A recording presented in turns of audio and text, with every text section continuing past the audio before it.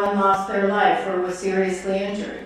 But within weeks, there was a lot of focus on human error, on the actions of a team of Boeing manufacturing personnel in Renton. In the final investigation report, we cited Dr. James' reason. Within a robust system, the introduction of a single error is almost never the only cause of an accident. Rather, several barriers of defense must fail for the error to lead to an accident. In other words, there was a long chain of events that led to the door plug departing the aircraft, just as there is for every accident we investigate. In preparing for this board meeting, I reviewed a myriad, almost all, mid-air collisions we've investigated since 1968. When a North Central Airlines Flight 261, a Convair 580, collided with a Cessna 150 near General Mitchell Airport in Milwaukee, Wisconsin. That was one of 38 mid-air collisions we investigated in 1968. A year later, we investigated the mid-air collision of Allegheny Airlines Flight 853 and a small Piper Cherokee outside Shelbyville, Indiana, killing 83 people. Within months, the board held a hearing on mid-air collisions in general and issued 14 recommendations aimed at preventing them from reoccurring, including our first recommendation to expeditiously develop and implement a collision avoidance system in all civil aircraft. Fast forward 50 years to 2019. I was the board member on scene for a mid-air collision between a de Havilland DHC-2 Beaver airplane and a de Havilland DHC-3 Otter airplane. About 8 miles northeast of Ketchikan, Alaska, 6 people died, 10 were seriously injured. Mr. Banning and Dr. Bramble were also on scene. We didn't conclude that the cause was pilot error, that one pilot hit the other's plane. Rather, we concluded that the inherent limitations of the see and avoid concept were the concern. The similarities between the mid-air collisions we investigated 50 years ago in 1969, in Ketchikan in 2019, and in DCA, near DCA in 2025 are chilling. In any one of them, we could have blamed flight crews, individual pilots, maintenance personnel, or controllers, but we didn't, because we have long recognized that human error is a symptom of a system that needs to be redesigned. That is a quote from Professor Nancy Levison. When Spaceship Two broke up during a test flight in 2014, our probable cause didn't cite human error, but scaled composites' failure to consider and protect against the possibility that a single human error could result in a catastrophic hazard. And in 2022, when an Amtrak train derailed after hitting a dump truck that was blocking a grade crossing in Mendon, Missouri, we didn't blame the driver. We found the design of the crossing was significantly flawed. It reduced drivers' ability to see approaching trains and made stopping difficult for heavy trucks. That enabled Governor Parsons to address not only the safety of that grade crossing, but make improvements to 49 others across Missouri, saving countless lives. Steve Wallace, the former director of the FAA Office of Accident Investigations, was interviewed in 2023 to mark the 20th anniversary of the Space Shuttle Columbia disaster.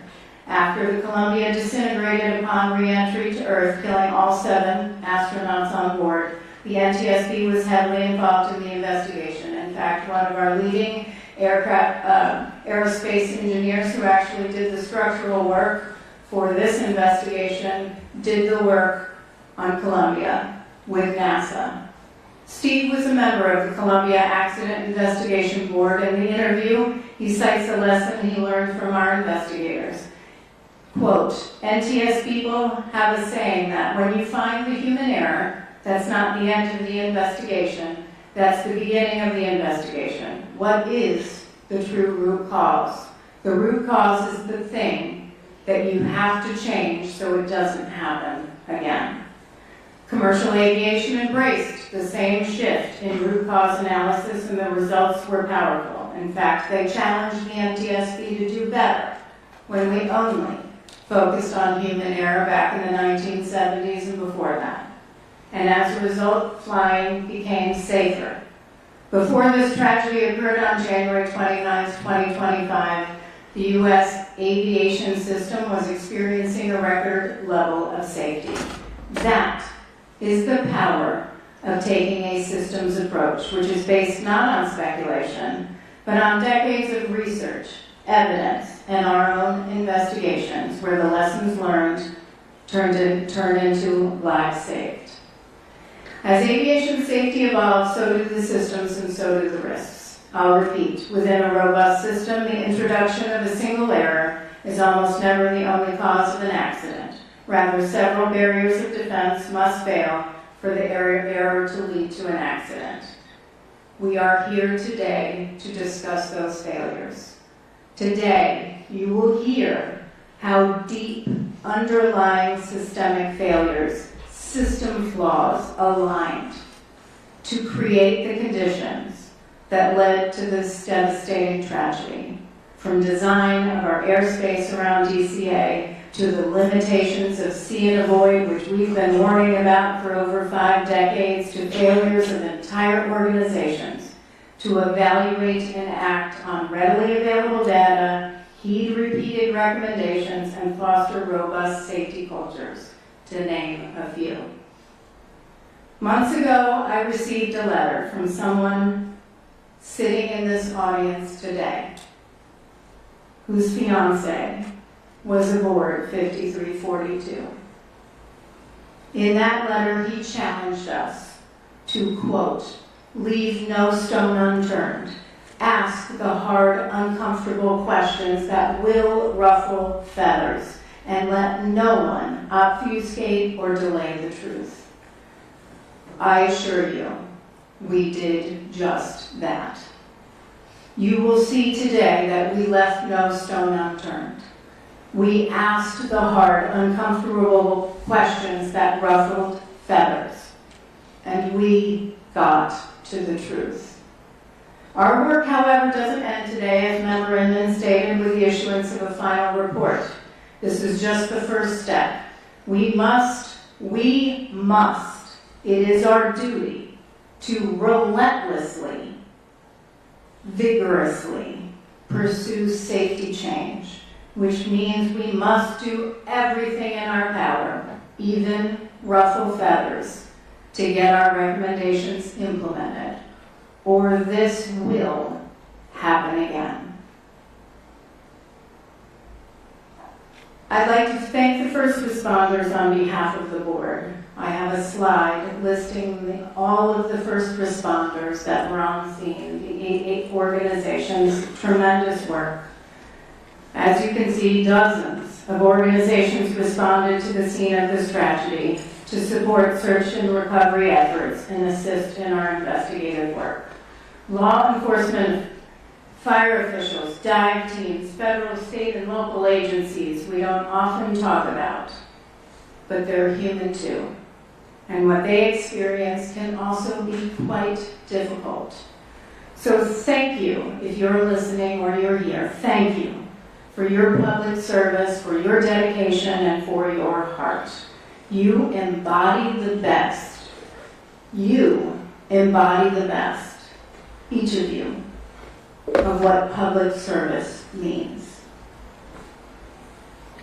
Now let's turn to today's meeting. We're going to do things a little bit differently today, as there's a lot of complex information that we have to go through. We've divided staff presentations into 3 sections, each of which will be followed immediately by board member questions. We believe this is the best way for those watching and in the room to follow along. So let me go through today's agenda. Media will want to get their little pens out.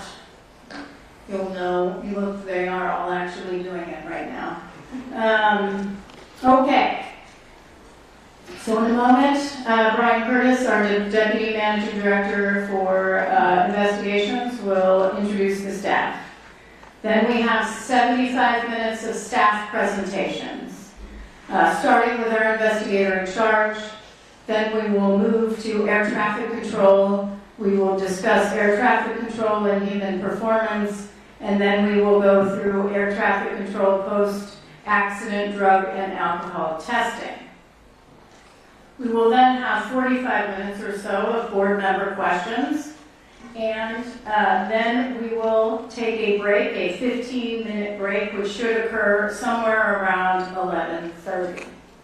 We will then move into a second group of staff presentations.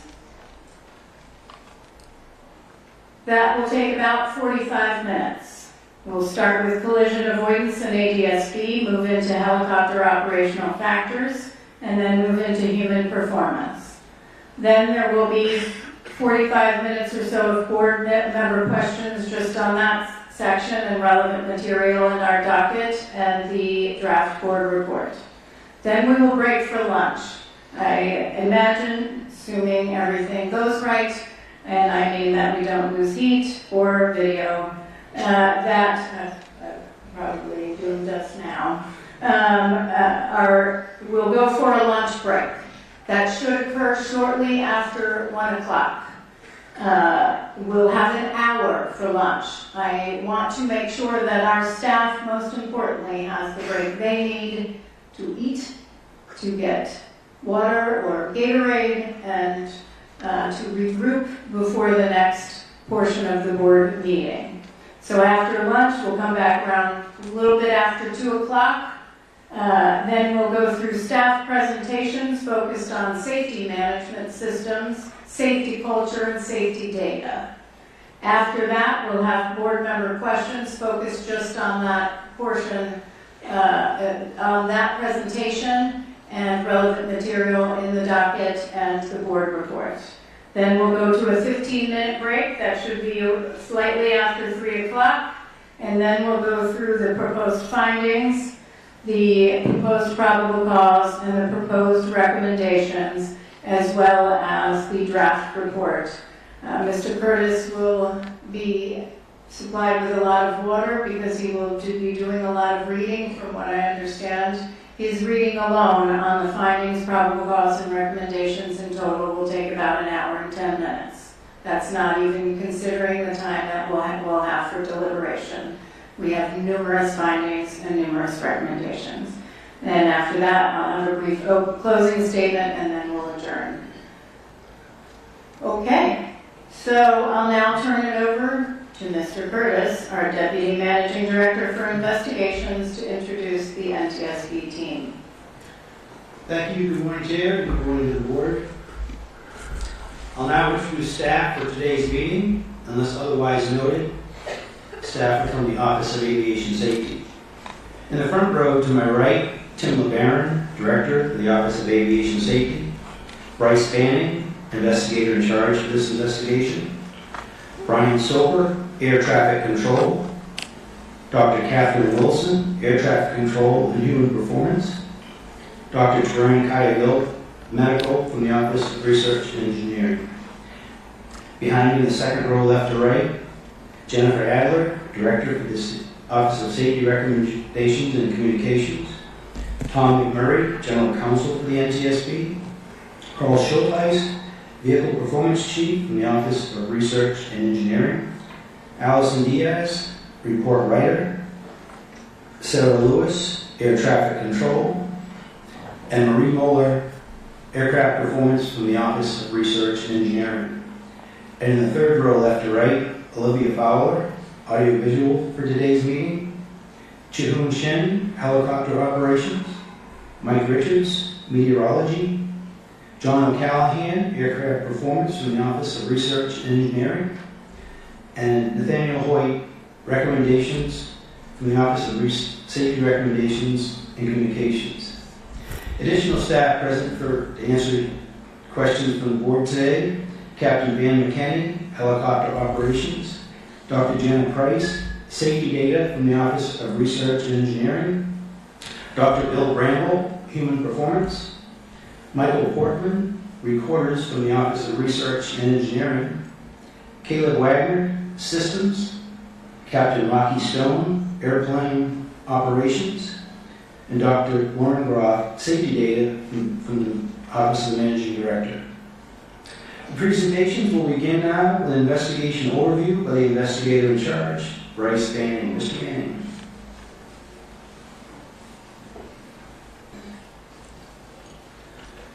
Good morning, Chairwoman Hamady, Member Graham, and Member Inman. My presentation will begin with an animation covering history of flight, helicopter routes, and an overview of the air traffic control communications shortly before the accident. Then I will discuss the visibility study and play a second animation which will depict simulated views from the cockpits of each of the accident aircraft. I will also cover the wreckage examination, exclusionary findings, safety issues, and previously issued safety recommendations. Air traffic control audio is included in these animations. Cockpit voice recorder audio from both airplane and helicopter are not included in these animations, but their transcript will be shown. We realize that some attendees and remote viewers may find these animations difficult to view and hear. We will pause before starting the animations to allow those currently in the boardroom to leave for the duration of the animation or turn away from your screens if viewing remotely. We will inform you when the animations are finished playing. We will begin the first animation now and will pause for those who would like to leave the room or turn away from their screens. The animation will play for approximately 12 minutes. We will be dimming the lights in the boardroom so that people can see the animation better.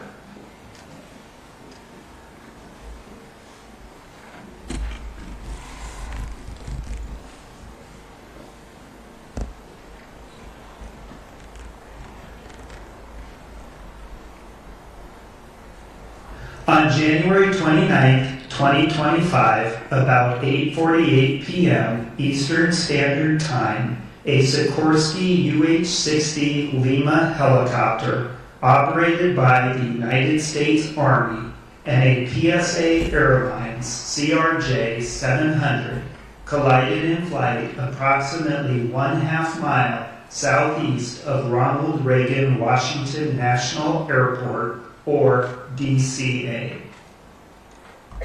The two pilots, 2 flight attendants, and 60 passengers on board the airplane, and all 3 crew members on board the helicopter were fatally injured. The military helicopter flight originated from Davison Army Airfield, Fort Belvoir, Virginia.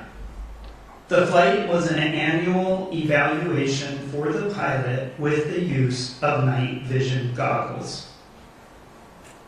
The airplane was operated by PSA Airlines, doing business as American Airlines Flight 5342, a scheduled domestic passenger flight under Title 14 of the Code of Federal Regulations, Part 121, from Wichita, Kansas to Washington, D.C.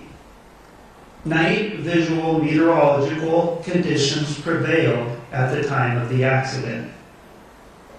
In the radio communications, the accident airplane was using call sign Blue Streak 5342, and the Army helicopter was using call sign Pat 25. The Federal Aviation Administration provides charts that specify helicopter routes to facilitate operations in high traffic areas. The helicopter routes have no defined lateral boundaries, but they do have maximum altitude limits. The helicopter routes are depicted by a blue line on the Google Earth image. Helicopter Route 1's western section begins in Cabin John, Maryland, and follows the Potomac River southeast to Washington, D.C., through the tidal basin and the Washington Channel to Haines Point, and then turns east along the Anacostia River. At the time of the accident, helicopter Route 4 intersected Route 1 at Haines Point and continued south along the Potomac River's eastern shore past DCA and the Wilson Bridge. North of Chain Bridge, the maximum altitude is 1,300 feet. Between Chain Bridge and Key Bridge, the maximum altitude is 700 feet.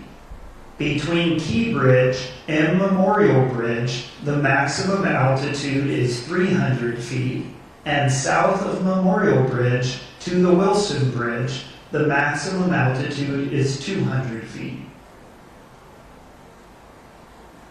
At 8:33 p.m., 15 minutes before the collision, Pat 25 requested permission to travel from Cabin John along helicopter Route 1 to helicopter Route 4 to Davison Army Airfield. The DCA local controller approved the request.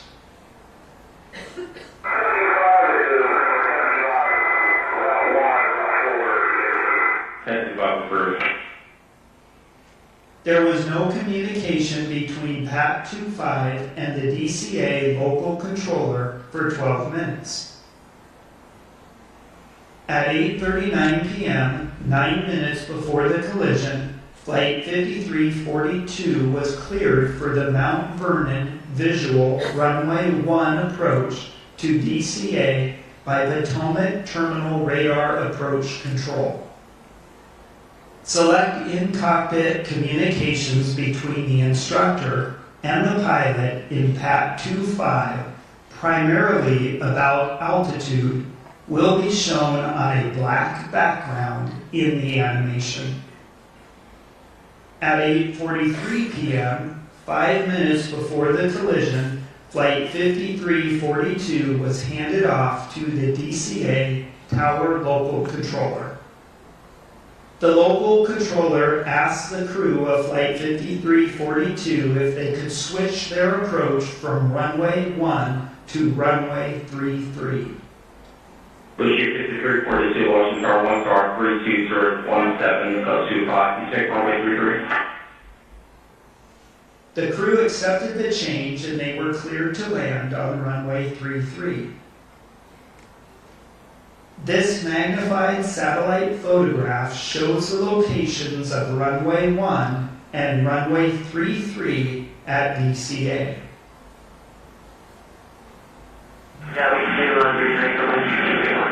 Bridge 5342, Wilson Bridge, change start runway 33, runway 33, please land.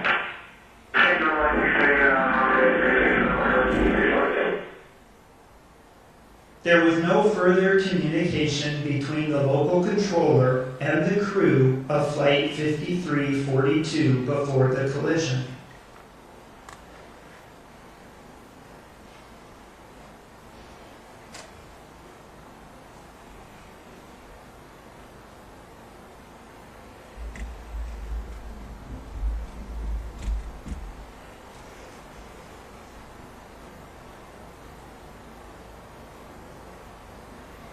This animation shows aircraft in the vicinity of DCA for the 3 minutes before the collision.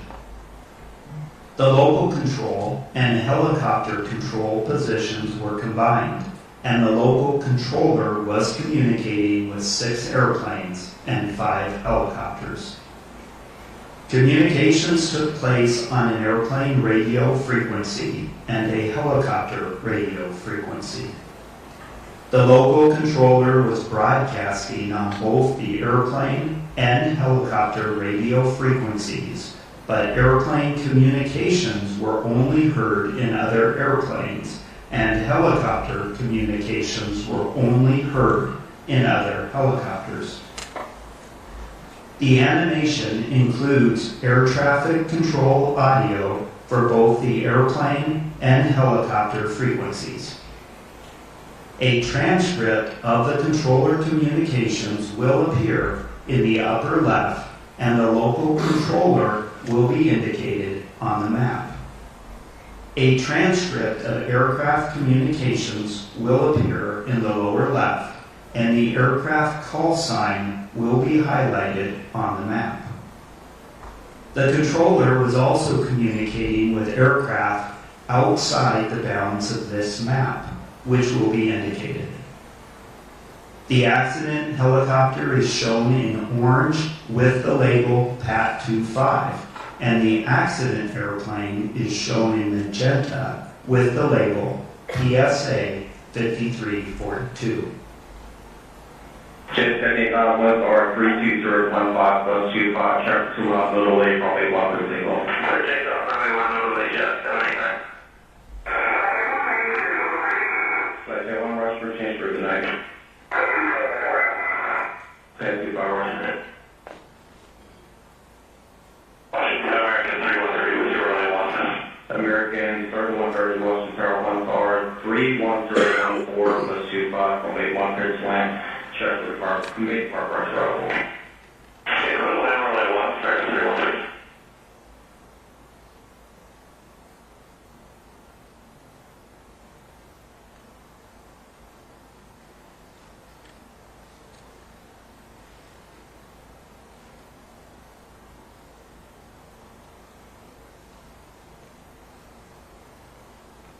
Yeah, 79 contact on horse today. American 7130 close bomb. Head 25, check just off the Wilson Bridge to Sierra Shade at 1,020 feet, start runway 33. This is room. American 1630, start runway 1 off wood, check throughout start runway 33, this check 1 to bump on. Left wait, runway 1, 1630.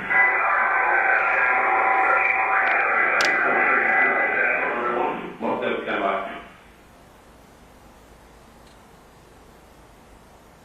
307, keep rolling out to November Conference in the day. November 307.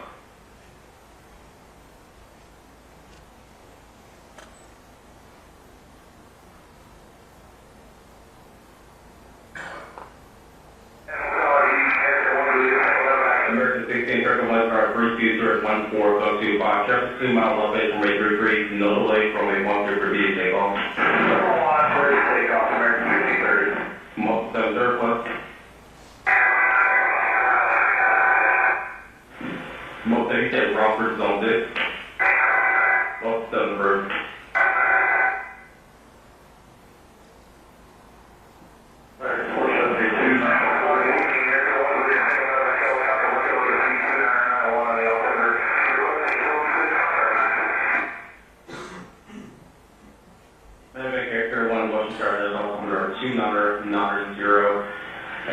Approved rules class for residents for insured Fairfax.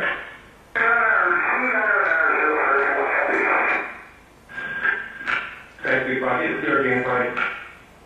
Head 25, F1 is clear again.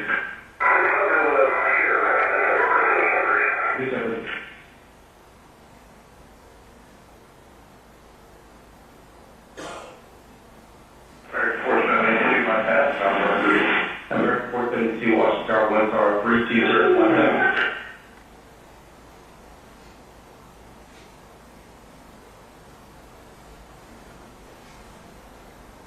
The following video shows the airplane and helicopter leading up to the point of collision. The video was recorded by a camera located near the approach end of runway 33 at DCA oriented to the south. The video shows the night lighting conditions and the appearance of the aircraft lights against the cultural lighting of the city. Aircraft lined up on approach to DCA can be seen in the right corner of the screen. The flashing lights identify the touchdown zone of runway 33's landing threshold. Flight 5342 is visible in the upper left corner as it approaches runway 33. PAT 25 appears from the left side of the screen, moving to the right as the two aircraft cross flight paths.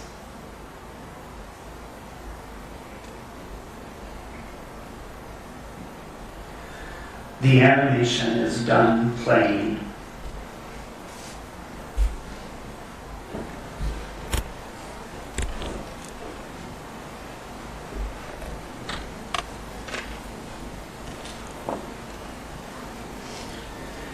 A visibility study documents the location, size, and movement of other aircraft in each respective pilot's field of view, and how the aircraft structure might limit that field of view. Human performance investigators can determine how conspicuous each aircraft would be to the flight crew and how that impacts their see and avoid tasks. The visibility study faced additional challenges due to the night conditions and use of night vision goggles by the helicopter crew. As we will discuss, it is difficult to accurately represent how the night lighting or cultural lighting looked to the crews at the time of the accident. Investigators documented the cultural lighting around DCA in a series of night observation flights conducted on March 27th and 28th of 2025. We chose these observation dates to replicate the conditions on the night of the accident.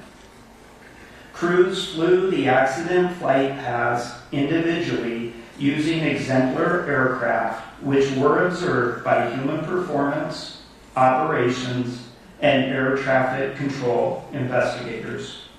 We recorded the view in both videos and photos from each aircraft, the air traffic control tower, and on the ground.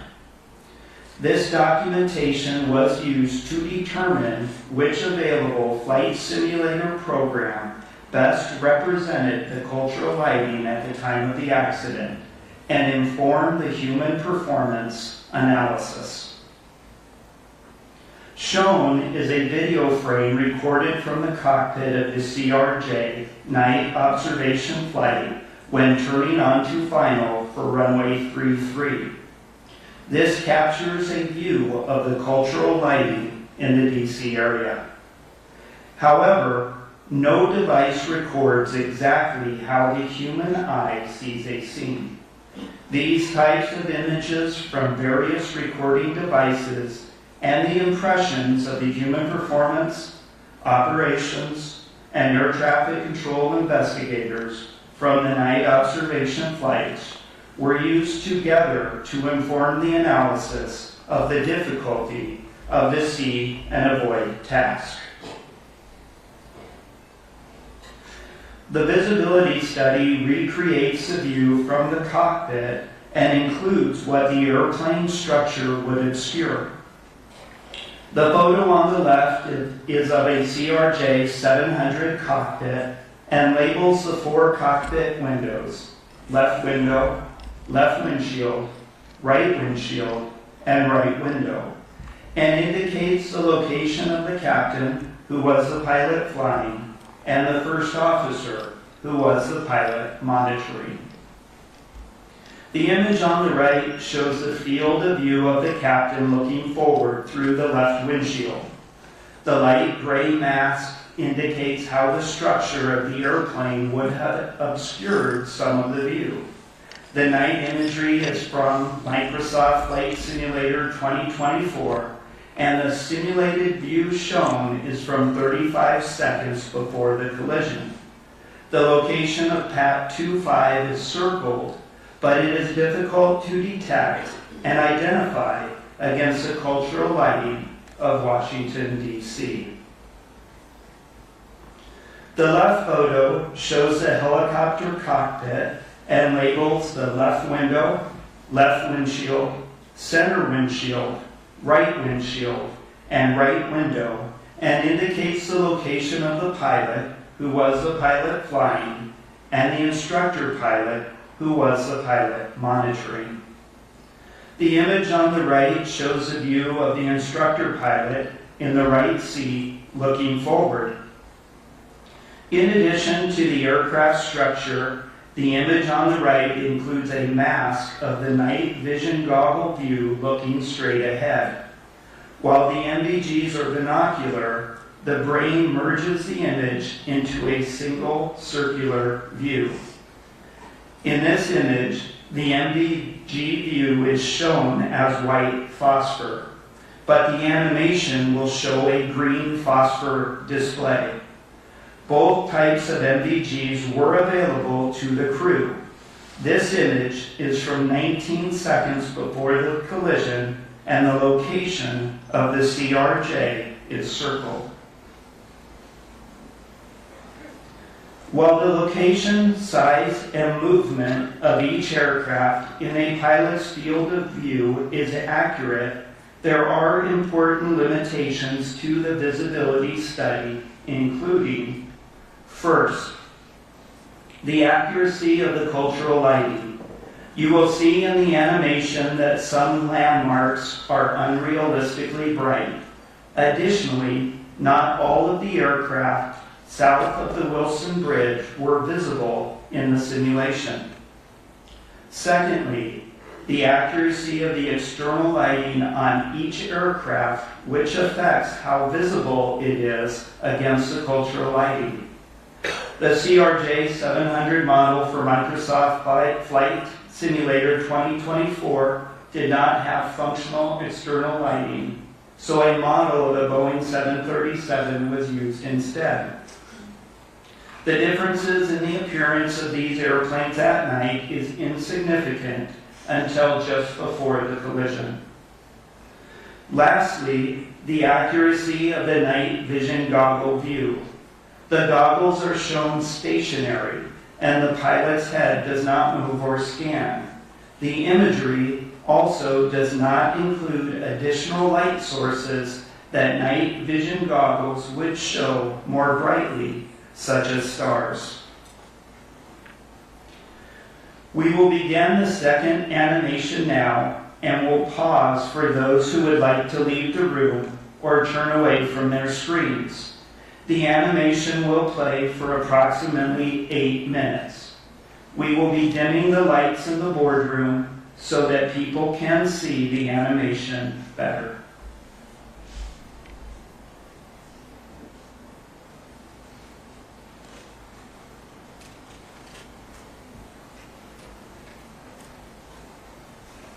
This animation presents a simulated view from the right seat of the helicopter.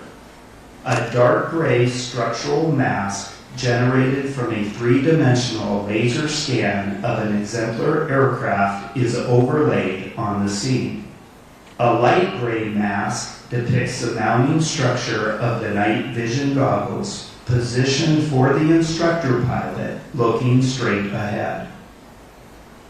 The green tint mimics a green phosphor visual effect, but the actual behavior of the night vision goggles has not been simulated. Crew communications transcribed from the cockpit voice recorder are shown as text at lower left. Audio recordings of air traffic control communications on the helicopter frequency are synchronized with the animation, with corresponding transcript text displayed in the center. Radio interference blocked some transmissions from the local controller and other helicopters. Transmissions that were blocked are indicated by striking through words in the transcript. A moving map depicting the locations of Pat 25 and Flight 5342 and synchronized with the view from the cockpit will be shown at lower right. 78,000 or 3201525, chart 2 out, notably from a 1 good takeoff.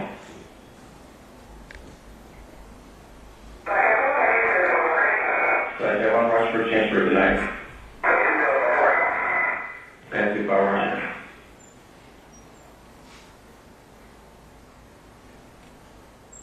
American 3130 Washington Tower 1 power 3 1 3 1 4 plus 25 from 8 1 3 slant. Check with the car, mid park rush travel.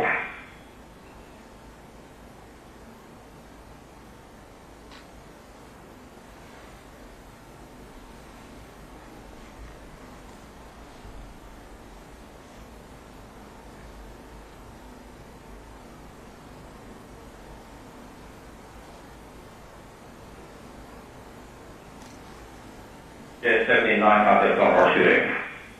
American Federal Affairs Protocol.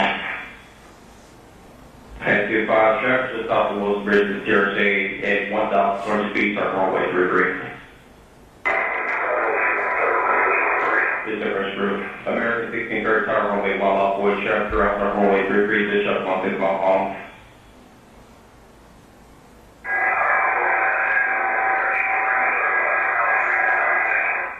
Mark 7, stand by. Shoot 307, keep rolling out to November, Chronicle 7 today.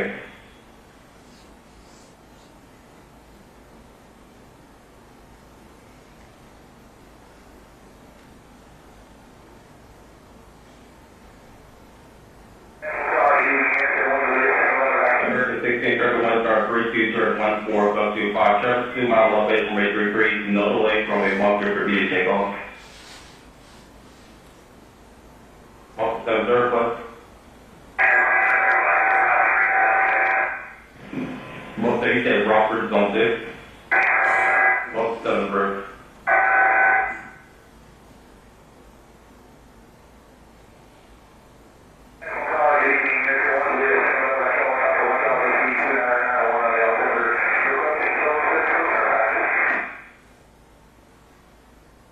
Character 1 Washington Guard, that's also under 290.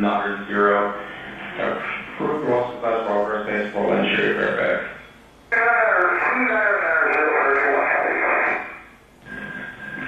Thank 5 is your game fight. Thank 5, that's 1 is your game. 27.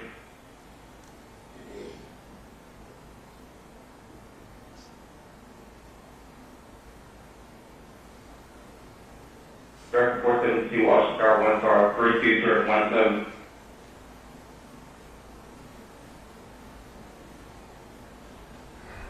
This animation presents a simulated view from the right seat of the CRJ. A dark gray structural mask generated from a three-dimensional laser scan of an exemplar aircraft is overlaid on the scene.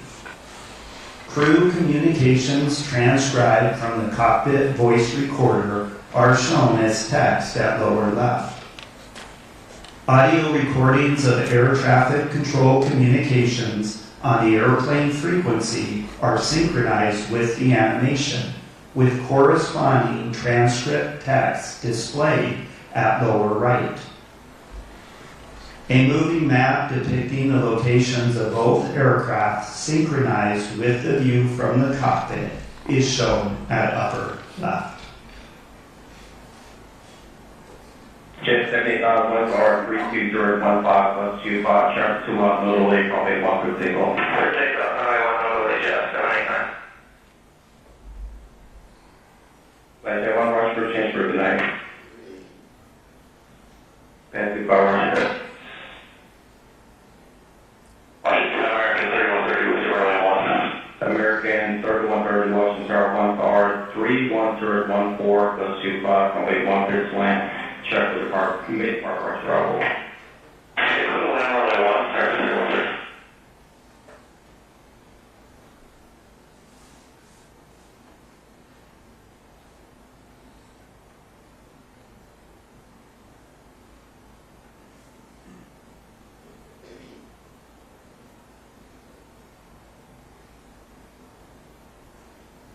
Yeah, 79 contact on our shooting. American Federal Affairs Protocol. Head 25, check, just off the Wilson Bridge to TRC at 1,200 feet, start runway 33. This is the first group. American 1630, tower runway 1 off board, check, throughout start runway 33, this shut 16 mile home. Left wait, runway 1, American 1630. 472 by Cat, runway 1. Mark 7, stand by. The shoot is 307. Keep rolling out to November aircraft within today.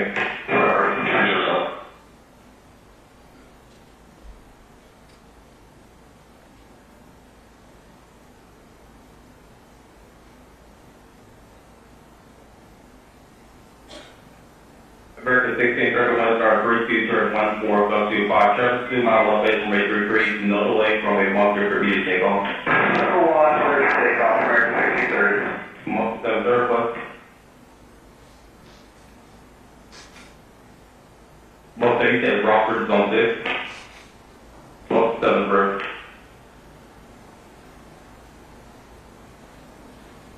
American 4782, reservoir 1.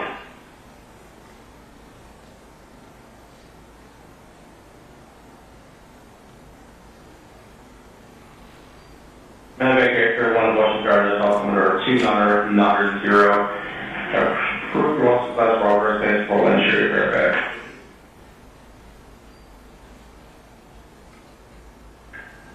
Taxi 5 is 0 Jane Flight. Taxi 5 F1 is 0 Jane. Mr.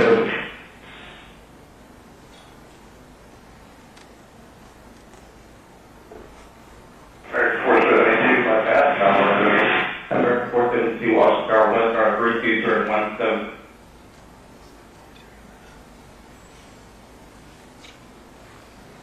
The animation is done playing.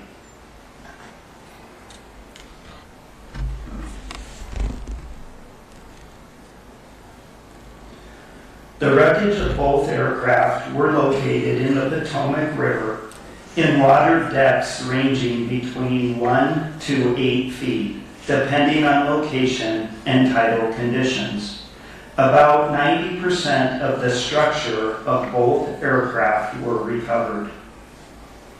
Examination of the recovered wreckage indicated that the helicopter's main rotor contacted the underside of the airplane's left wing, resulting in the outboard section of the wing separating in flight. Video evidence showed both aircraft rapidly descending and impacting the water after the collision. The NTSB's investigation's comprehensive review of the accident circumstances determined that the following did not contribute to the cause of the accident. The pilots of Flight 5342 were certificated and qualified in accordance with federal regulations. The pilots of Flight 5342 were medically qualified for duty, and available evidence does not indicate that they were impaired by effects of medical conditions or substances at the time of the accident. Review of the pilot's time since waking and sleep opportunities in the days before the accident indicated that the pilots had adequate rest opportunities. The pilot, instructor pilot, and crew chief on board PAT 25 were qualified and current in their positions as designated by the unit commander in accordance with Army regulations. The pilot, instructor pilot, and crew chief were medically qualified for duty, and available evidence does not indicate that they were impaired by effects of medical conditions or substances at the time of the accident. Review of the 3 crew members' time since waking and sleep opportunities in the days before the accident indicated that the crew had adequate rest opportunities. Both aircraft were properly certificated, equipped, and maintained. The operations supervisor and 4 controllers who were working in the DCA Air Traffic Control Tower cab at the time of the accident were certificated and current in accordance with federal regulations.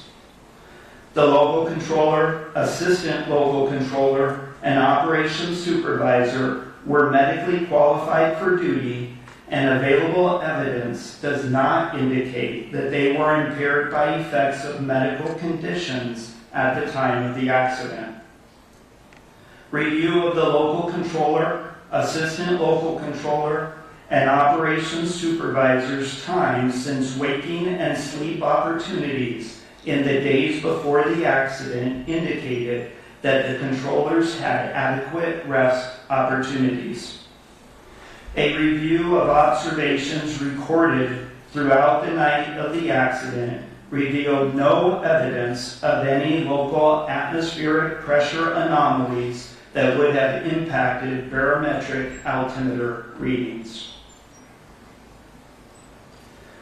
The investigation explored multiple safety issues. The design of the Washington, D.C. area helicopter routes and operators' understanding of the route structure and limitations. Air traffic controller workload, position combining, and communications practices. The extensive use of pilot-applied visual separation and the inherent limitations of see and avoid. Deficiencies in FAA safety culture and post-accident drug and alcohol testing. The limitations of the traffic awareness and alerting systems on board both aircraft. And shortcomings in FAA and U.S. Army safety assurance and risk management processes, including lack of proactive data sharing and analysis to identify and mitigate mid-air collision risk. Early in the investigation, the NTSB found insufficient separation between helicopter traffic on Route 4 and aircraft landing on runway 33, and recognized an alternate route for helicopters was needed to prevent a mid-air collision. As a result, the NTSB issued 2 urgent safety recommendations on March 11, 2025. The first recommendation asked to prohibit operations on helicopter Route 4 between Haines Point and the Wilson Bridge when runways 15 and 33 were being used at DCA. The second recommendation asked to designate an alternative helicopter route that could be used to facilitate travel between Haines Point and the Wilson Bridge when that segment of Route 4 was closed. Immediately following the accident, the FAA implemented temporary airspace restrictions around DCA. On March 14, 2025, the FAA removed from helicopter route charts the section of helicopter Route 4 between Haines Point and the Wilson Bridge. Additionally, the FAA prohibited use of DCA runways 1533 and 422 during specific limited helicopter operations in the vicinity of DCA.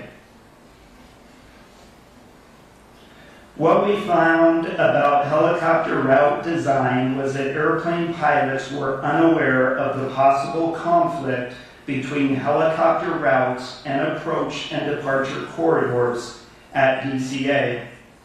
Pilots were not aware of these conflicts because the current aeronautical charts do not provide adequate information. This is not unique to DCA. Lastly, the FAA was unable to provide documentation of the required annual reviews for the Baltimore-Washington helicopter route chart. As a result, staff has proposed 5 recommendations to the FAA in this area.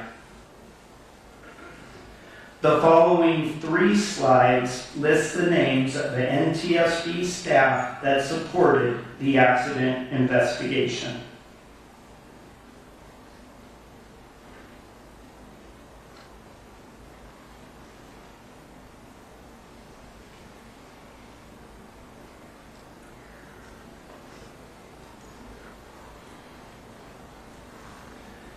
NTSB invited qualified parties to participate in our investigation. The next 2 slides list out the parties.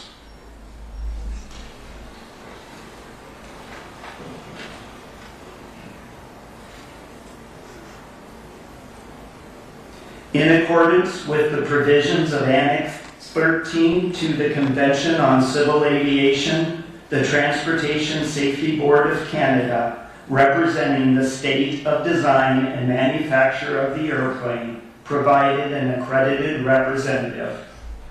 Technical advisors from Transport Canada and MHI-RJ Aviation participated in the investigation. Staff will be giving presentations on the following topics: air traffic control, human performance as it relates to air traffic control, and the FAA's post-accident drug and alcohol testing of air traffic controllers. A discussion will follow these presentations. Then presentations will be provided for automatic dependent surveillance broadcast, or ADSB, and collision avoidance systems, helicopter operations, and human performance as it relates to both aircraft. A discussion will follow these presentations. Lastly, we will have a presentation on safety data and safety management systems, followed by discussion rounds. Chairwoman Hamidi, this concludes my presentation.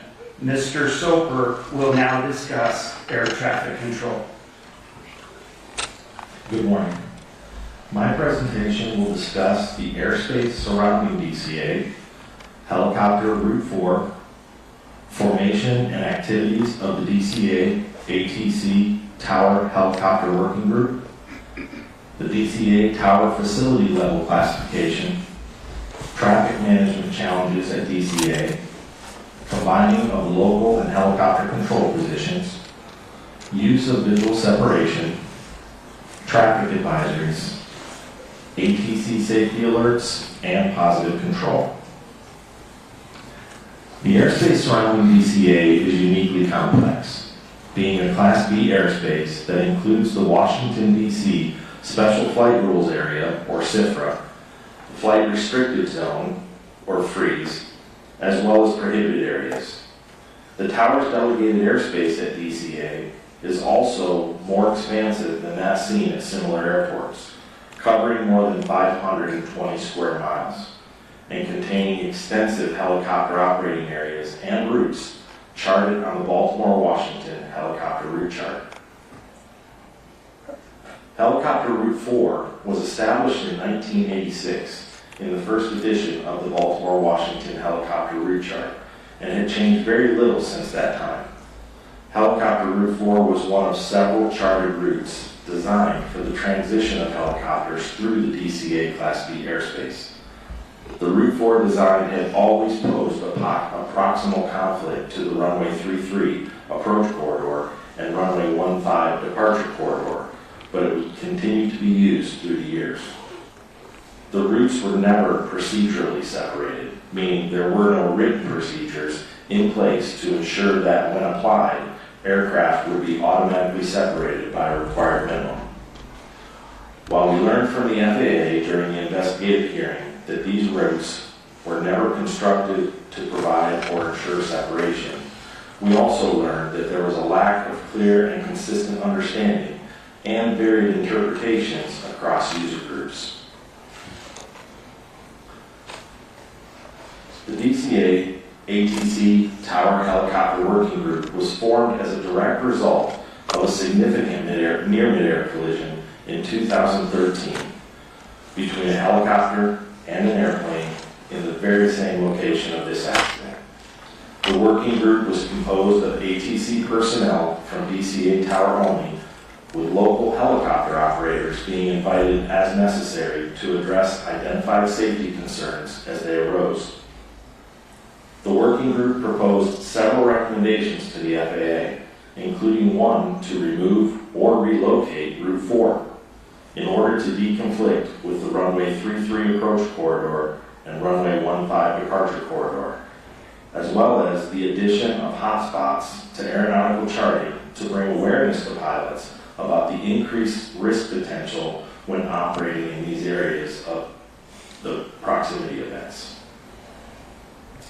The FAA chose not to act on the working group's recommendation to remove or relocate Route 4. Additionally, the FAA rejected the working group's recommendation to add hotspots to helicopter route charts. In 2018, due to a change in the method in computing facility-level traffic counts, DCA Tower was downgraded from a Level 10 to a Level 9 facility. The FAA declined to provide detailed criteria or the metrics used to establish DCA's facility level, but information available suggested that total traffic count was the driving factor in determining facility levels in general.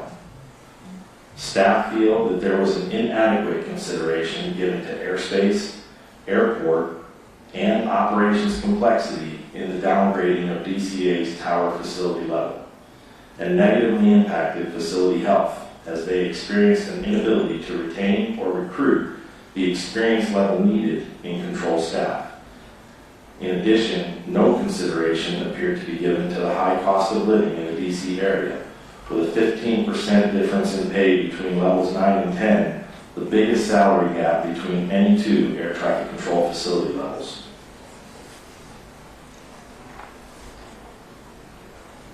We found that DCA Tower had significant airfield, airspace, and mixed fleet operations complexities that were inconsistent with their current facility level. We also found that aside from the traffic count alone, FAA provided no evidence that operational complexities or cost of living were considered in their criteria for establishing air traffic control facility levels. Staff have proposed 2 recommendations to the FAA in this area. According to public records, as of 2023, and reportedly still accurate today, DCA had the busiest single runway in the national airspace system. Total operations exceeding those documented at airports including Chicago O'Hare, Los Angeles, Dallas-Fort Worth, and LaGuardia. DCA was a capacity-constrained airport, and their traffic flow was largely managed through airport arrival rates, miles and trail spacing, and slot controls. Making this management more difficult was the limited surface area and complex airfield geometry at DCA that required regular workarounds by ATC in order to avoid delays or gridlock. The FAA used slots to limit scheduled traffic at capacity-constrained airports like DCA, as well as John F. Kennedy International Airport and LaGuardia International Airport in New York. DCA was limited to a maximum of 67 slots per hour, 60 of those by regulation, and an additional 7 allowed by statute. According to post-accident interviews conducted with DCA ATC staff, certain air carriers would routinely front and backload their scheduling into the first half hour and last half hour of a 2-hour block, which resulted in periods of compacted demand. This resulted in DCA reaching total operations of 80 or more per hour at times. DCA slots are allocated in 60-minute blocks. After LaGuardia experienced similar problems, a rulemaking change was adopted that requires their slots to be allocated in 30-minute blocks, providing a more consistent traffic flow. Time-based flow management, or TBFM, was a system whose core function was to provide the ability to schedule aircraft within a stream of traffic to reach a defined constraint point at specified times, creating a time-ordered sequence of traffic. Though reportedly equipment had been installed and the capability was there for several years, the FAA had not activated the system for DCA. Additionally, American Airlines testified at the investigative hearing that TBFM was used at several of their other hub airports and that it smoothed out the volume of traffic while also providing more accurate miles and trail. found that DCA Tower routinely received less than the required miles and trail spacing from the Potomac TRACON, requiring controllers to build spacing to accommodate departures using various methods. A common mitigation strategy was to periodically offload arrivals to runway 33 as they were doing on the night of the accident. This involved requesting crews that were on approach to land on runway 1 to change their landing runway and circle to land on runway 33 instead. We found that DCA would benefit from established rulemaking similar to that used by LaGuardia, requiring allocation of traffic in 30-minute blocks rather than 60-minute blocks. We also found that time-based flow management would provide DCA Tower with a consistent flow of traffic, more accurate spacing, and greater predictability. We recently learned that phase 1 of this went operational in October of 2025, with full implementation planned to be completed by March 2026. Staff have proposed 3 recommendations to the FAA in this area. Combining of the control positions is commonplace in air traffic control, and in facilities like DCA Tower, detailed policy guidance is required to reduce the risk by preventing the combining of positions under the wrong circumstances. The policy at DCA regarding staffing of the helicopter control position had changed several times over the years, becoming less restrictive each time. During prescribed hours, the policy went from helicopter control must be open in 2016 and only authorized to be combined with air traffic manager or support manager approval to 2023 becoming helicopter control must normally be decombined, meaning staffed separately. Then in 2024, it became helicopter control should normally be decombined, and it authorized the positions to be combined at the supervisor or controller in charge level's discretion. The softening in this policy from helicopter control must be open to helicopter control should normally be decombined, with no requirement of a corresponding log entry or rationale, opened the policy up for varied interpretation. On the day of the accident, the helicopter position had been opened or staffed separately for less than 1.5 hours the entire day, and had been combined with local control for more than 5 hours leading up to the time of the accident. There was no requirement to log the combining of helicopter and control positions, nor any position combination at DCA Tower. Staff have proposed 1 recommendation to the FAA in this area. We will now show an animation and will pause for those who would like to leave the room or turn away from their screens. The animation will play for approximately 3 minutes. We will be dimming the lights in the boardroom so that people can see the animation better.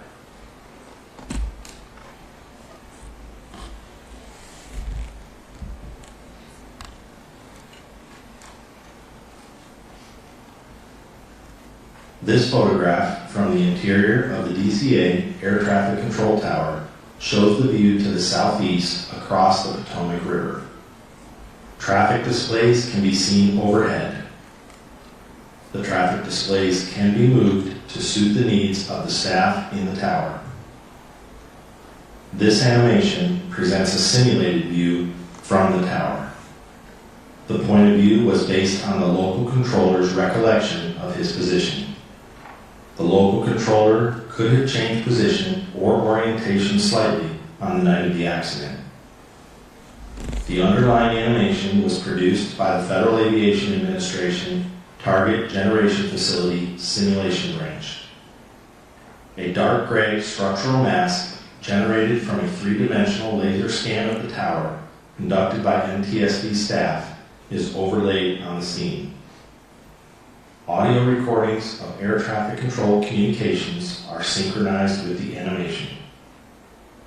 Local controller broadcasts are shown in text at lower left. Aircraft broadcasts are shown in text at lower right.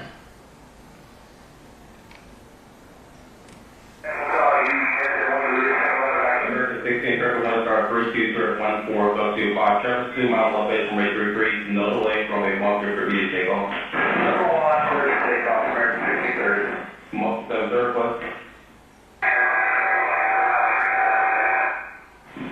Most you said Rockford zone 6. What's 7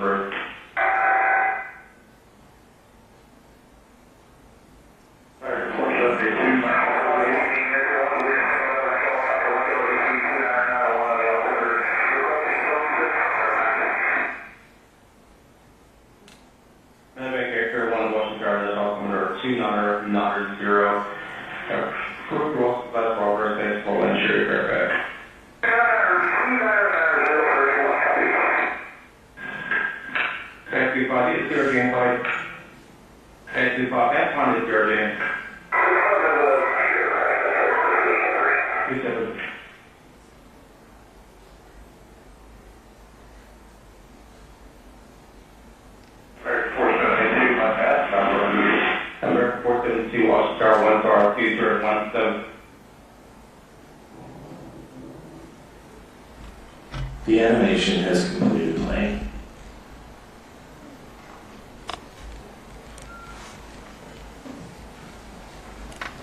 There are two types of visual separation. Tower applied, where the tower controller sees the involved aircraft and issues positive control instructions to effect separation. And pilot applied, where the pilot of one aircraft sees and maintains visual contact with the other aircraft and provides their own separation by maneuvering as necessary to avoid it. Visual separation was heavily relied upon and was the primary means of separating helicopter and fixed-wing traffic in the DCA area when weather conditions permitted. To not increase controller workload, traffic congestion, and traffic complexity, controllers were motivated to and routinely authorized visual separation for helicopters transiting the DCA airspace, and helicopter crews were encouraged to request visual separation as early as possible.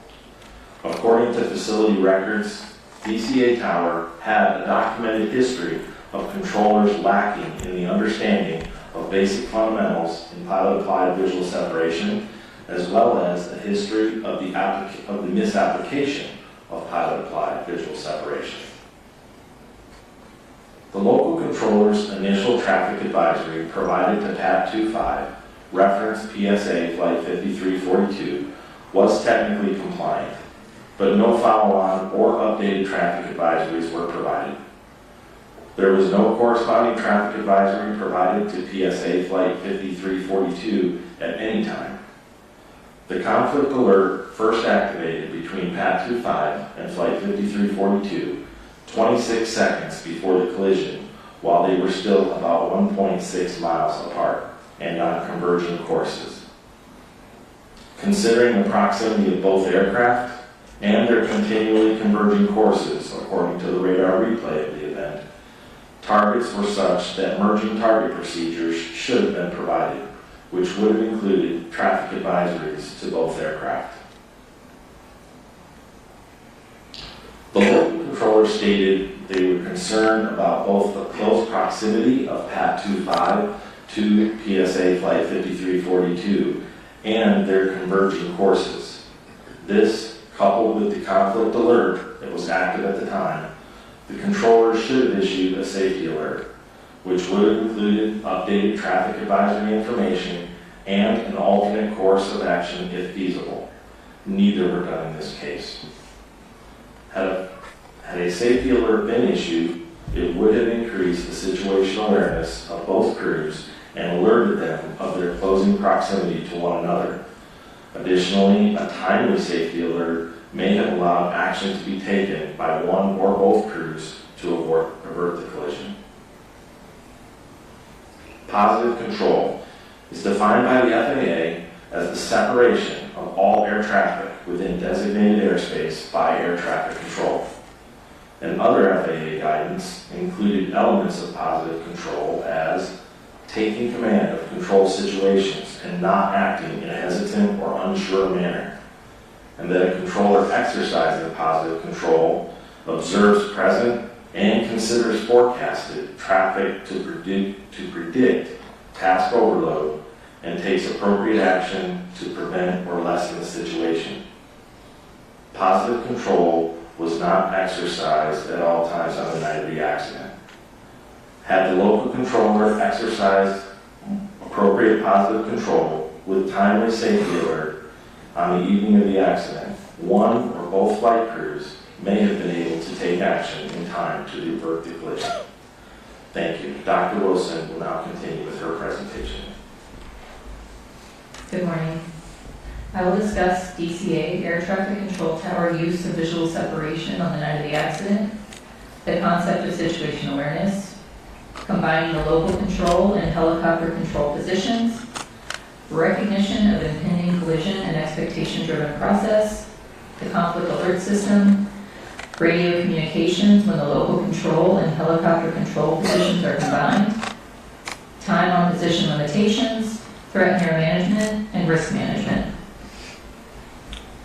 Given the proximity of helicopter routes and zones to the approach and departure corridors for fixed-wing traffic, applying pilot-applied visual separation reduced controller workload and airspace congestion and complexity. As such, DCA ATC tower controllers were motivated to provide a traffic advisory and authorize visual separation for helicopters transiting DC airspace as early as possible. The local controller's expectation that Pad 25 crew had Flight 5342 in sight was not necessarily valid. As a result, there was potential for the local controller to overestimate the level of traffic awareness the Pad 25 crew had and to underestimate the level of information and assistance they might subsequently require to ensure collision avoidance. Situation awareness forms a basis for decision-making. Situation awareness is not only what the controller is perceiving in the current air traffic situation, but how they interpret that information and use it to project the future state of traffic moving in their airspace. Controllers must maintain awareness of each aircraft they are managing to include, for example, location, altitude, and airspeed, and anticipate where the aircraft will be in the seconds and minutes to follow. A controller's ability to maintain situation awareness is impacted by task and environmental factors, such as their workload and divided attention, and individual factors such as training and experience.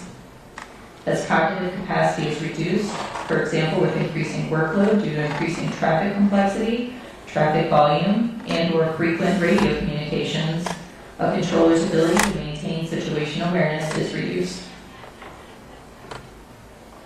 Because the local control and helicopter control positions were combined, the local controller was responsible for coordinating arrivals and departures, as well as VFR helicopter traffic transiting DCA airspace. In a post-accident interview, the local controller stated that he felt a little overwhelmed about 10 to 15 minutes before the accident when the traffic volume increased to 10 aircraft, consisting of 5 airplanes and 5 helicopters. But he felt the volume was manageable when 1 or 2 helicopters left the airspace. About 90 seconds before the collision, the traffic volume increased to a maximum of 12 aircraft, consisting of 7 airplanes and 5 helicopters. Radio communication showed that the local controller was shifting his focus between airborne, ground, and transiting aircraft. Keeping the local control and helicopter control positions combined on the night of the accident increased the local controller's workload and reduced his situation awareness. Controllers routinely monitor the current state of an aircraft and predict its future location in relation to other aircraft. Conflicts that develop slowly, particularly at night, are inherently difficult for people to recognize due to reduced visual cues. Gradual change can reduce situation awareness and delay recognition. The local controller expected that PAT 25 would remain clear of Flight 5342 because the PAT 25 instructor pilot stated that he had the airplane in sight and would maintain visual separation. The frequent use of pilot-applied visual separation reinforces the expectation that the pilot of one aircraft will maintain separation from another aircraft. Because it has repeatedly worked as expected, it can be more difficult for a controller to notice deviations, especially when workload is high, like on the night of the accident. The conflict alert system acts as a safety net designed to draw a controller's attention to a potential conflict using an oral alert, a flashing red CA on the Certified Tower Radar Display, or CTRD, and a conflict list on the CTRD indicating in red the aircraft involved. The image on the right depicts the red conflict alert that appeared for the accident aircraft.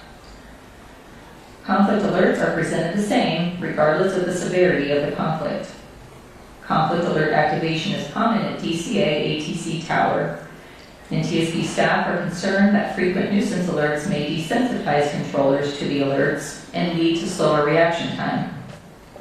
Providing controllers with additional salient cues regarding the severity of a potential conflict would reduce controller cognitive load and likely improve response time. Staff have proposed 2 recommendations to the FAA in this area.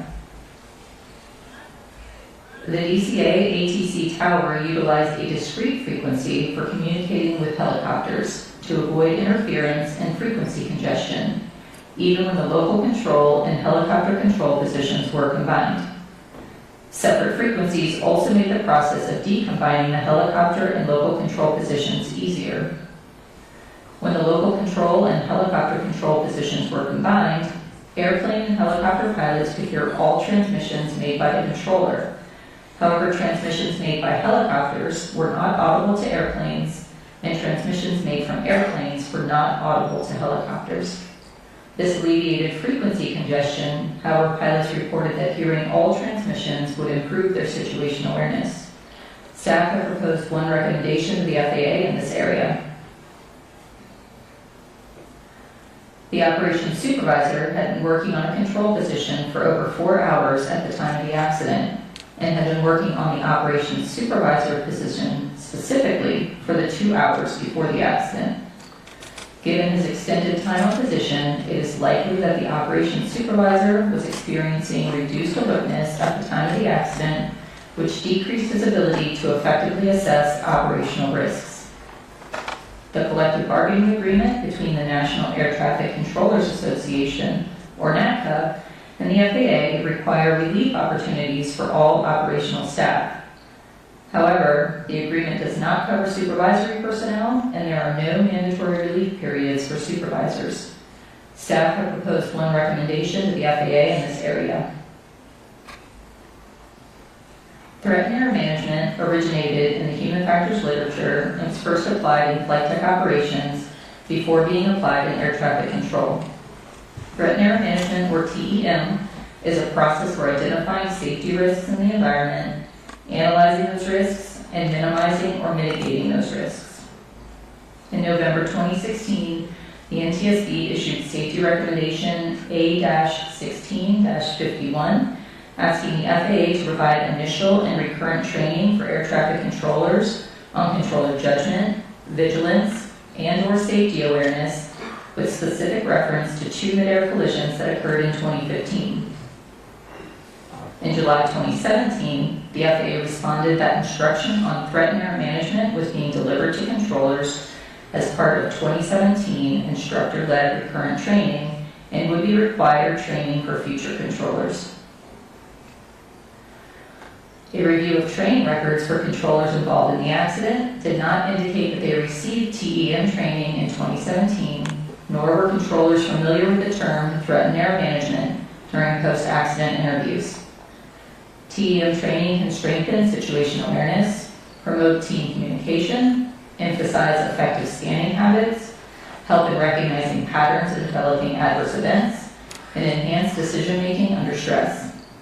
TEM training would also benefit controllers performing supervisory duties, who are responsible for overseeing facility operations and making operational decisions, such as when to combine or decombine control positions. Staff have proposed 1 recommendation to the FAA in this area. When making operational decisions, supervisors must balance safety and risk management with the operational demands of the facility. The DCA ATC Tower standard operating procedures did not provide guidance or make a tool available to support supervisors in identifying risks, analyzing the impact of risks, prioritizing risks based on the likelihood and impact, or developing strategies to reduce or eliminate risks. A real-time risk assessment or decision-making tool would have likely benefited the operations supervisor in identifying and mitigating the operational risk factors that were present on the night of the accident. Staff have proposed one recommendation to the FAA in this area. Thank you. Dr. Cahill will now continue with his presentation. Good morning. I will discuss post-accident drug and alcohol testing requirements for FAA employed air traffic controllers. I also will discuss the post-accident drug and alcohol testing of the local controller, assistant local controller, and operations supervisor involved in this accident. FAA employee air traffic controllers are subject to federal workplace drug and alcohol testing requirements for Department of Transportation employees. These requirements are established by DOT order and are distinct from the drug and alcohol testing regulations that apply to DOT-regulated employers such as airlines. By DOT order, post-accident or post-incident drug and alcohol testing is required after an accident or incident that involves any of the following: a fatality, substantial damage to aircraft, vehicles, or property, required medical treatment away from the accident site, or other unsafe practices as defined by orders or regulations. Controllers are identified as being subject to required testing when their performance provides reason to believe that it may have contributed, or when their performance cannot be completely discounted as a contributing factor. By DOT order, required post-accident drug and alcohol testing must be conducted as soon as possible following an accident. Whenever possible, required post-accident drug testing must be completed within 4 hours of the accident, and required post-accident alcohol testing must be completed within 2 hours. The DOT order allows for drug testing up to 5 days after the accident, and alcohol testing up to 8 hours after the accident. The controllers in this accident underwent workplace post-accident urine drug testing about 18 to 20 hours after the accident. This testing did not find any evidence of prohibited substance use. Post-accident alcohol testing, although required, was not performed. This investigation determined that the FAA Air Traffic Organization made the drug and alcohol testing determination almost 3.5 hours after the accident. The decision was made to test for drugs only because the controllers already had been released from the facility about 15 minutes earlier. Drug testing was scheduled for the afternoon of the day after the accident. Staff found that the ATO's drug and alcohol testing determination was not sufficiently timely to meet DOT's required testing timeframes.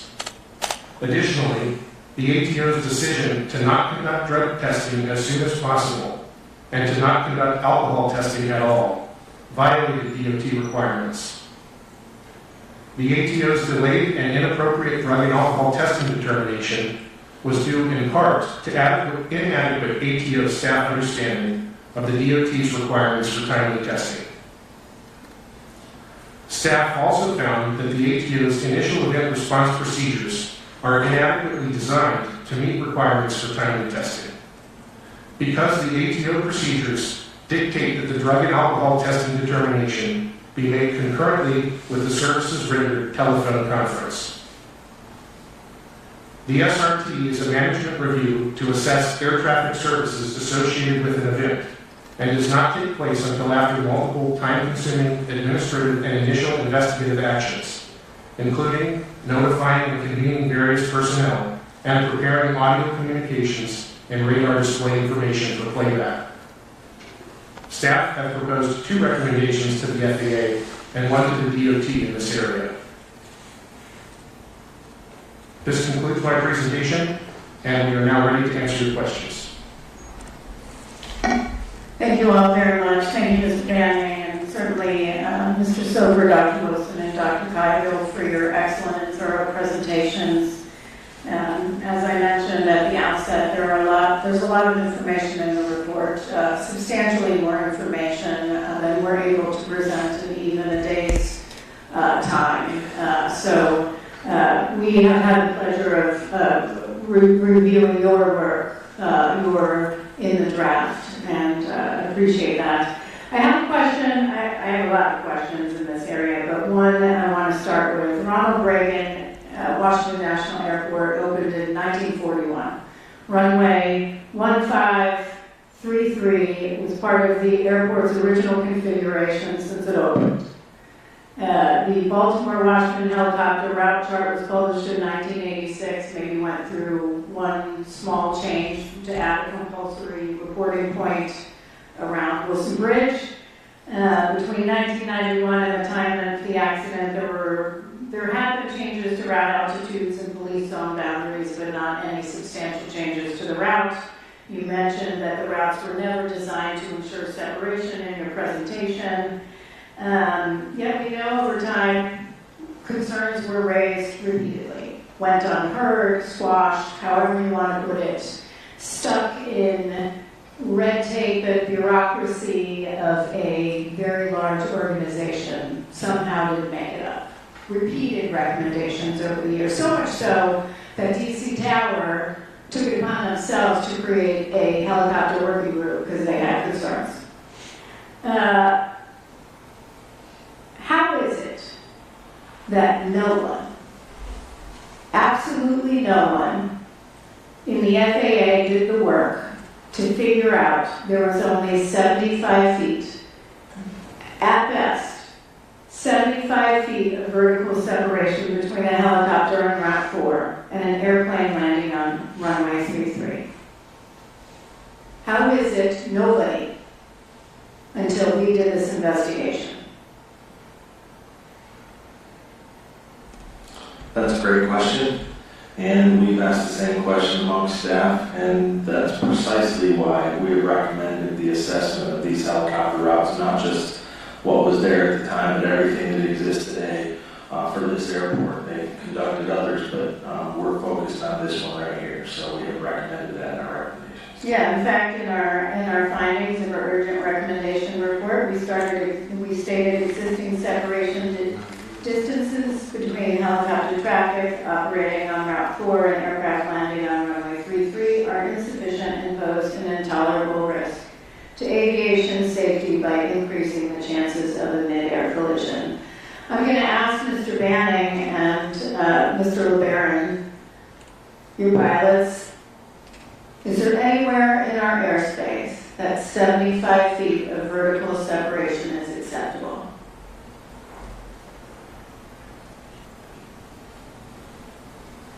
I'd say not to me. There's a lot of them. Yeah, not that I'm aware of. Absolutely not. Absolutely not. But it wasn't until Ms. Moeller and others mapped it out, pain-free work, that we figured it out. Years of nobody listening. Opportunities too. So I'm going to ask, FAA order states that terminal operations service area directors are responsible for conducting annual reviews of existing helicopter route charts to determine their accuracy and continued utility. Do we have any evidence that these annual reviews were conducted? No, we do not. We asked for that information, and they were unable to provide that nor identify the individual that you just named. Right. Since then, it has been changed to the air traffic manager responsible for those, but at the time of this event, it was that individual that you named, and we have no evidence of any of it. Do we even know who the terminal, so we have no idea who the terminal operations service area director is for the Baltimore-Washington helicopter route chart. That was the requirement, and the person responsible for conducting these annual reviews at that time. That's correct. We do not know. As of 2 days ago, the FAA responded in the same manner. They did not either. The FAA had no idea who a terminal, terminal operations service area director was. Who responsible for conducting annual reviews, ensuring the safety of helicopters transiting the airspace around DCA. No idea who that was. Yeah. So we invited an individual to our hearing from the mapping office to our investigative hearing to discuss the route, to discuss annual reviews, and discuss any sort of proposal. Turns out, we learned after the hearing she wasn't the right person to invite. We should have invited this Terminal Operations Service Area Director that nobody at FAA could figure out who that was. Was FAA a party to this hearing?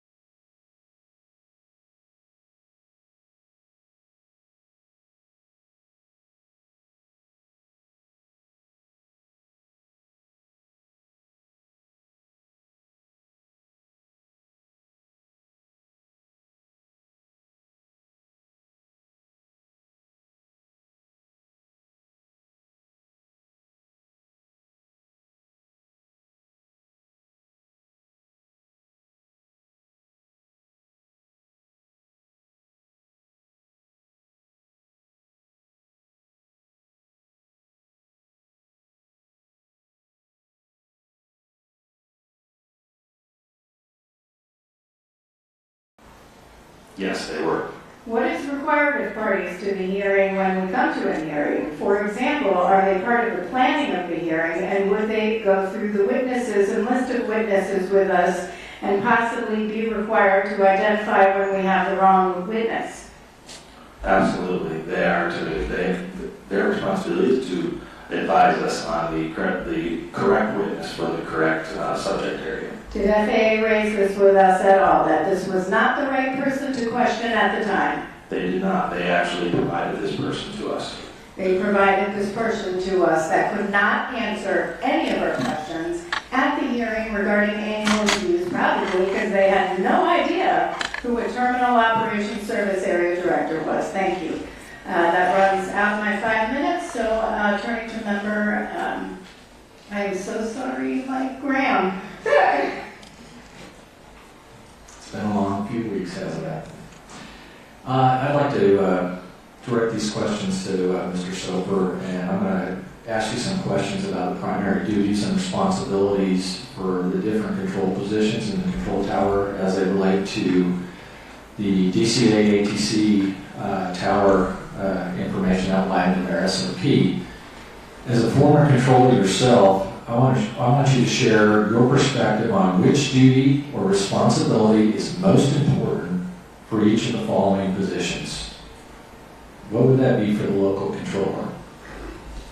According to the DCA's SOP, Air Traffic Control Tower's SOP, the local controller must provide initial separation between successive departures and arrivals, and provide separation between arrivals and departures in those aircraft operating under their jurisdiction airspace. That's their primary duty. Yes. How about the helicopter controller? The helicopter control, according to the SOP, is to separate VFR traffic from the DCA arrivals and departures or fixed wing traffic, issue safety alerts and traffic advisories as required, and to clear VFR aircraft on routes or into zones as depicted on the Baltimore-Washington helicopter route chart. How about the assistant local controller? They are there exactly like you might think, to alert the local controller or assist and alert the local controller of any unusual situations or traffic development, traffic conflicts, maintain surveillance of the local traffic pattern and landing areas, and utilize visual memory aids when required to help them not miss anything, and assist the local controller monitoring aircraft in their airspace as well as on the CTRD or the control tower radar display. And how about the primary duty and responsibility for the operations supervisor? The operations supervisor provides operational supervision and directs the tower operation to ensure an efficient flow of air traffic, making necessary notifications of suspected operational errors, pilot deviations, near-air collision reports, other incidents requiring notifications, combining and decombining of positions in accordance with criteria outlined in their SOP. Thank you. Can you share a brief summary of how the decision was supposed to be made according to the SOP in effect at the time of the accident to combine or decombine the local and helicopter control positions? Yes, in the SOP, it outlined that the supervisor or controller in charge, at their discretion, though it stated, let me start out first with, it stated that the helicopter position must normally be decombined. So normally it should be decombined during these core hours, period. If the supervisor or CIC has a need to combine or decombine, if they were already combined, the positions there to consider, they have a list of 7 things, which I can list here for you: the weather conditions, VIP movements, special helicopter operations, training initiatives, staffing constraints, air carrier traffic volume, helicopter traffic volume within the DCA Class Bravo. So when making a decision to combine or decombine, they should be taking all of these into account. And who makes that decision to combine or decombine? At that time, it was the operations supervisor. Okay. If they were to decombine, which they were not at the time of the accident, did they have enough personnel on the tower to do it? They did. They did. Okay. So based on the procedures and the present staffing levels in the tower, with 12 aircraft total on frequency in the 90 seconds leading up to the accident, as well as the steady stream of helicopter traffic in the airspace all evening, in your opinion, should the local and helicopter control position have been decombined at the time of the accident? Staff looked at this very closely, and we agree that we believe they should have been decombined in accordance with their manual, however softly it may have been written, and that we focused some recommendations actually in this area because we're concerned about combining positions. Right, one last question. I know there's a good discussion of this in the draft report of the operations supervisor's extended time on position without a break. And I think Dr. Wilson had talked about this. Based on your investigation, are there any other factors you see as potentially playing a role in the operations supervisor's loss of situational awareness and the reduction in their ability to proactively assess the risk posed by the traffic and environmental conditions at the time of the accident? We looked at a number of factors that could have impacted his performance, or his awareness on duty that day, but we really felt that his extended time on position was the reason that he had the decreased vigilance and attentiveness. And was there anything that would look at as the amount of time that they had been at that facility? Could you clarify what you mean by That supervisor, how long had they been at that facility and making their tenure there? That's okay, I'm past my time. I understand what you're saying. So yeah, he was a relatively new operations supervisor, and one of the recommendations that we have, particularly for the threat and error management, is we think that would have benefited him on making better decisions that day as well. But they had prior experience as a controller, correct? Yes, he did. He was new to being an operations supervisor, but had been a controller for some time. Thank you. Member Inman. Ken, I'm going to follow up just a little bit on that, because you mentioned threat and error management. We made this recommendation in 2016 based on something we had seen, and the response we got was, yes, we're going to do it, and all new controllers are going to get it. We were promised that this was happening, right? We were. Did they do it? When we reviewed the training records for the controllers involved, we did not see that they received the integrated safety training workshop, which included threat and error management training.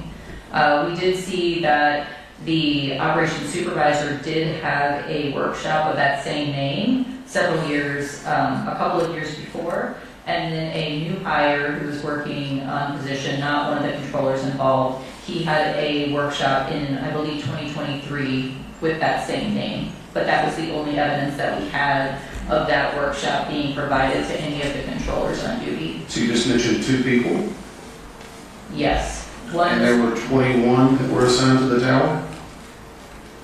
We only looked at the training records for the controllers that were involved the night of the accident. Okay. But obviously, what we were told that had happened and was occurring did not actually occur. We don't have evidence that it occurred. It's okay, I can say that. Thanks, Ken. It's kind of like congressional testimony. I'll get you there eventually. Dr. Cahill, you mentioned about alcohol and drug testing. I know we don't know or don't believe that it may have played a role in this, but it's obviously a violation, something we've looked at many times before. Is that correct? This is not the first time that we've seen it, and you're correct. We did not find any evidence that this was an issue in this accident, but we did address it as a safety issue in our recommendations. So you saw the investigative hearing, correct? Yes, sir. Nick Fuller testified at that point that they were aware of their shortcomings and they were going to make modifications and changes. Is that right? That's correct. Mr. Fuller testified that the FAA was working to revise the FAA's order for initial event response procedures, which are the orders that tie the drug and alcohol determination to the services written telephone And conference. do we know if they've done that yet? As of this date, they have not published that as a revised procedure, no, sir. Exactly. The answer to the question is no, because I was in Louisville, Kentucky when 15 people died and they didn't test then either. So they're not learning a lesson, obviously, nor what they're telling us seems to be factual all the time. It's okay, it's a rhetorical question. I want to go back to this, Mr. Soper. I asked or questioned this about putting this into the report, and I understand the staff's reservation because it's considered slang. But can you tell us what squeeze play is? It was mentioned in several of controller interviews and was discussed somewhat in the reports. Yes, so there is no definition, formal or informal, for squeeze play.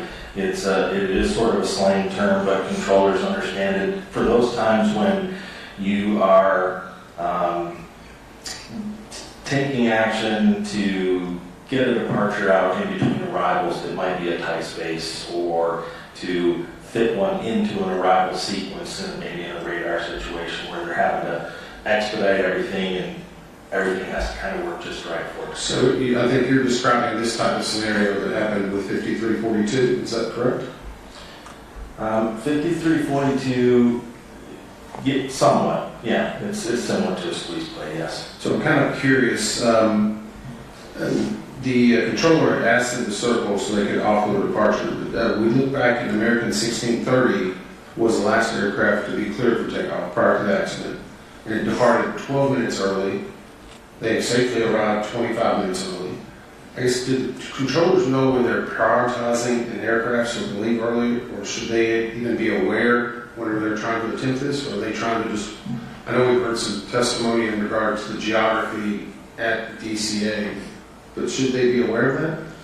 So they would generally not necessarily be aware if they were early. They would be aware if they had been assigned a departure time based on traffic initiatives or something where they actually get an assigned time. So in those cases, they would know they have to get this aircraft out in a particular window.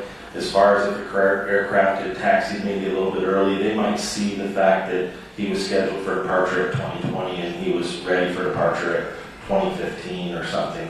They might see that, but it wouldn't necessarily alarm them, or change something. Okay. I'll wait for the next round. Thank you. At the time the helicopter and local control positions were combined, are the communications for air traffic control all on speaker? For local control, yes, they are. At this tower, they keep local control communications on speaker all the time. So the operations supervisor could hear what was being stated? You should have been able to. Okay. Potomac, my understanding is that at some point the operations supervisor received a phone call from Potomac Tracon requesting a reduction in miles and trail, correct? That is correct. And essentially what that means is to reduce spacing to allow for more arrivals. Correct. What does that do for the controllers? When you start decreasing below that miles and trail that was requested or that was in for the restriction, it makes it much more difficult to get departures out in between those arrivals. And when they accept that, is there any sort of criteria or look, or did the operations supervisor say to the local controller, hey, is this okay? How do you feel about this? Or it was just approved? We have no evidence that he asked anybody, and according to the recording, it was relatively quick. When he asked, he responded immediately that it was approved. That it was approved. So they would reduce spacing and get more arrivals and increasing workload for the controllers. What was the assistant local controller doing at this time? At the time that they made the decision to... I'm sorry, at the time of the accident, time of the collision? So at the time of the accident, according to post-accident interviews, the assistant local controller was writing down information on helicopters. And what is the role of the assistant local controller? To assist the local controller in surveilling the airborne aircraft and monitoring the CTRD for conflicts and alerts. Monitoring and helping alert? Correct. Okay, thank you. How was the mix of, actually I'm going to read this from our report because I don't want to catch off guard because you don't have the full report right in front of you. But I do think it's worth noting that in our report we state DCA's capacity constraints. Since 1991, annual air carrier tower operations increased from 175,224 to a peak of 294,312 in 2024. Over the same period, tower operations attributable to air taxi and general aviation declined substantially. Air taxi operations peaked in 2007 at 118,228 operations, but fell to 1,594 operations in 2024. General aviation operations declined sharply after 2001 from 32,286 to fewer than 3,000 operations per year in every subsequent year. Air taxi, GA, meaning general aviation, and military operations accounted for 43.8% of all fixed-wing instrument flight rules operations in 2007, but only 1.3% by 2025. This change also altered the mix of traffic operating at DCA, with smaller airplanes increasingly replaced by larger air carrier category aircraft. Because larger and heavier airplanes have more restricted performance margins on DCA's shorter runways, demand for runways 119, the airport's longest runway, increased. What did this change in the mix of traffic do did this increase workload for the tower and any sort of coordination demands for local and ground controllers? It certainly did. We've documented in the report that as we mentioned earlier, even in my presentation, they have the busiest single runway in the National Airspace System, and what you just explained is precisely why. And they were using runway 33 to offload some of that traffic in order to get more in and to deal with some spacing, including other measures like tromboning and other things which we could talk about later. But my point is, this did increase workload, and did anyone in the FAA ever say, hey, maybe we should look at how things have changed at DCA? We have found no evidence of that and have made your recommendations directly to that. Yeah, well, I wonder if they actually looked at any other airspace or major airports in the U.S. With that, Member Graham. Thank you, Chair. I think these are for you, Mr. Soper. How often are airport arrival rates reviewed?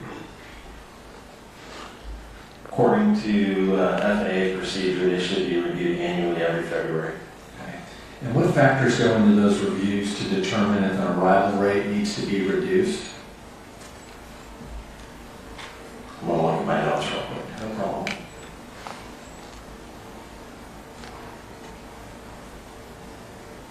So there is a list, and that's why I knew I wanted to look at my notes. I had this list handy because I thought this may come off. So they look at a list of things that they have listed: intersecting arrival, departure runways, distance between arrival runways, dual purpose runways, for when they and share arrivals and departures to the same runway. Land and hold shortage utilization, availability of high-speed taxiways, airspace limitations and constraints, procedural limitations for missed approach protection, noise abatement, etc., taxiway layouts, and meteorological conditions all should be considered. And all those factors in context with DCA, would you say that every one of those factors was in play with the arrival rate at DCA? I think our staff concluded that it does not appear that, and we have focused recommendation for that very thing. Okay, So great. it needs to be reviewed. Can I ask for Table 18 to be pulled up? And as I do that, I know it's going to take a few minutes. I got a couple other questions before that. What was DCA's arrival rate at the time of the accident in VFR conditions? 36 at the time of the accident. Okay. Did the FAA lower DCA's arrival rate in the years leading up to this accident? There have been temporary lowerings of their arrival rate, but nothing's permanent. Were there requests made to the FAA to lower the arrival rate at DCA prior to this accident? Yes. Can you explain in detail the request that was made to the FAA to lower the arrival rate and when that was made and who made it and why did they make it? Yes, in May of 2023, actually, as we heard in our investigative hearing, and we spoke to this individual as well as part of our post-accident investigations, the air traffic manager from Potomac TRACON submitted a request to lower the arrival rate, specifically due to the fleet mix change that had occurred over the years and the fact that it didn't appear the arrival rate had been reviewed in quite some time, as well as the challenges they were having with miles on trail and being able to provide adequate miles on trail, and the limited constraints they have on the surface area there. It was getting difficult to be able to keep up. So they submitted a request to lower the arrival rate at that time. And how did the FAA respond? We were unable to locate the final, but ultimately they did nothing in response to that. What's the arrival rate today after the accident? It is 30 today. Okay, so they lowered it now, but they didn't in 2023 after the request. Correct. It has fluctuated since the accident. You got table 18, please put that up there. You can see there. This is the percentage of flight offloaded per year to runway 33 when landing in the northbound configuration. Is that correct? I'm not sure. It's not that they necessarily the numbers that were offloaded, but it is the percent of usage of runway 33 in total operations. You see it's used a little less now. Can you explain why? Absolutely. I mean, that's the fleet mix that we keep talking about. Different type of aircraft. Less aircraft can take that runway because of its shorter distance. Okay. I know you had a. Are there any other ways that a controller can offload going to runway 1 other than runway 33? Sure, there are mitigations that a controller can apply, whether it's speed adjustments, some sequencing. They can even give turns. I know the chair mentioned tromboning, which is something that occurs out in the radar airspace, but turns in space or turns and speed adjustments can, but they're not as effective. So they use 33 most often because it works very well. Okay. And I know you had a very good presentation on the slot program and the front end loading and back end loading and all that. My final question for this round here is, we put this all together, what impact does a higher arrival rate than an airport can sustain, less alternatives to offload traffic due to larger aircraft and compressed airline scheduling have on air traffic controllers? It increases all of their workload and increases risk. And it also makes them have to do squeeze plays and make it work? A lot of mitigation activities. Okay. Thank you. Member Evans? So, in that regard, we heard some testimony earlier that the local controllers say they were a little overwhelmed about 15 minutes before the actual crash. Then we also heard that 90 seconds before the volume had actually increased. How does a controller get out of that situation? The controller could have asked to have the positions be combined. And I guess from a practical point of view, you got people that are in the tower working at that moment, and then you got people that are in a break room that are several floors below, is that correct? Correct. So if I'm 90 seconds, my volume picks up, and I say I need help, how long is it going to take to get somebody up there to help them? It could take minutes. But he could also rely on the assistant local control and also the operations supervisor to act as extra set of eyes and to assist in any way that they could in terms of monitoring traffic until somebody could get up there for relief. But the assistant local controller was already supposed to be the other set of eyes, right? She was an extra set of eyes, yes. Had she known that the controller was overloaded and needed help, she also could have potentially stopped writing down helicopter information and also started monitoring traffic for him if he felt that there was an area that she needed to focus on. And in this case, the role of that supervisor is to be monitoring all of this, is that correct?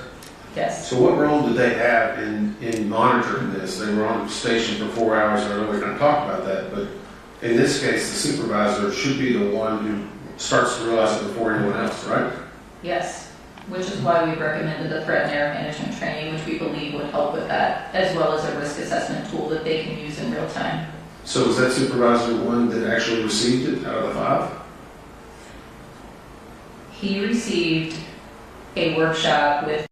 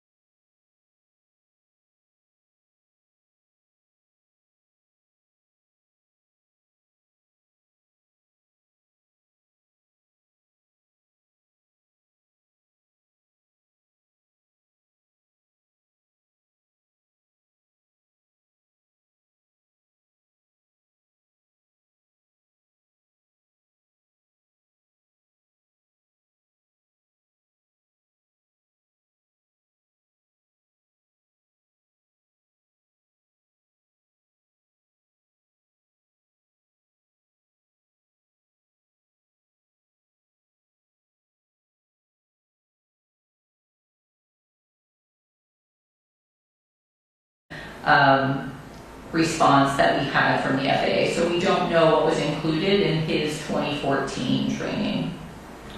And so it sounds like he's been around for a long time. He was hired in 2011. Okay. I guess how does someone monitor whether a supervisor is actually actively supervising? There would be no one there, I guess, in real time monitoring the supervisor. So there's no real way of knowing if these supervisors are actively engaging unless it's brought up in other reviews. Is that correct? Correct. Okay. I'm going to go to this is for a reference for later. I've got a reference that we can pull up, and I don't know if we need it. I think, Brian, 14 CFR 91.123. Whenever it talks about ATC clearance obtained. Great, thank you. It says no pilot in command may deviate from that clearance unless an amended clearance is obtained and an emergency exists where the deviation is a response to a traffic alert and collision avoidance system resolution advisory. So I guess my question is, in that regard, we're going to talk about TCAS and ADSB later, but in this instance, if they had gotten some type of warning, the pilots, could they have made any change? Or does it have to be what ATC actually tells them? The pilot is always in final command of the aircraft, and in that case, I think we're talking about a traffic advisory or a collision avoidance alert to them with resolution advisory, and in that case, it means that exactly where they will respond to that. They can break away from that clearance. Okay. And we may get to that in the next section. Do we know what the ATC scope showed at the time that this incident occurred? Because I know we've had discussions about whether it rounds up and rounds down. Yes, air traffic altitudes displayed on radar are rounded to the nearest 100 feet. And at the time of the closest time to impact that we can see there, the helicopter was shown at 300 and the CRJ was shown at 200. You I got that wrong, hold on. Let me check that.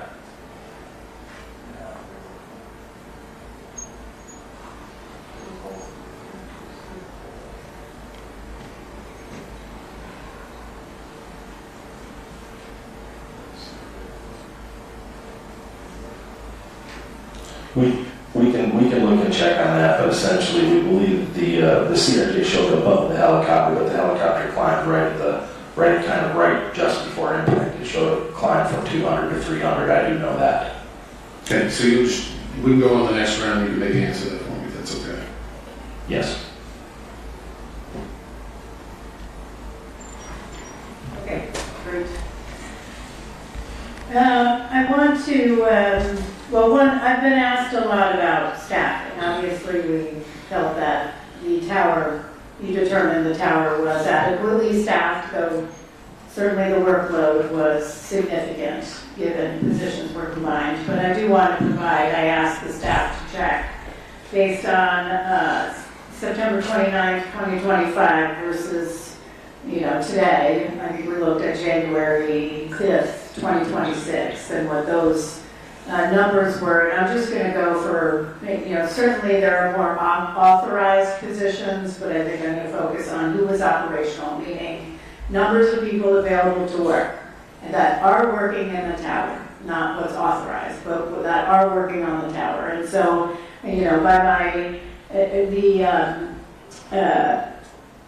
the draft report shows for certified professional controllers on January 29th, operational was 25. Today, 20. Traffic management coordinators, they had 2, today 0. Operational. Operations supervisors, 4 on that date, today.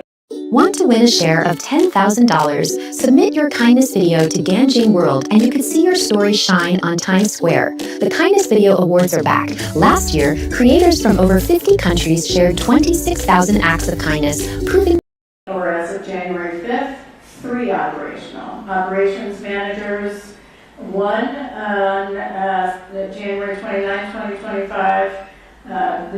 Just a few weeks ago, 2. Support manager, 1 at that time, now 2. air traffic manager still at one temporary was what existed on January 29, 2025 today, still one temporary. Staff support specialists, although authorized to have 3, there are 0. So by my calculations, you actually have a lower number of personnel today that are operational in the tower that existed on January 29th. It's not a question, it's just, we provide that in the report, and so we're not going to talk about it, but I want to make sure that folks are aware of that. Certainly there are several trainees in the process, but we are at a lower number than we are today that are operational. With respect to the facility level, I do want to get into that. Talk about a little bit on, it was a level 10 facility, now it's a level 9. Why was it changed? It was due to a change in the way they computed traffic counts. So they had traffic counts for Potomac Traycon, they had traffic counts for the tower, which included helicopters. And at some point they said, you know what, we're going to give all those counts to Potomac Traycon. We're going to take it away from DC Tower. Once they took those counts away, the level decreased to a 9. That is correct, and Potomac's increased to a 12. And Potomac's increased to a 12. Here's my question. Is there a difference between the traffic that Potomac Traycon handles and the amount of traffic DCA Tower handles, or is it the same traffic? They're still operating the same traffic in the same manner they were prior to the change. Exactly. So this change was made, they downgraded the facility. Obviously you're talking about things like cost of living and other things like that. But from a safety standpoint, how does that decreasing a facility, a tower level, decrease safety? How does it impact safety? As we mentioned in the report, the biggest thing that happens there is they cannot attract the experience or get the talent into the facility that is needed to run a very complex air traffic control operation. This is the most complex airspace, one of the most, in the entire United States. And I'm not minimizing the experience of tower personnel at DCA Tower, but if you're going to attract personnel and have the most highly experienced personnel, you want a higher level facility. Why? Because they're paid by facility level. So the higher facility number, the more pay you get. In this case, everyone in the tower knows this tower is essentially treated as a training facility. You come in, you do a little bit of time, then you go out after you get your time because you want to go get paid at a level 10, 11, 12 facility. So it is a pass-through. They can't attract people here, which is a problem, and which is why we're making some recommendations on that. Member Grant. Thank you, Chair. Mr. Soper, is there a minimum distance between converging aircraft where a controller can approve a request for pilot-applied visual separation, or do controllers have the latitude to approve requests for the pilot-applied visual separation whenever they deem appropriate? So when a controller is going to approve the application of visual separation, they must have approved required standard separation prior to that. So in the case of DCA, they're Class Bravo airspace between a helicopter and a VFR helicopter and an IFR fixed wing. They would be required to have 1.5 miles of separation or 500 feet vertical separation, and before up until the point they approve visual separation. Okay. And so after the pilot-applied visual separation is approved in Class B airspace, you said it's the minimum steps 1.5 miles and 500 feet, correct? Not after it's approved, prior to approving. Once it's approved, then it becomes the pilot's responsibility for that distance. Is there a distance in there that if they decrease that range, that's something the controller has to do at that point? No. Okay. So when would a controller make a safety alert? Anytime the controller observes an aircraft that they believe to be in unsafe proximity to terrain or another aircraft. And there's not a designated distance or vertical separation for that, is that correct? That is correct. That's correct, okay. What does a safety alert entail? Safety alert would include the words traffic in the case of between two aircraft. It would be the words traffic alert, followed by an appropriate traffic advisory, followed by an alternate course of action if feasible, and then the word immediately. Should these two aircraft in this accident have received a safety alert? Yes, we've stated that in ours, that or in the report, that the controller should have issued a safety, would have been the most appropriate thing at that time.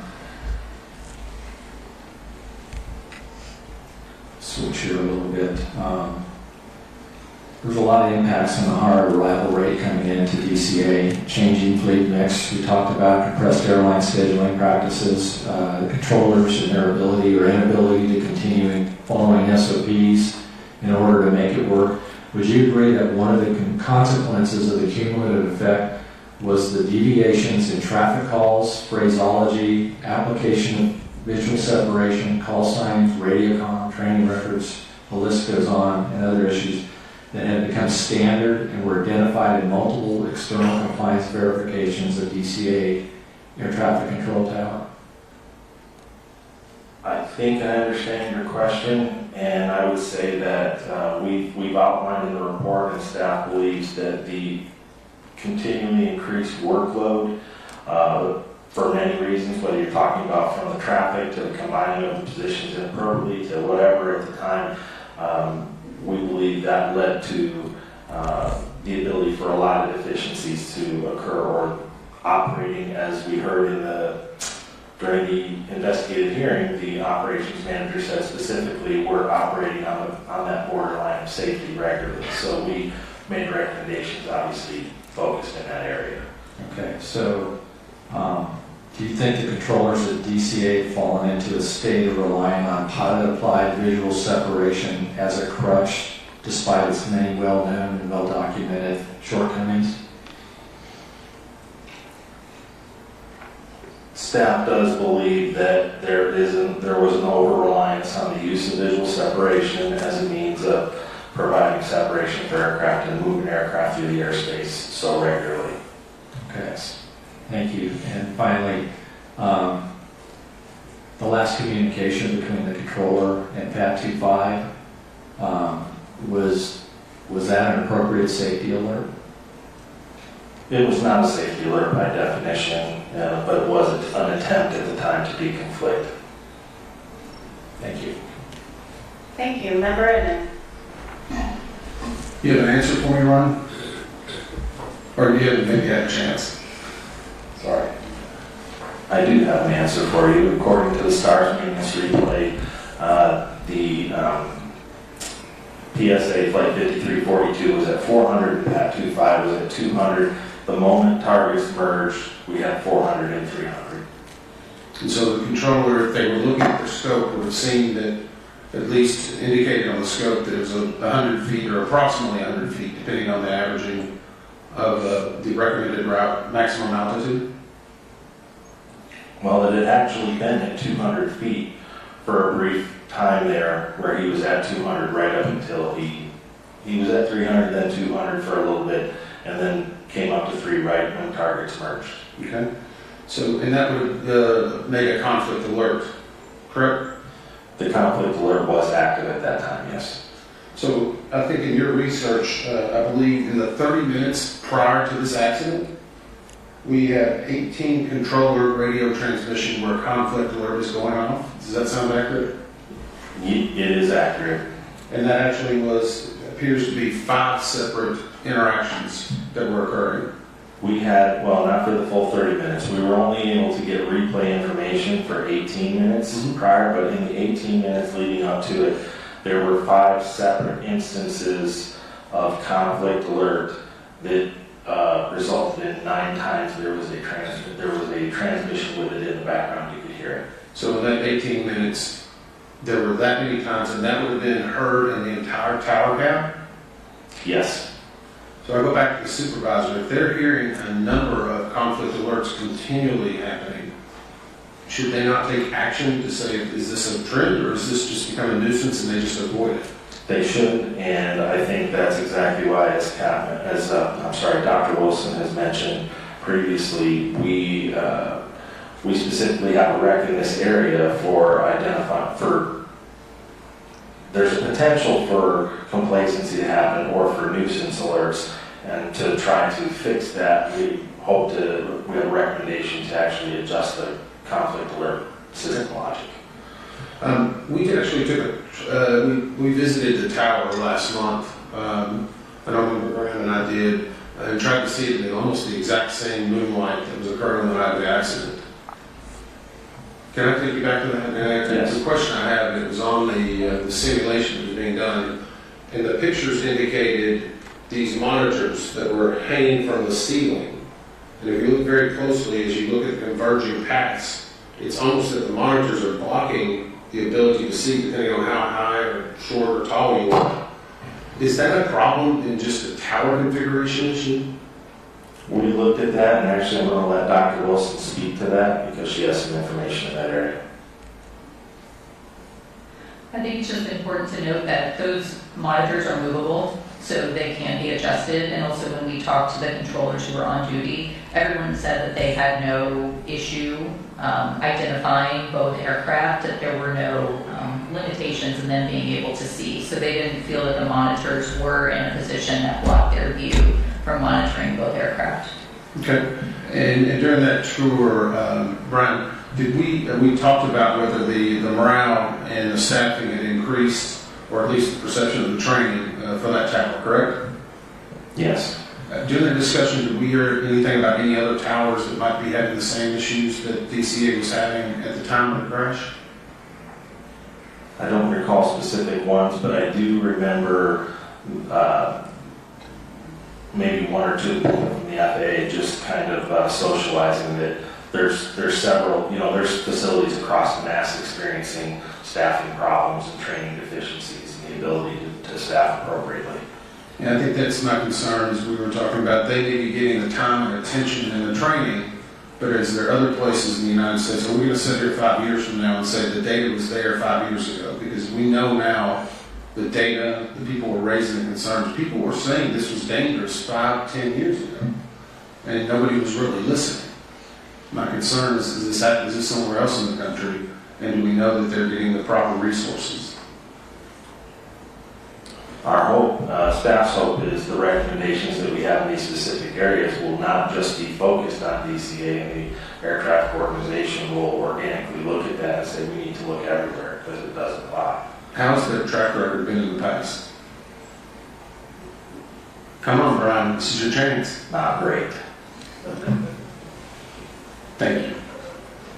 All right, thank you very much. I actually want to ask along the lines of where Member Inman was, because I do have this question about the operations supervisor. It was on speaker, all the conversations. All the communications going back and forth. He took a call to then reduce essentially miles of trail and improve that reduction by Potomac Tracon. And I want to point out, something in our report. In the 20 minutes before the accident, the total number of aircraft the local controller was handling fluctuated between 7 and 12. At about 10 to 15 minutes beforehand, he said he was feeling a little overwhelmed. The operations supervisor said it was totally fine, no problem. I was a little bit surprised by that. Even if you have procedures in place on decombining, you've got, how do you even capture to one person, he's fine, to that local controller who's busy, and maybe doesn't have 2 seconds to say, hey, let's deconflict, while the operations supervisor is listening to all of this. Everybody in the tower is hearing it. I mean, how is that not complacency? I mean, we talk about reduced alertness and vigilance, but I raised this earlier about, is it complacency? You just mentioned complacency, actually, Mr. Sober, in your answer to Member Inman. I do agree. I do believe, and I mean, I think that staff believes there was complacency occurring in that tower on some level. But again, not to keep going back to them, but that's actually the primary reason for our focused recommendation in the area of giving them the tools that they should need, the ability, the requirement to log when they combine positions. So there's some sort of accountability and tools available to the supervisor to be able to make better decisions and understand what their true responsibilities are while they're there, instead of just kind of, here you go, you got it. He had received very little supervisory training from what was documented from the FAA to prepare him for that job. And so we made recommendations there. We hope we'll improve that. Well, I think when we get to those findings and recommendations, I may have some more questions on that. You talked about, Member Graham had asked about what are essentially merging target procedures, where you do issue a safety alert. At what point, and Member Graham had asked about a communication, at first it was, do you have visual on that? Do you have visual on that CRJ? First of all, you can't distinguish between the CRJ 700 and anything else in the dark with night vision goggles at that point. But at 8:47 and 41.9 seconds, the communication of pass behind the CRJ was made. Yes. Okay, so 8:47:41, then the collision is 8:47:59, so we've got about 18 seconds in between. Is that when that safety alert, should that safety alert been issued instead of pass behind the CRJ? Is that when, I'm asking when that should have been issued? So from the stuff there, the time in which the safety alert should have been issued was when he first asked him, do you still have that CRJ in sight? Okay, so 8:47:39 seconds, so that provides about 20 seconds. Yes. Okay. My last question is, given that apparently no one we interviewed was aware of routine close encounters of helicopters other than people in the tower, was any organization in your opinion, effectively monitoring the potential for the risk of a mid-air collision between military helicopters and civilian aircraft in that area? I believe that's going to be discussed with some depth in the third panel In the today. third panel. Yes. We'll go with that back in the third panel, and Dr. Price, thank you for that. Okay. Do you have any additional questions? You have one more. Member Graham. Let's talk about the supervisor at the time. This was brought up about the situational awareness. What did they say in the interview when asked about how many helicopters they thought were on frequency at the time? I'm sorry. Yeah, the supervisor only recalled one helicopter. But yeah, leading up to it, there were 5. It varies between, That's a 3 and considerably different. Yeah. Loss of situational awareness, I'd say. Thank you, that's all I have. Member Inman. I've got just a little bit of follow-up, and I want to go back to the helicopter route structure itself. And this was a little bit baffling to me that we got so many different answers from the FAA. Is there a maximum altitude for a helicopter route? Yes, they do have maximum altitudes published on the chart, as we found. Then why did their testimony say it was only recommended?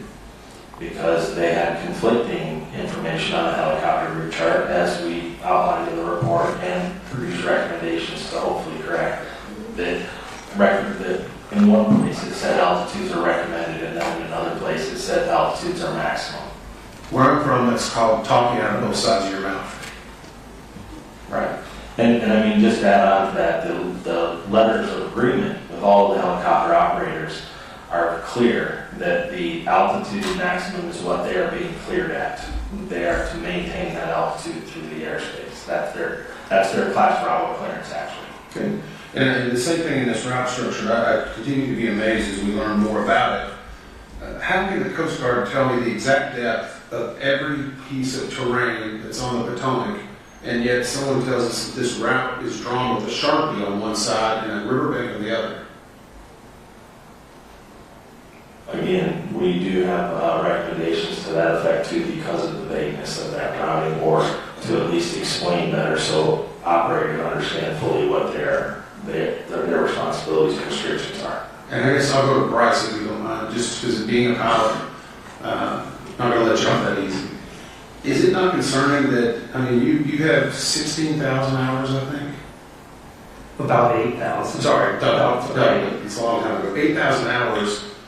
Is everything usually very precision in regard to not only landing, approach plates, everything is lined out with GPS, exactly where you have to be when you're on the bug, IFR? Is that not just a science that's defined? Yeah, in the instrument flying world, it is very regulated, and yes, and it was disturbing to see that these helicopter routes had no lateral boundaries, and the confusion on the charts with regard to altitudes. So it was set up for failure just by the administration of what they were telling the aviators.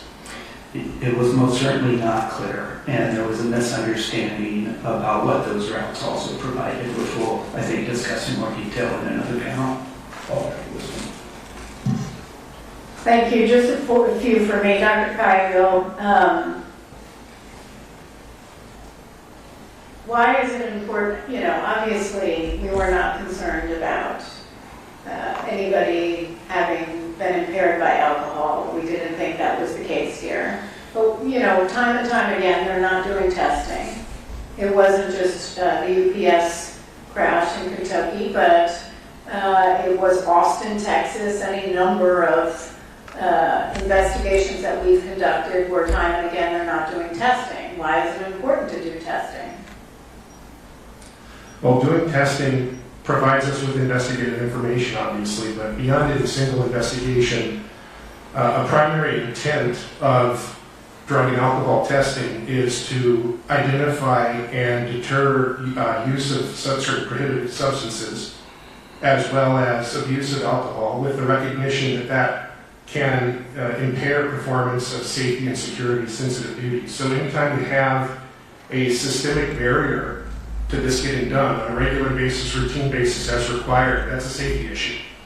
It's a significant safety issue, and it's one that could be left unchecked if they are not doing the required testing.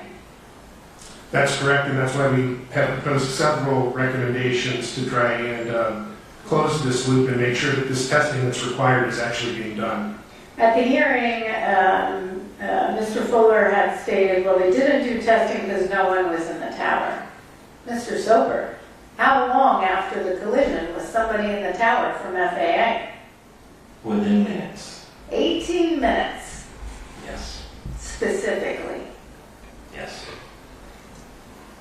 He also stated that they weren't quite sure there were any fatalities,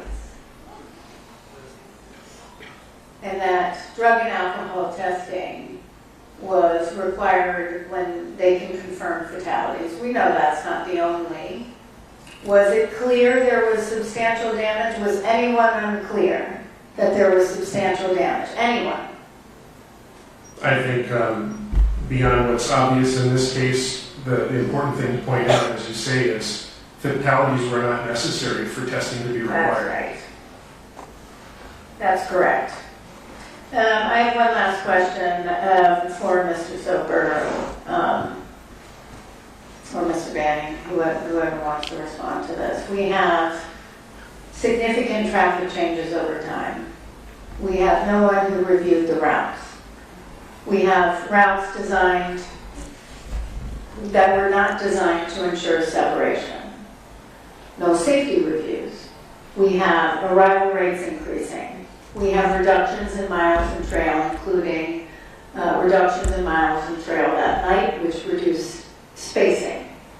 We have less and less alternatives where controllers are using other measures to deal with getting increasing arrivals in due to pressure, offloading onto runway 33, reducing speeds.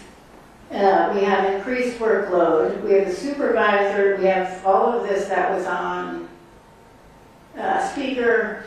We have a supervisor who didn't take action and then improved less spacing, more arrivals.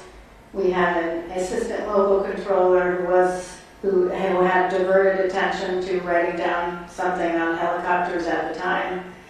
And we have an entire tower who took it upon themselves to try to raise concerns over and over and over and over again, only to get squashed by management and everybody above them within FAA.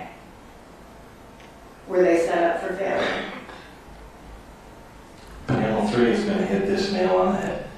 I'm asking you. They were not adequately prepared to do the jobs they were assigned to do. Great. Thank you very much. All right, that concludes our first portion of presentations and board member questions. And we are going to go to a 15-minute break. If we could come back at 12. We'll come back at 12. We'll start again at 12. Thank you.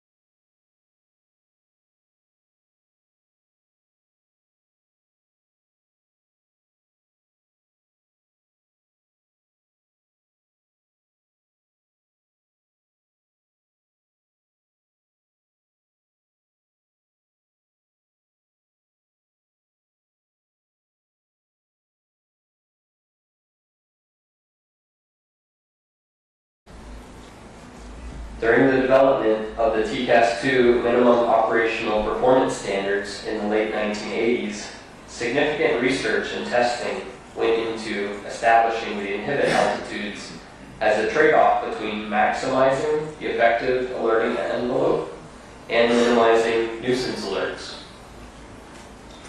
This trade-off was made based on the technological limitations available at the time of TCAS-2 development. The accident airplane was below the RA inhibit altitude, resulting in no RA being issued to avoid the collision. ACAS-X was developed as the next evolution of TCAS-2. The goal was to create a system that improved existing collision avoidance alerting while reducing the number of nuisance alerts. There are several variants of ACAS-X, including ACAS-XA, designed for commercial airplanes, and ACAS-XR, which is designed for rotorcraft. Advances since the development of TCAS-2 standards allow ACAS-XA to provide improved alerting. Among other enhancements, ACAS-XA systems utilize ADS-B-in information in addition to transponder interrogations and replies. ACAS-XA includes improved algorithms to more accurately reflect actual collision risk. The ACAS XA standards are approved by the FAA. A series of simulations conducted by MIT Lincoln Laboratory using the circumstances of this accident showed that the crew of Flight 5342 would have received a TA about 8 seconds earlier if the airplane had been equipped with ACAS XA, even though ADSB information directly from the helicopter was unavailable. Staff had proposed 2 recommendations to the FAA in this area.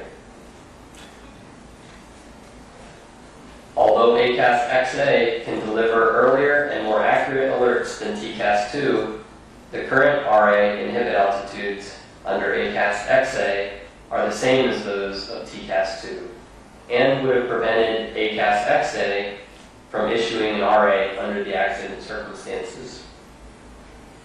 Simulations of the accident conditions were performed wherein the airplane was equipped with ACAS XA.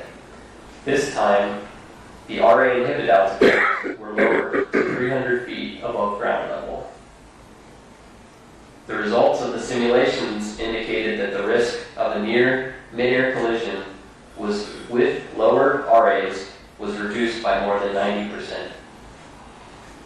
Staff have proposed 2 recommendations to the FAA in this area.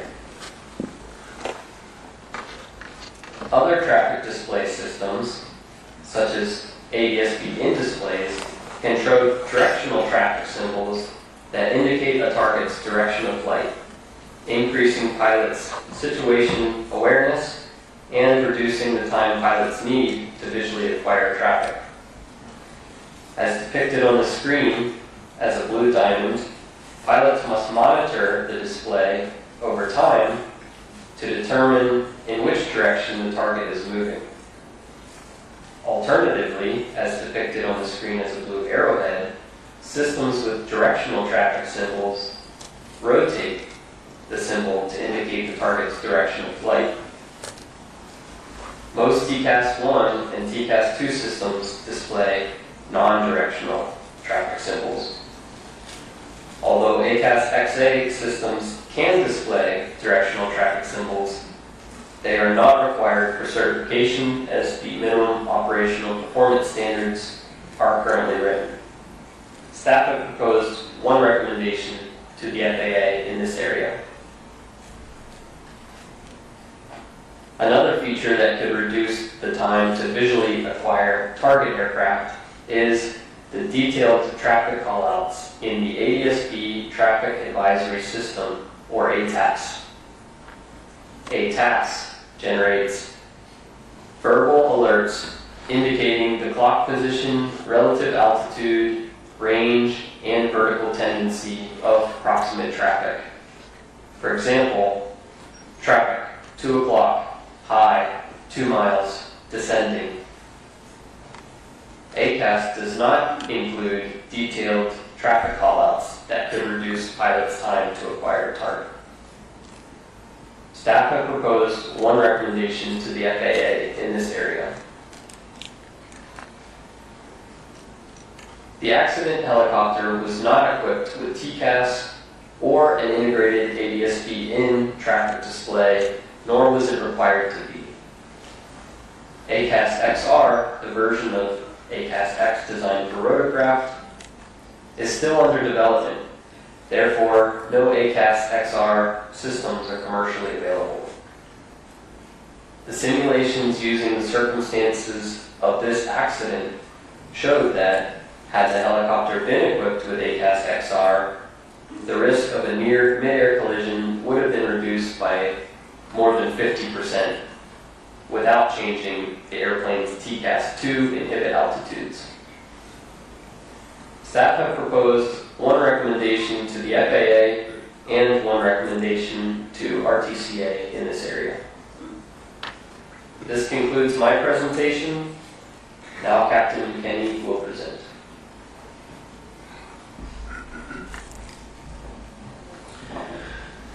Good afternoon.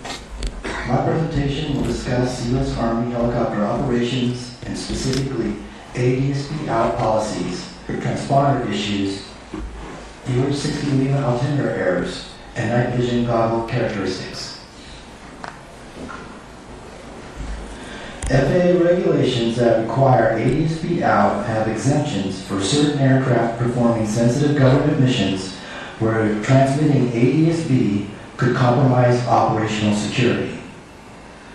The Army Aviation Brigade Standard Operating Procedures, SOP, specifically states that air crews conducting sensitive or classified operations shall emit transponder modes 3A and C in lieu of ADSB out.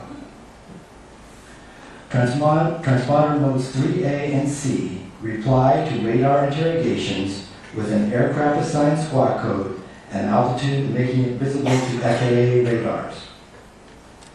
The SOP also prevented air crews from switching transponder modes in flight, which prevented them from switching from modes 3A and C to ADSB out once sensitive portions of the flight were completed. Pad 25 was not transmitting ADSB out during the accident flight, but had an active transponder. The lack of ADSB out information was not a factor because the transponder replies provided the same altitude information to ATC. A review of ADSB data from the UH-60 Lima helicopters at the battalion showed that the accident helicopter, as well as 7 others, did not have a recent history of transmitting ADSB out information since 2023.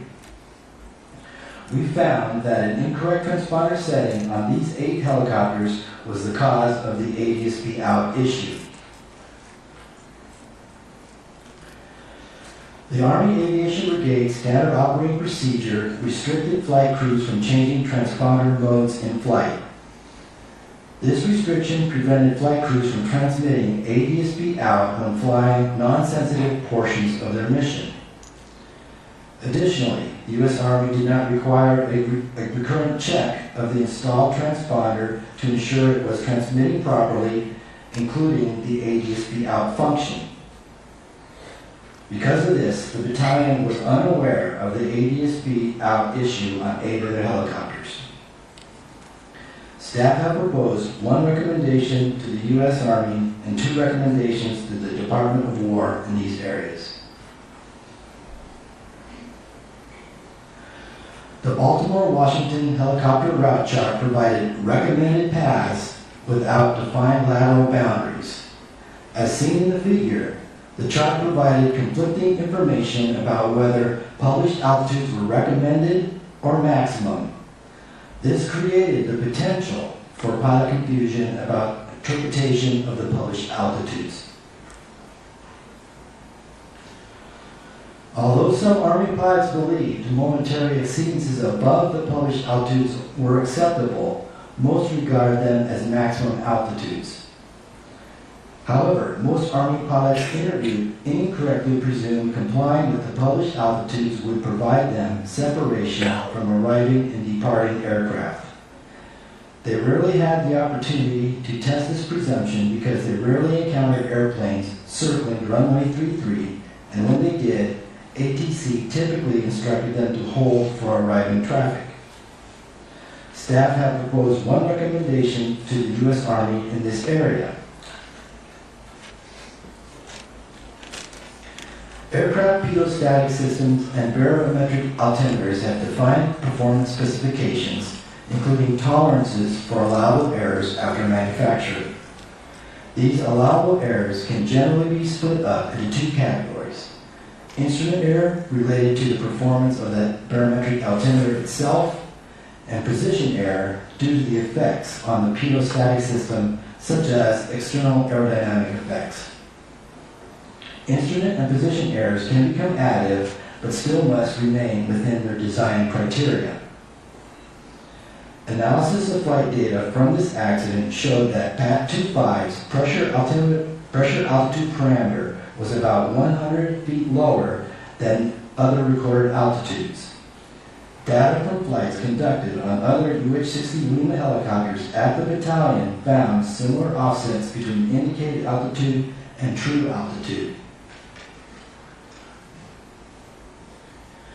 The crew of PAC-25 was trained to fly the helicopter routes using the barometric altimeter, including Route 4, where the altitude ceiling went down to as low as 200 feet.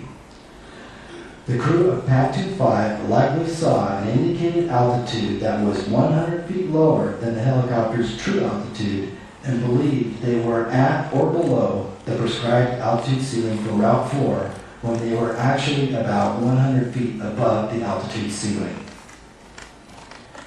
The U.S. Army UH-60 Lima Operator's Manual did not contain information on possible indicated altitude errors, such as how the installation of the external wing tanks can increase position error. This information would be crucial for flight crews when flying on helicopter routes with low altitude ceilings, such as the 200-foot altitude ceiling of Route 4. Staff have proposed one recommendation to the U.S. Army in this area. Night vision goggles, or NVGs, amplify low ambient light levels to provide enhanced vision at night. As with all technology, NVGs have advantages and disadvantages. Helicopter operators generally consider the advantages to outweigh the disadvantages. The advantages include improved nighttime visual acuity of low illuminated objects where normal night adjusted vision acuity is greatly reduced, along with the ability to identify objects, obstacles, and other aircraft at a distance.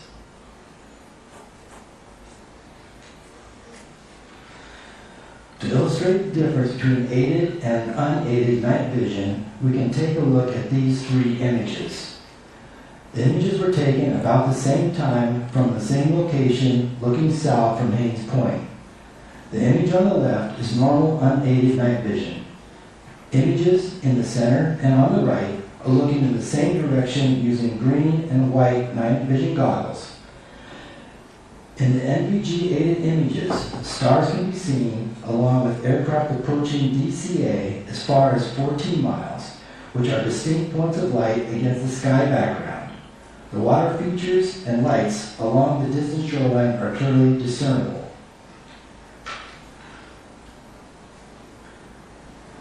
The disadvantages of NVGs include a field of view limited to 40 degrees, a monochromatic image, depth perception is degraded, both ground and airborne lights appear similar, light sources tend to have halos, and aircraft silhouettes are faint, making it difficult to determine type and size of aircraft.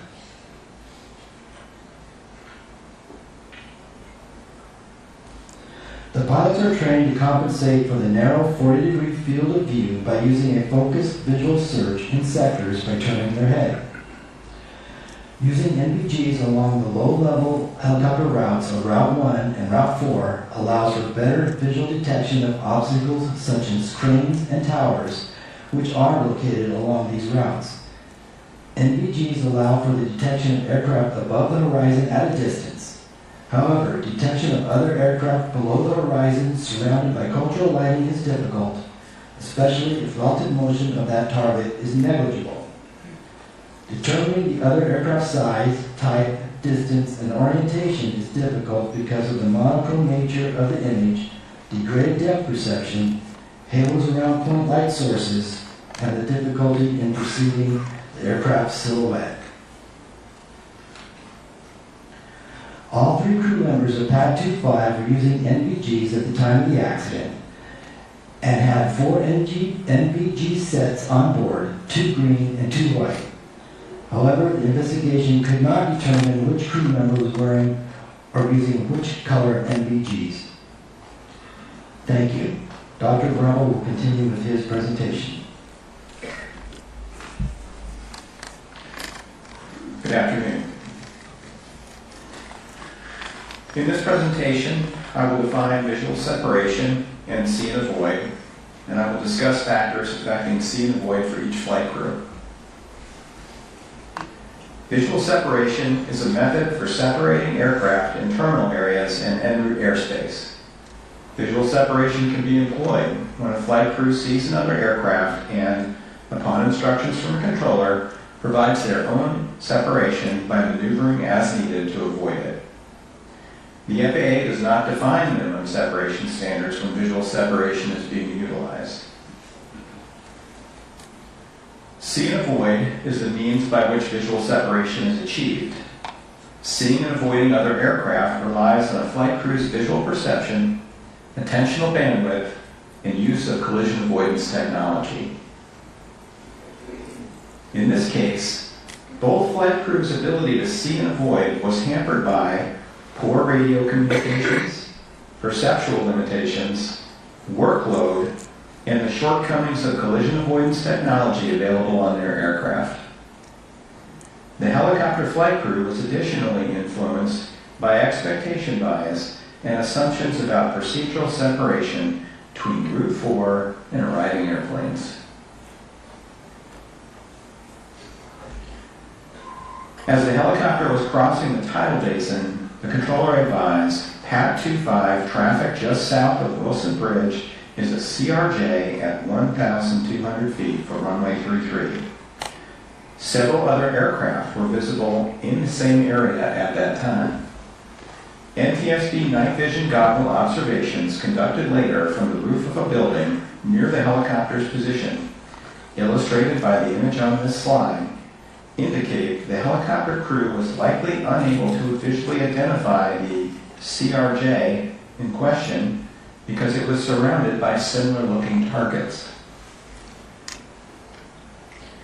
This slide shows the helicopter's flight path in green, the Mount Vernon visual approach to runway 1 in yellow, and the airplane circling approach in blue. Helicopter CDR recordings indicate that the controller's statement that the CRJ was circling was inaudible to the helicopter crew due to static interference. The crew's workload was high at the time, and hearing the word circling might have helped them better anticipate the CRJ's subsequent flight path. As the helicopter traveled down the Potomac River, perceptual limitations subsequently reduced the ability of the crew to notice the airplane as a potential traffic conflict. These included the narrow field of view provided by the crew's night vision goggles, a window post that intermittently obscured the crew's view of the airplane, a complex array of adjacent city lights, workload, divided attention, and lack of apparent motion as the airplane converged. 12th Aviation Battalion pilots carried electronic tablets that were wirelessly connected to a portable Stratus ADSB receiver that provided ADSB-in capability. As shown in the yellow circle on this figure, the tablets ran a mobile application called 4Flight that was capable of displaying traffic symbols overlaid on a VFR sectional chart. Pilots typically strapped these tablets to one thigh while flying the helicopter to assist with navigation and traffic awareness.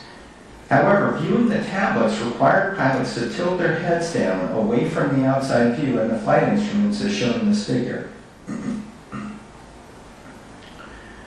Army pilots said they did not reference these tablets when flying low level on DC helicopter routes due to high workload and the need to frequently reference both the flight instruments and the outside visual scene. Therefore, it is likely the pilots of PAT 25 did not reference the tablets when flying Route 4.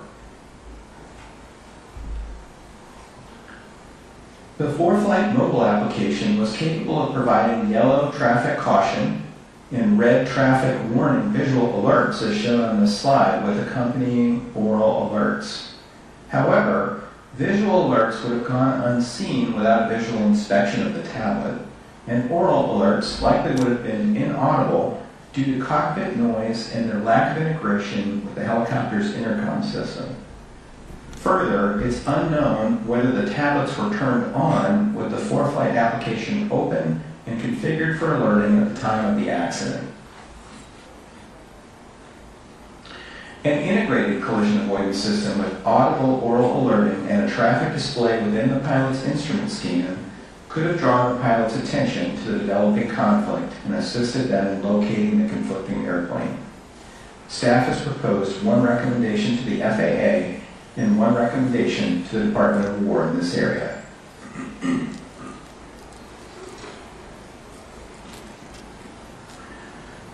Radio communications came into play again when the controller asked if Pad 25 had the CRJ in sight. The controller did not provide a clock direction or distance. As a result, the helicopter crew did not know where to look for the target. As shown in this figure, there were multiple other airplanes in view that could have been mistaken for the CRJ. The local controller directed the helicopter crew, Pad 25 passed behind the CRJ. However, the crew was unable to hear the words 25 passed behind the due to a partially blocked audio transmission. As a result, the message the helicopter crew received was Pad CRJ.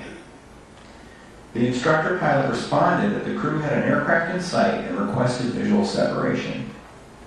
The controller, unaware that his transmission had been partially blocked, approved the request.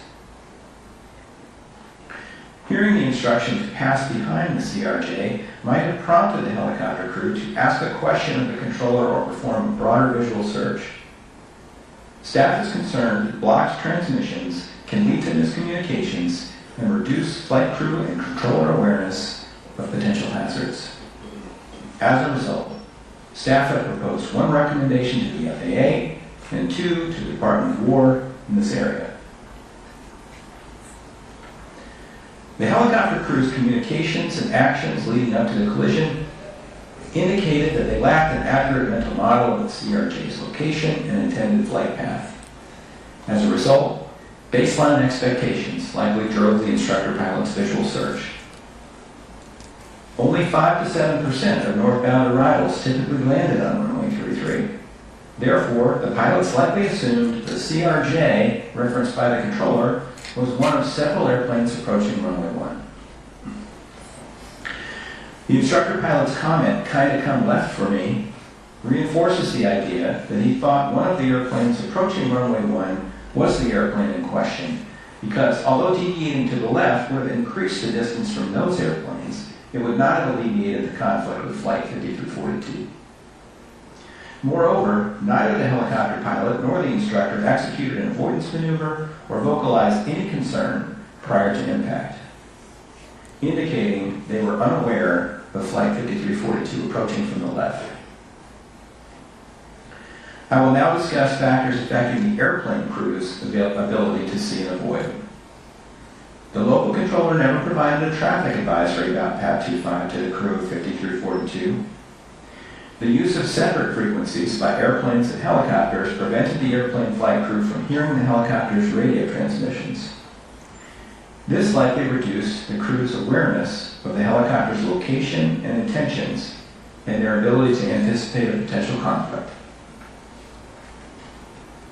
FAA guidance on pilot response to TCAS traffic advisories, which had been adopted by PSA, stated that pilots should respond to a traffic advisory by attempting to establish visual contact with the intruder aircraft. Pilots were explicitly prohibited from maneuvering based solely on a traffic advisory. FAA guidance on response to TCAS resolution advisories, which had also been adopted by PSA, stated that the pilot flying should respond immediately to resolution advisory displays and maneuver as indicated, even if doing so conflicted with their air traffic control instructions, unless such action would compromise the safety of flight operations. When an aircraft is below resolution advisory inhibit altitudes, TCAS automatically switches to TA-only mode. PSA's Flight Operations Manual listed TCAS inhibit altitudes. However, when 5 PSA pilots were asked about the inhibit altitudes during investigative interviews, only one was able to correctly state the inhibit altitude that applied to the accident scenario. Flight crew workload was high at the time the traffic advisory occurred, resulting in limited capacity to look for and acquire the conflicting traffic and the pilots did not see the helicopter until it was too late to avoid. The pilots likely would have performed an avoidance maneuver if a resolution advisory had occurred. However, no resolution advisory occurred, and the crew was likely unaware of the severity of the developing conflict until just before impact. The captain was manually flying the airplane and turning left onto final approach for runway 33 and decelerating when the traffic advisory occurred. This required careful control of the airplane's lateral path, thrust, airspeed, and vertical path. Doing so required the captain to reference the flight instruments, as well as the runway 33 edge lights, and a precision approach path indicator, or PAPI, on the ground. The captain likely did not have the spare capacity to perform an extensive visual search for conflicting traffic at that time. As pilot monitoring, the first officer was also responsible for ensuring the approach remained stable. Doing this required him to reference the flight instruments, the runway 33 edge lights, and PAPI. In addition, the first officer was likely monitoring the airplane departing runway 1 to ensure it would not conflict with their landing on the intersecting runway. Thus, the first officer's capacity to search for potentially conflicting traffic was also constrained. The ability of the airplane flight crew to notice the approaching helicopter in the final seconds while engaged in these primary tasks was further degraded by the helicopter's low conspicuity, complex background of cultural lights, and by the helicopter's lack of apparent motion in the visual scene. This concludes my presentation. Staff is now ready to answer your questions. Thank you very much. We will now move to board member questions. We'll start with Member Grant. Thank you, Chair. I want to pick up with visual separation as it applies to the helicopter operator. It was clear from the interviews we did and the investigative hearing and other information uncovered during the course of this investigation that all helicopter operators in the DCA Class B airspace had come to expect that they would request visual separation from DCA tower almost immediately. Is that correct? Yes, it is. And that, I want to iterate this point, it wasn't just Army, it was all the civilian operators also, according to Mr. Gresser's witness statements in the hearing. That is correct. Was it also true that in an interview with the Army Standardization Instructor pilot post-accident, he stated that he and other pilots he knew would request visual separation from traffic that they had not yet visually acquired? Yes. Are pilots allowed to request visual separation from traffic they have not positively identified and acquired according to FAA regulations? No. No. Kind of amazed by that comment in the interview. You being a long-time pilot, as myself, and I think Captain Stem in the back, long-time pilot. When you're given a traffic call, what are you to do? And what is your response to air traffic control? Yeah, once you receive a traffic call and you search for the traffic and you identify it, if you can't identify it, you tell traffic that you have negative contact or that you do have visual contact. Okay. Would you agree with that, Captain Stone? Absolutely. Absolutely. Yeah. And if you're still looking for it, you maybe make some comment like that, that I'm looking for the traffic. But once you identify it, and then you ask for visual separation, are you required at that point to keep your eye on that traffic? Absolutely. And if you lose the traffic at any point, what should you do? You'll have to notify ATC that you have lost the traffic. Yeah, it's no longer in sight. Would you agree with that, Captain Stone? Yes, that is correct. Did that happen in this case? No, it did not. Did not. No. I like that you pointed out the fact that it would be pretty much impossible to pick out which one the traffic was in your visual study out there. Now, 15 seconds prior to the collision, the helicopter IP, they were about a mile away from 5342. A requested visual separation, is that correct? I believe so, yes. Do you believe, or the rest of the team believe, that they had sight of the correct aircraft at that point? We don't believe he had sight of the correct aircraft. Yeah, I would agree. And unfortunate for them. Do you think if they, and this is an opinion question, if they had sight of that aircraft where it was, it would have made some kind of positive control movement to deconflict with the aircraft? Absolutely. Had an appropriate safety alert from the air traffic controller, would that have helped in this situation? I believe it would have, because it would have directed their direction they needed to look for the traffic. So they would have looked in the 1 to 2 o'clock position for the traffic, and they would have possibly identified it. I agree. Do you feel, and I'm going to ask this of Dr. Bramble, do you feel the lack of the circling call that they did not hear, the helicopter crew, do you think that played into them not being able to visualize part of the aircraft? I do think it had an impact, yes. Now they did, as far as we can tell, did hopefully hear 3-3, but how do you think that played into this at all? So they were high workload at the time, calling out cranes in the middle of a turn. The instructor was giving the pilot feedback and use of paddle, and they heard this partial transmission that said the CRJ was going to 3-3. Realizing that was going to conflict with their flight path further on runway on Route 4, required them to do a fair bit of thinking about the transmission, and it appears that they didn't process that information very deeply, just thought that target is a long ways away, we'll worry about it later. If they had heard the word circling, that would have been a salient cue that something unusual was going on here that they might need to keep an eye out for.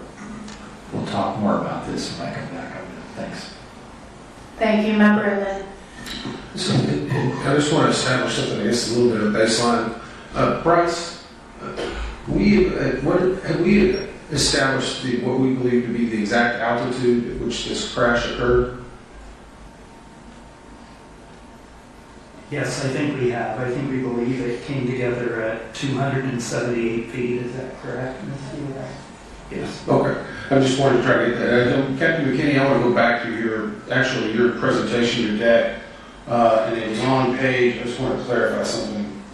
It was on page 25 that we stated PNT 25's pressure altitude was 100 feet lower than other recorded altitude data.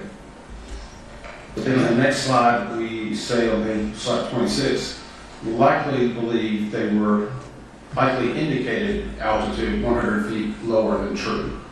Do we have a difference between what we verified and what we know to be absolute?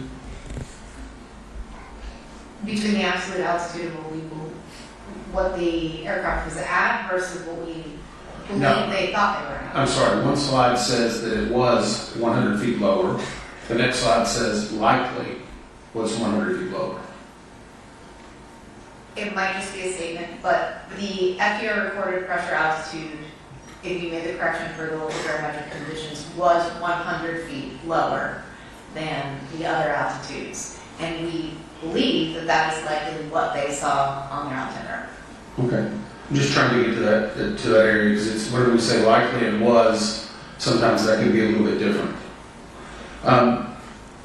So we indicated, at least in the airworthiness report, that flight testing by Sikorsky found that the installation of the external store systems would increase this position error, meaning that would change possibly what the altitude would be. Is that correct? Yes, when you install the wing tanks, it changes the pressure dynamics around the outside of the aircraft and can lower the recorded pressure altitude. So is there any way for a crew to mitigate that, or do they have to just take it into account and know that it's there? I would pass this to Mr. Shin. Shin? For the UH-60L, the crew would have to take that into account mentally in their mind. So is there anything in there, at least pre-flight or training or manuals, where they know they're going to have stores that they would pre-brief or at least indicate that or make it aware between the crew? That information was not in the UH-60L operator's manual. So they just kind of have to know? We don't believe they knew, since the Army did not have that published in the manual. Okay. And we have a recommendation in that area. I'm just trying to build into some of the, as we said before, there's not individuals. This is a systemic issue with a lot of manuals and a lot of policies. How do they educate Army air crews on the position error when they will encounter with the CSS? Is that in their flight training? Is it passed down? Do we get any information of how flight crews would know this? They wouldn't know it. It's not in the manual. It's not in the training. Okay. So in the health, I'm going to a different area real quick. So we did some discussions in regard to ADSB and the alerts. And I guess if the helicopter, so let me go back. If an ADSB display indicates a traffic advisory or an RA, does that override a controller's instruction as a pilot? Yes. But earlier in the last panel, we showed where it needed to be an emergency, or it had to be something in the FAA circular, specifically what the controllers were told. And no pilot in command may deviate that unless a minute clearance is obtained, or emergency exists for the deviation's response to a traffic alert and collision avoidance system resolution advisory. Yes, if it's coming from an ACAS system and it's a resolution advisory, then the pilot is authorized to deviate from ATC clearance by the FAA that you had up on the screen earlier. So I guess my question is, if we ask them to lower the RA threshold from the 900 feet now, does that mean that all air traffic controllers will have to be retrained as will pilots? There will be training, yes. I'm just curious if that injects additional risk. There's always some risk associated with that, but I think the staff has thought this through. I think there's much more benefit to it than risk. I'm not disagreeing with your recommendation. I'm so only think that I'm just trying to make sure we get all the facts out there. Thank you. Good thing we have an FAA that will, when doing rulemaking, determine any risk and address that risk, including training needs. When you are flying an MSL route, Mr. McKinney, would you be using your barometric altimeter? Yes. That's what you'd be referring to? That's correct.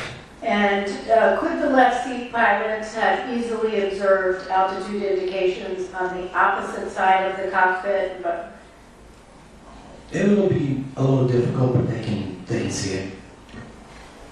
Looks a little difficult from Across cockpit, yes. Yes, we actually did an observation in the simulator. It was very difficult to see instruments on the opposite side because they're inset and you'd be looking from the side. Correct. So 17 seconds before collision, the aircraft were about 0.84 nautical miles apart. The helicopter's recorded radio altitude was 281 feet.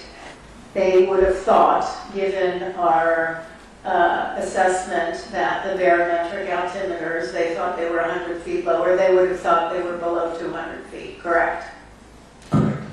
6 seconds before collision, it was 266 feet. Again, they would have thought they were under 200 feet. That's correct. 4 seconds before collision, 278 feet. Again, they would have thought they were under 200 feet. They would have not known. That's correct. Okay. So we have established that they thought that they were below 200 feet. We conducted 3 demonstration flights. All 3 showed barometric altimeter readings that were 80 to 130 feet lower than true altitude. We also looked at the ESSS, which would add an additional 30 feet. Were the instrument, so we've got instrument errors, we've got position errors, and then from rotor downwash, right? And then we've got some adjustments for temperature on the day. Were the instrument and position errors known by the Army? Army, not the pilots. Yes. How about the pilots? No. Should they have been? Yes. Would it have made a difference if they actually knew they were below 200 feet? I believe it would. They would incorporate that into their training, and then they would fly at a more appropriate MSL altitude on those routes. Yeah. So you have this tolerance stack of a bunch of instrument position errors.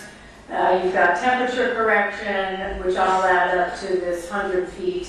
Then you've got the addition of 30 for the ESSS. What is the Army doing to address this?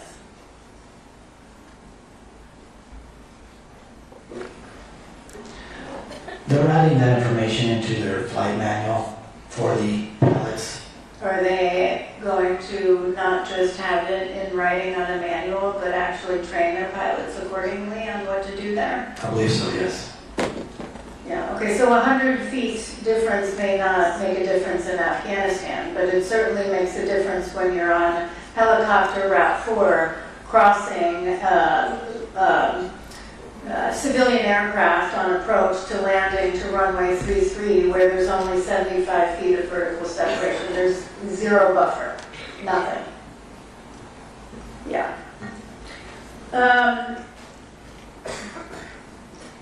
Dr. Bramble, can you talk a little bit about your expertise? You're a national resource specialist for the NTSB. Talk about your expertise in human performance and some of your background. Sure. I have a PhD in human factors from an interdisciplinary program in psychology and industrial engineering, and I worked for a flight safety, a flight training and simulation company for a few years.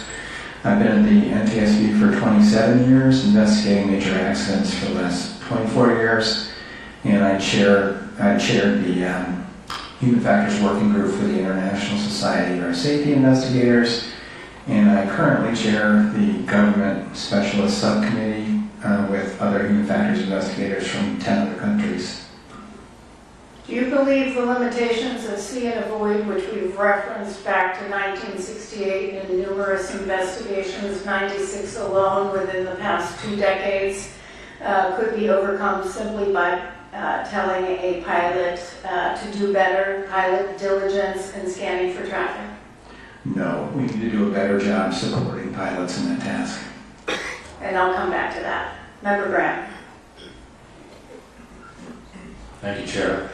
I want to go back to trying to figure out why PAT 25 didn't positively identify Flight 5342.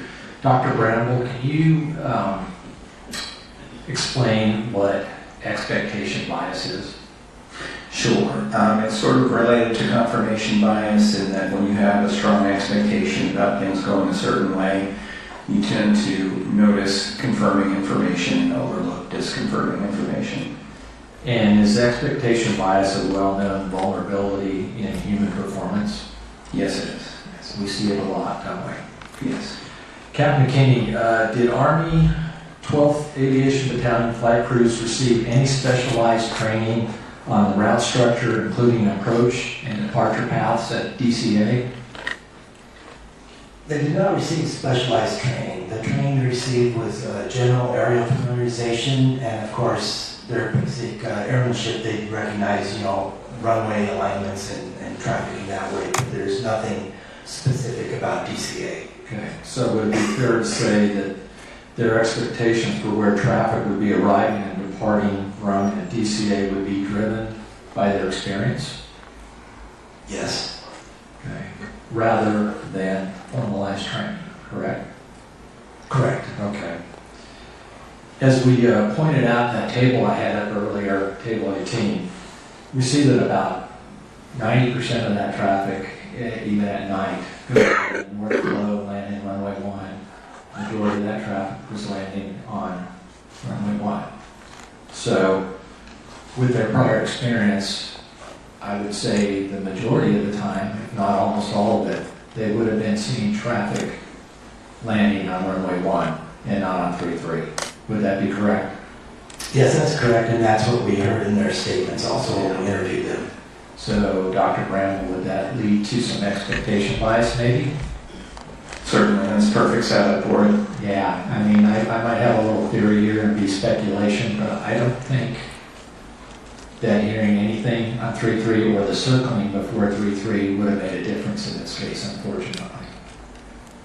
Knowing what expectation bias is, and if you don't have that traffic initially, but you're looking at a line of lights, that may have led them to continue to look towards runway 1 immediately.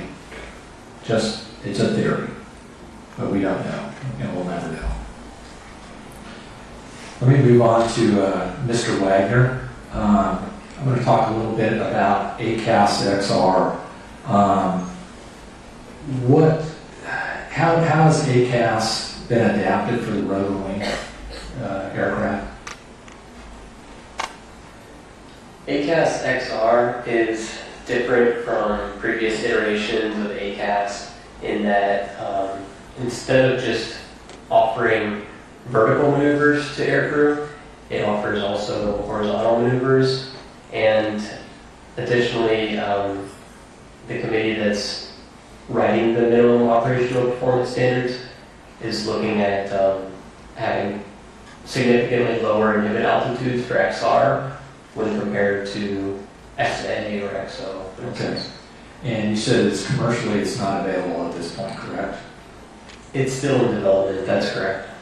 What are minimum operating performance standards or MOPS? So minimum operational performance standards, MOPS, those are basically a set of criteria that an organization like RTCA develops to say what a company would need to verify that their product meets those standards in order to get a certified product. Have those standards been developed yet for ACAS XR? They are in development currently. Okay, so my concern is the simulation that we ran. What performance standards are used? Is it these ones that they're maybe they're thinking of having, or what do we know? What are the performance standards for the simulation? So the simulation used performance standards that they are still in draft. There's some ability to modify those. However, in speaking with the committee chair just a week ago, he stated that they intend to have the standards finalized by December 2026, so within less than a year from now. So we believe that it's mature enough technology that we can make recommendations in those areas. So the simulation software is a best guess at this point of how it's going to be, the standards are going to be? I wouldn't characterize it as a best guess personally. I think there's still a couple small things that they need to validate before they finalize the standard. Okay. I think Captain Stone may be able to offer a little bit more information. Be quick, I'm passing my time. I would say that the standards are 95 to 98% complete, so they're much more than just in development. Okay, how long have they been developing this for? A long time. Long time. Okay, thank you. Member Edmund. I want to go back to this. This was actually an evaluation flight. So we know that there's an evaluation going on, and I'm kind of concerned or wanting to figure out maybe this is human factors or actually an expectation bias. But we noted 27 mentions of wind and turbulence, the brief loss of the crew coordination on who was flying, a failed landing, and a pilot-initiated wrong turn, all during this evaluation flight. At what point does an instructor pilot say, we need to knock it off? It's time to end. Well, this was a proficiency evaluation, you're correct. And so the pilot's being evaluated on their ability to fly the aircraft, manage cockpit resources, navigate, whatnot. I think as an instructor pilot, doing an evaluation, don't really, you're looking for an unsafe action or situation where you would call knock it off. Otherwise, I think most instructors just continue with the flight. Do you think instructor pilots are given enough latitude or at least direction on when they should knock it off? Yes, that's totally their decision. I know, are they given enough training in that regard? I believe so. They're specially selected because they have good judgment abilities. Do you think that this IP was empowered to end it despite evaluating a senior ranking official? Absolutely. He was the instructor pilot in command. Okay. In their pre-flight risk assessment, do they take into account how many hours a pilot has recently flown? Yes, they do. And how is that weighted? They use a risk assessment tool called an RCOP, and then that information is automatically integrated into the risk assessment tool, and a risk rating is generated. It's based on how many flight hours they have, the recency, and what modes of flight they've flown and whatnot. So it's automatically generated.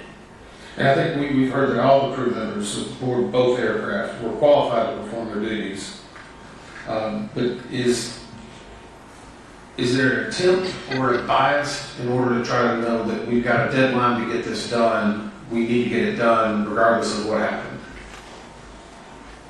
We did not, the investigation did not reveal anything like that. Okay. This is just for my awareness too, and it was interesting whenever we, unfortunately, we do listen to the CDRs to make sure that we're getting the tone and tenor. And I've always heard of the sterile cockpit rule that applies under 10,000 feet for commercial aviation. Can you describe that? Maybe Captain Stone can, he's a airline pilot. Yeah, so it's below 10,000, usually it's 10,000 feet, some airlines have it up to 18,000 feet, and it's basically only an operationally significant information can be discussed, so you can't have a conversation about where we're going to go eat tonight or anything like that, so it's got to be directly related to the safe operation of that flight. Does the same thing apply to military or to helicopters? Not with helicopters, no. Because you're operating below 10,000 feet almost all the time. So it's a different risk for a helicopter than it is for a fixed-wing airplane? Different risk. They're treated differently, I should say. That's correct. Helicopter operations are typically low altitude. You're always not going to be communicating with your crew on the situation aircraft, looking for traffic, navigating and communicating with each other about what's going on. So yeah, that's always going on in the helicopter. Okay. And I know we talked a little bit earlier about the bias that these pilots have not been seeing aircraft arriving on 3-3 very often. Do we have a number of ATSEP reports on that? Did we find where this was specifically more defined at night? Do we have any data on that? I think that's something that we'll be covering on the next panel. Okay. Thank you.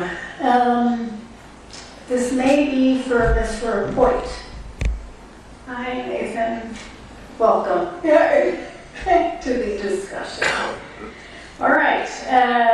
So I referenced in my opening statement a 1968 mid-air collision, and again in 69, which was the worst air disaster in Indiana and remains so. We just passed, not a few years ago, the 50th, the mark of the 50 years since that occurred.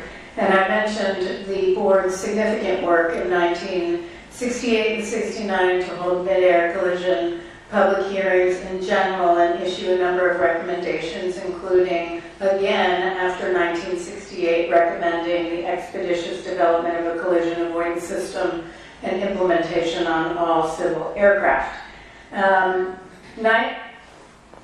Also of note, in July of 1969, was the NTSB's first ever recommendation on another collision avoidance technology, positive train control, to prevent train-to-train collisions and to prevent incursions. Is basically a train slamming right into a work zone and hitting people.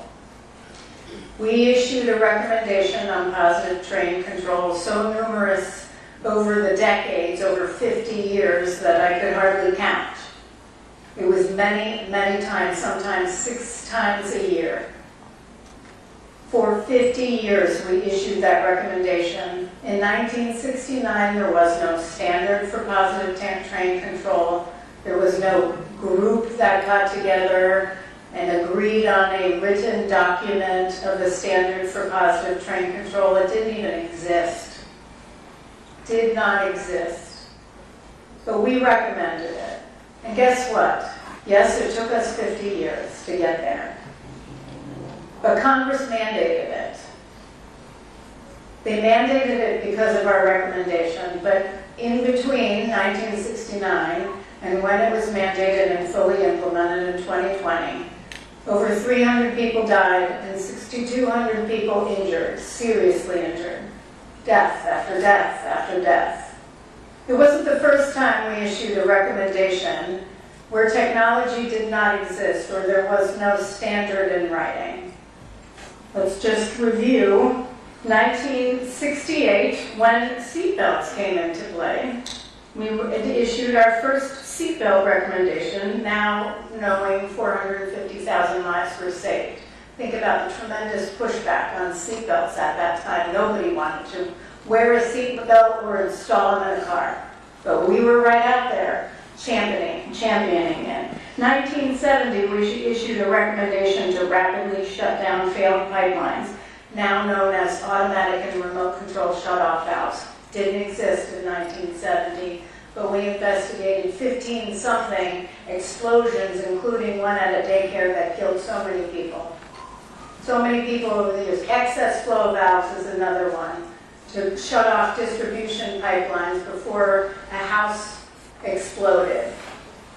We kept after that one time and again. An excess flow valve didn't even exist at the time. Ground proximity warning systems, 1971. Wind shear detection technology, 1973. Car seats in passenger vehicles, 1983. Runway incursion technology, or ASDX, 1990. Direct pilot alerting, we're still after it, 1990. Automatic emergency braking forward collision warning, 95. Fuel inerting systems, 1996. Electronic stability control, 2002. Advanced speed limiting technology, 2011. Connected vehicle technology, and thank you for Member Graham for championing connected vehicle technology. First recommendation, 2012, didn't exist. Drug and alcohol detection technology, whether it's DADS or driver monitoring, it didn't exist. 2012. If not us, then who?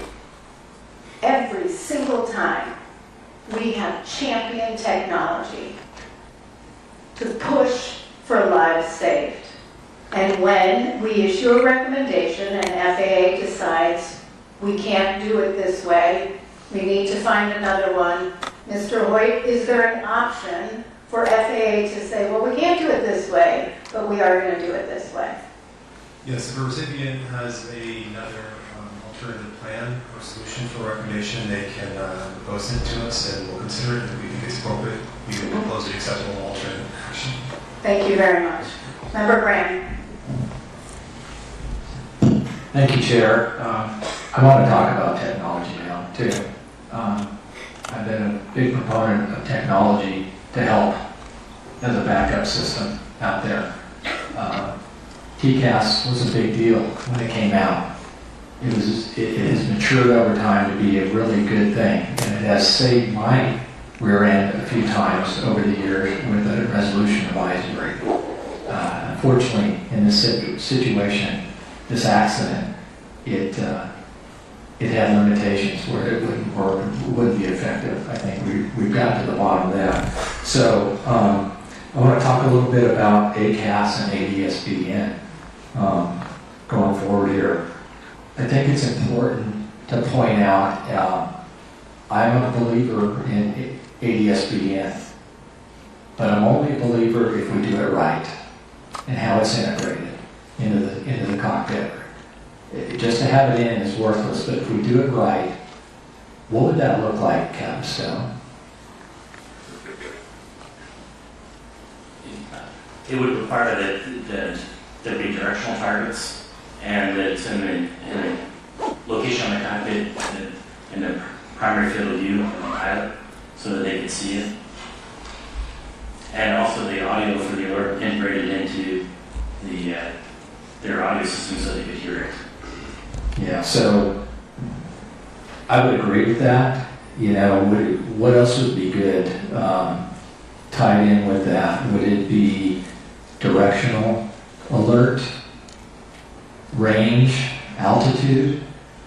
Yes, and one of our recommendations, we're asking that more information be given to traffic alerts, so that, and that's the first step in this, in developing situational awareness as to where the traffic is, where the conflict is, and we're recommending that be enhanced beyond what it is today.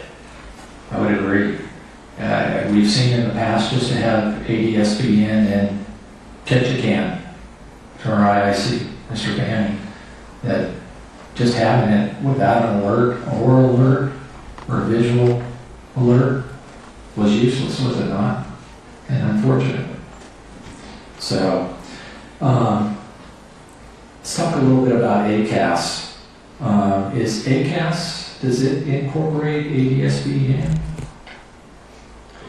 Yes, it does. Okay. So is that just one of the inputs to ACAS? Would that be correct? Yes, ACAS can function off of interrogation and reply just like TCAS does, but it has the ability to actually look at the geometry, which TCAS really doesn't look at geometry. So. Correct. Is there an iteration of ACAS out there that would allow for the ADSBN to make the clock code, range, and altitude callouts? There's no ACAS that's specified to do that today, but it could be. Could be. Might be neat if we're going to use it.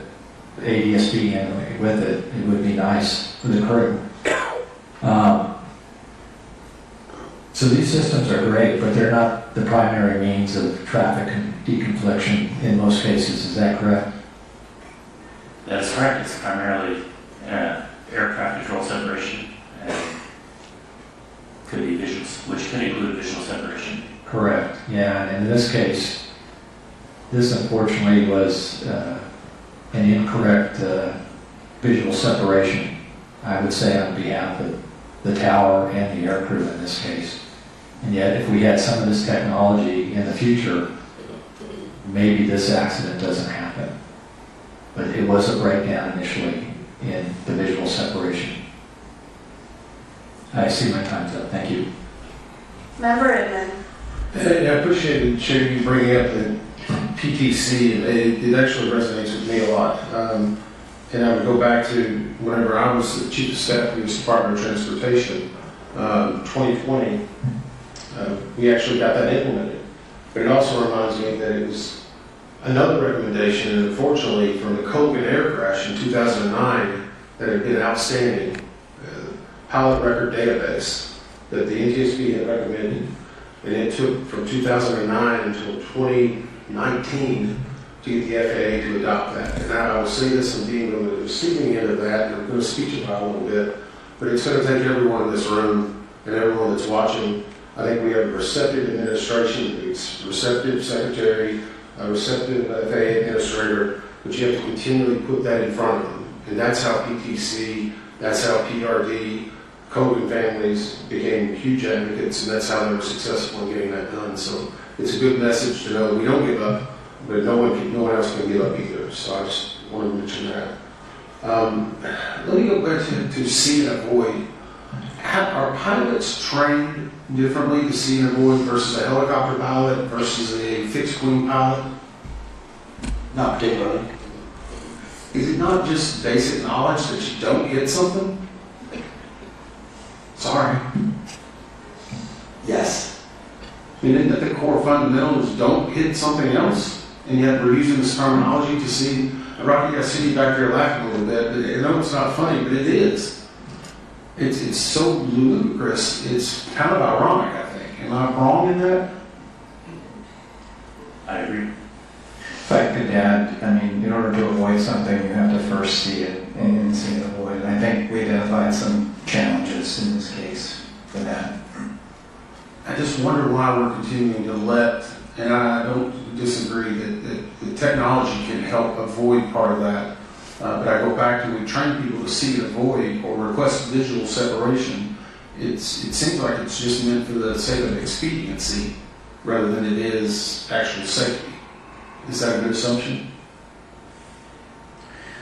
I think staff determined in this case that there was an over-reliance on it in order to ensure the efficient flow of traffic in the terminal area.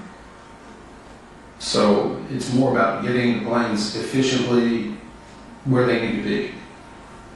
We believe there was a drift in operating practices due to that pressure, yeah.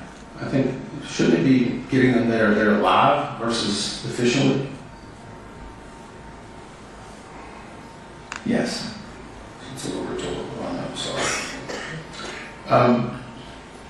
In regard to night vision goggles, is there ever a time whenever a helicopter crew would advise air traffic control, or they would let them know that we're in a training, either in a training flight, a proficiency flight, or using night vision goggles? Right now, there's no requirement to do that. But we've identified increased risk, obviously, when helicopters are using night vision goggles and operating in a complex airspace. There's advantages and disadvantages in using night vision goggles, and all the helicopter operators in the National Capital Region use them and because they think it's advantageous. But it doesn't, it's advantageous because they're able to better discern oncoming traffic, or because we've seen from our visualization it significantly reduces your field of view. Right, for helicopter operations, you're flying low altitude, so you're not just looking for other traffic, you're looking for ground obstacles and other aircraft that are lower to the ground, other helicopters. So the night vision goggles are a big advantage in that environment. Dr. Brandon, did you have something on that? I was just going to say, yeah, operating without them would likely increase the risk for helicopter crews, but we have made other recommendations that would reduce the risk of collision in the area, such as relocating their route so they don't have to spot oncoming airliners and increasing the use of collision avoidance technology. Okay. See how that goes. Thank you. Rocky, does American Airlines have ADSB on 302 of their A321 aircraft? Yes, they do. That was cockpit display. And it has a cockpit display in the pilot's primary field of view, yes. Yes, I flew jump seat and was able to watch it in operation. Tim, you're a pilot. Do you have ADSB in? Yes, ma'am, I do. And you have a receiver that you bought, it was a Garmin, probably a couple $100, right? I think about 400, yes. And what does it provide you? So the interesting thing, I'm not flying a 121 airline. That's right. But for me, I do fly a 1931 biplane. Okay, so this airplane has no electrical system whatsoever. I have to turn the propeller by hand to start it. But for $400, I bought an ADSBN unit that velcros to my panel. I'm using my phone in my ear. If I get traffic, I can hear the direction of that traffic, how far it is away from me, a clock position, and its altitude. Great. Olivia, can you pull up the PowerPoint slide that I had sent to you all on the 48 seconds? All right, so what we're looking at here on your right is had PAT 25, they had a 4th flight. Do you have 4th flight, Mr. LeBaron? So you have for flight with ADSB in. Yes. And so this, had they gotten that alert and had it been integrated in the helicopter, would have had 48 seconds before collision to do something. We know for a fact, or we know from our analysis, that they didn't realize that plane was there on the left. There was nothing. On the left here, we have flight 5342, and we did a simulation. They're barely even, they're just circling now from the Wilson Bridge 59 seconds before collision with ADSB, and they would have gotten an alert instead of 19 seconds, correct?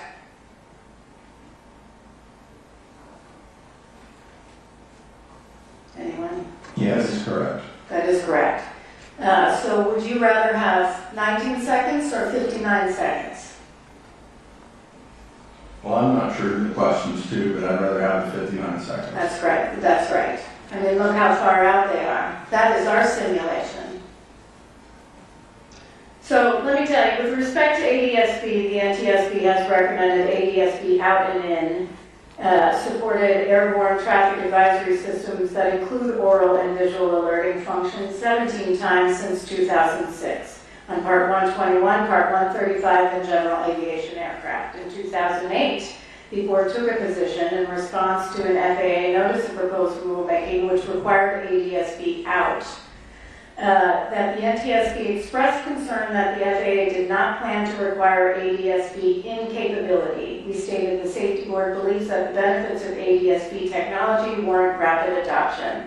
We stated our concerns in that letter. We said to FAA at the time, said they had not identified as a requirement for maintaining safety and efficiency of NAS operations. We told them we disagreed, said their assessment was incorrect, and that equipage of aircraft with ADSB in capability will provide an immediate and substantial contribution to safety, especially during operations in and around airports. We went on to say ADSB in provides a ready method of sending warning information to pilots, providing confirmation of clearances, on and on. It is a backup. Because why? Humans make errors. We know this. Why do you have technology? I mean, Member Inman talked about, they implemented positive train control. Guess who wrote it in legislation? That'd be me. Why? Because of your work. Over and over and over again.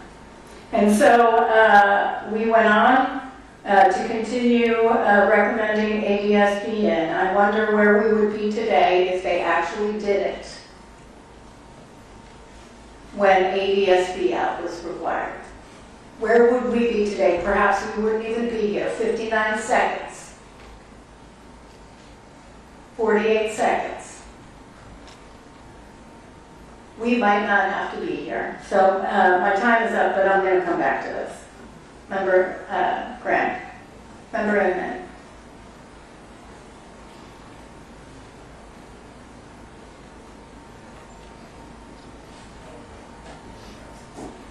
Okay, just along those lines, I do want to stress, when we're thinking about where we are today, I want to read the last two responses from FAA, and it predates this administration. Honestly, thank you to Secretary Duffy, who has been a partner from day one. Day one on this. When your first day on the job is a devastating tragedy, that stays with you for the rest of your tenure, if not your life. And what did he do? He committed to ADSB. And the last administration, June 26, 2023, a response from then acting administrator of the FAA, Holly Trottenberg, was the FAA's this is to us, the FAA's Air Traffic Organization and Aviation Safety Organization met to discuss this recommendation and review all guidance and requirements associated at the time in response to Ketchikan. Parts 91 and Part 135 and ADSB out and in, we determined that our current ADSB requirements adequately address the needs of aviation safety and will not pursue any additional ADSB requirements at this time. And then we had another one, a note, the last from them was November 6, 2024, Mike Whitaker, response to us saying, based on our discussions, it has been determined that our current ADSB requirements continue to adequately address the needs of aviation safety. The FAA will not pursue additional ADSB operator requirements at this time. In other words, they were okay without and not in. For those that are watching, that's like having a conversation with a wall. In order to communicate two entities, out, you got to receive in. You got to take that information in. Now, in this case, and I might be at 5 minutes. Do you want to know? In this case, I want to ask one thing about TSB. If this aircraft had ADSB in, and we know that the Army's helicopter had ADSB out, would have been on, but it was programmed incorrectly on installation, so it was basically not transmitting out. But even if, and I've seen comments, it wouldn't have mattered, I see this in the press, it wouldn't have mattered if it had ADSB in, because that aircraft, that helicopter, ADSB out wasn't working. Do you agree with that? Am I going to ask Mr. McKinney, or am I going to ask Mr. Schumann? So the helicopter was not transmitting ADSB out, but with the TSB service, that would provide the helicopter's position to ADSB in displays. So in other words, even though the helicopter wasn't transmitting out, if that aircraft had ADSB in, it would have gotten information. Is TSB everywhere in the airspace? No. No, it's not, which is why we still need, I see the Army in the audience, this does not mean you don't get a pass on ADSB out. The TSB isn't everywhere. You have to have ADSB out and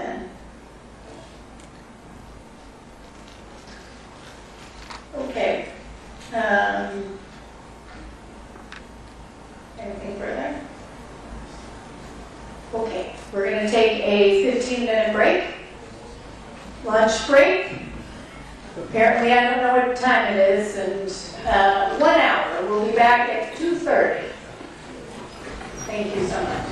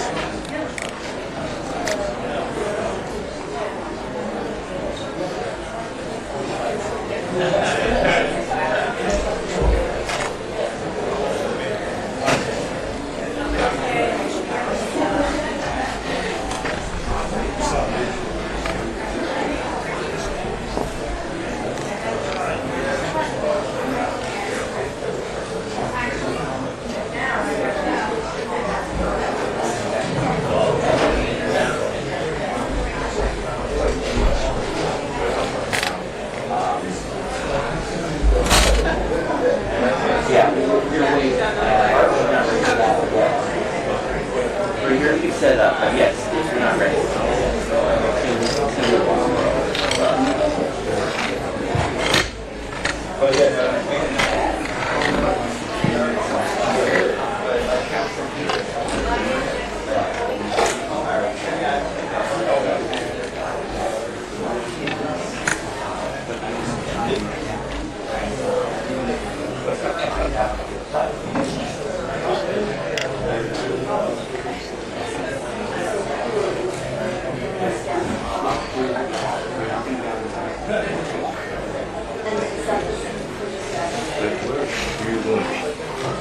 Coming off here or she's staying there? Good question.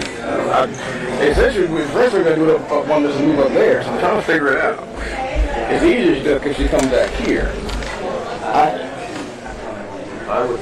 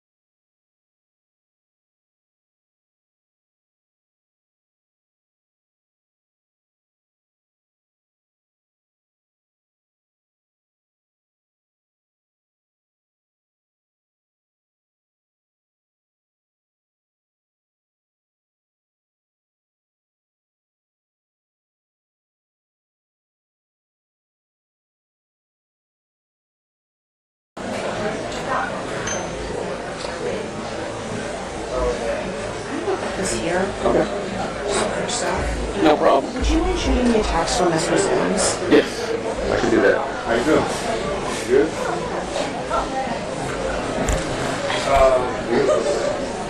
Beautiful. No, it was, no sense. I mean, a little bit. I'm gonna grow.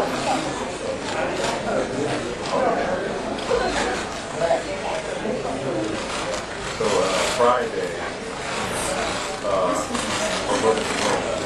And then I was like, I don't feel like, after I was like, I don't feel like I struggle. Saturday, I drive to school in my car. And I'm like, leaving when we go to I might take a piece of lunch. So if you go to the back, perfect.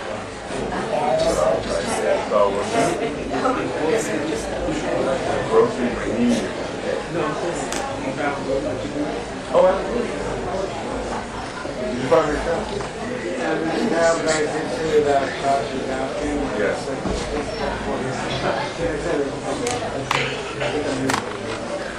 Okay, yeah. Reference? Okay. Specified.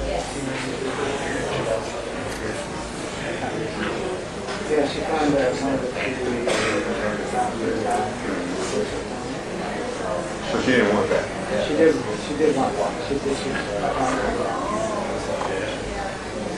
Other than that, what did you choose to replace it?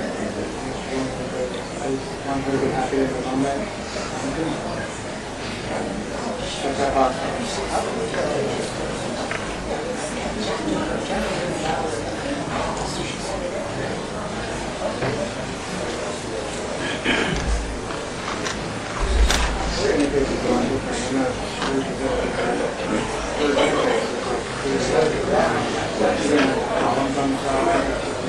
Oh, probably the new thing. On the top right, there. Like everything's white, like big. Yeah. It's a new anthem.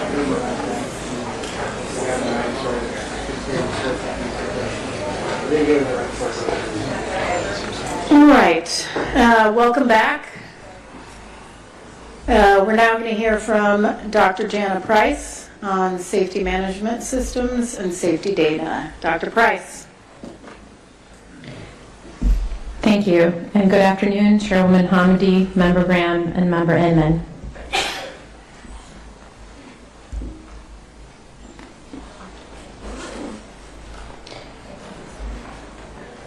My presentation will cover issues relating to safety data and safety management systems, or SMS. Specifically, I will describe data sources that could be used to measure mid-air collision risk. I will also discuss who had access to those data and how they were used before the accident. Finally, I will discuss SMS programs at PSA, the FAA Air Traffic Organization, or ATO, and the Army. Within days of the mid-air collision, the Aviation Safety Information Analysis and Sharing System, or ASIAS, provided the NTSB with data concerning encounters between helicopters and commercial aircraft near DCA. The initial reports indicated that there had been thousands of so-called close proximity events near DCA in the years before the accident. In the weeks and months that followed, seemingly conflicting estimates of proximity events and near misses were shared by FAA. As a result, the NTSB formed a safety data group with the goals of documenting safety data sources that could have provided indicators of mid-air collision risk before the accident, whether those data were available to stakeholders, and how they were used in the context of SMS safety assurance processes. The data sources were grouped by whether they were comprised of safety occurrence reports or whether they represented objective position data. This slide lists the safety occurrence reporting systems we reviewed. The blocks outlined in yellow were managed by the FAA, including the Aviation Safety Action Program, or ASAP, the Air Traffic Safety Action Program, or ATSAP, mandatory occurrence reports, or MORs, and the Near Mid-Air Collision System, or NEMACS.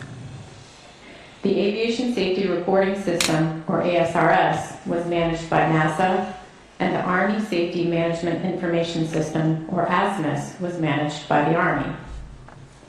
The primary sources of the safety occurrence systems were pilots or air traffic controllers. The systems varied in terms of whether reports were required or voluntary, and whether those who reported voluntarily were de-identified and protected from punishment.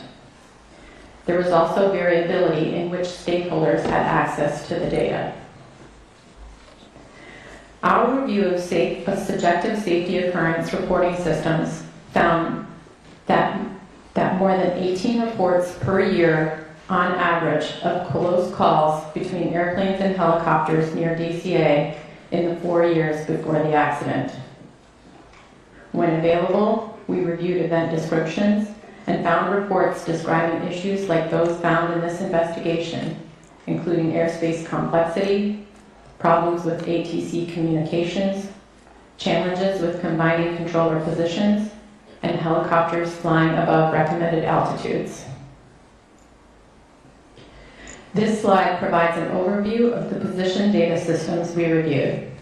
Again, the blocks outlined in yellow were managed by the FAA. The primary sources of data were from aircraft and from surveillance radar. The Flight Operations and Quality Assurance, or FOQA, and the ADSB systems provided information about TCAS resolution advisories and traffic advisories. Systems known as Aviation Risk Identification and Assessment, or ARIA, and Performance Data and Analysis Report System, or PDARS, provided objective information about aircraft proximities using radar and other surveillance data. Data accessibility varied by source, and although the FAA generally had access to all data sources. Our review showed evidence of numerous close encounters between airplanes and helicopters near DCA. For example, TCAS resolution advisory data captured by ground-based receivers identified about 15 events per month on average within 10 nautical miles of DCA. The ARIA system found that airplanes and helicopters came within 1 nautical mile laterally and 400 feet vertically, an average of 390 times per month. PDARS found an average of 65.6 instances per month in which airplanes and helicopters came within 1,000 feet separation, and 5.6 instances per month in which they came within 500 feet separation. This heat map shown on this slide comes from PDARS and shows encounters between arriving and departing airplanes and helicopters flying on routes 1 or 4 for the period January 2018 to February 2025. Additional analyses of radar data found that nearly half of all helicopters that transited Route 4 went above altitude limitations at least once along the route. However, we found that neither the FAA nor the Army identified these exceedances before the accident. In all, we found that multiple safety data sources, including occurrence reporting systems and objective position data, showed evidence of mid-air collision risk between airplanes and helicopters near DCA in the years before the accident, but existing systems did not recognize or mitigate the risk. We found that key stakeholders either did not have access to or were not making full use of the data. For example, some of the systems used to analyze radar data for close proximity encounters in this investigation had rarely been used for that purpose before the accident. We found that there was no standard definition to signify when aircraft are too close, which hindered the ability to track their incidents over time or to compare risk levels of different locations. Lastly, although helicopters regularly triggered TCAS resolution advisories for airplanes approaching DCA, we found that helicopter operators were largely unaware of their involvement in these events, and there was no standard mechanism to alert them after such events. Staff have proposed 2 recommendations to the FAA in this area. Next, Next, I will discuss the safety management systems that were in place at the FAA, PSA, and the Army at the time of this accident. Multiple investigative groups coordinated to document and evaluate these systems. The United States is a member of the International Civil Aviation Organization, or ICAO, which sets standards for SMS. It calls for inclusion of 4 main components: safety policy, safety risk management, safety assurance, and safety promotion. Building and sustaining a positive safety culture is also considered foundational to an effective SMS. Both PSA and the FAA developed SMS programs using this model. ICAO requirements do not apply to military aircraft operations. The Army, therefore, had unique regulations and guidance for aviation safety programs. In the remainder of my presentation, I will focus on SMS policies and implementation by the ATO and the Army. At the time of the accident, the FAA had an established SMS for several of its organizations, including the ATO and ATO facilities, such as the DCA Tower. Its SMS policy described the required 4 components of SMS. However, this investigation revealed gaps in ATO's application of safety risk management and safety assurance in comparison to FAA's guidance for other service providers. We found that unlike the FAA SMS guidance for operators, which established requirements for coordinating with relevant external parties to collect and share safety hazard information, the same requirement is not reflected in the ATO SMS guidance, which is limited to bargaining unit representatives and management at FAA air traffic facilities. There was no formal process at DCA for the FAA to share information about helicopter route traffic, TCAS resolution advisories, or potential conflicts with external stakeholders. The formation of a helicopter working group was an example of an informal collaboration among multiple stakeholders designed to promote safety. However, as previously discussed, that group was not able to effect changes such as relocating helicopter Route 4 or adding hotspots to the route chart and spots with potential conflicts. We found that the ATO's application of its SMS did not recognize and mitigate the risk of a mid-air collision at DCA, nor did it effectively coordinate SMS activities with external stakeholders. As a result, staff have proposed 2 recommendations to the FAA in this area. We also found that ATO management eroded the overall safety culture within ATO by not supporting its workforce, encouraging open communication, identifying and mitigating operational challenges faced by controllers, or fostering a just culture. Interviews with ATO staff indicated that they feared retaliation for raising safety issues, and management often discouraged filing reports because it made the facility look bad. Interviews with current and former DCA tower personnel indicated that morale had been low for years before the accident due to the 2018 facility level downgrade and from the FAA's lack of transparency regarding the metrics used to support that decision. External compliance verifications at DCA between 2022 and 2024 identified non-compliant items, including lack of staff support, poor communication between Potomac TRACON and the DCA tower, and concerns about potential conflicts with helicopter routes, but the ATO failed to recognize these items as indicative of problems at DCA. Finally, DCA tower management personnel were reassigned after the accident, an action that appeared inconsistent with the characteristics of a positive safety culture. As a result, staff has proposed 1 recommendation to the Department of Transportation in this area.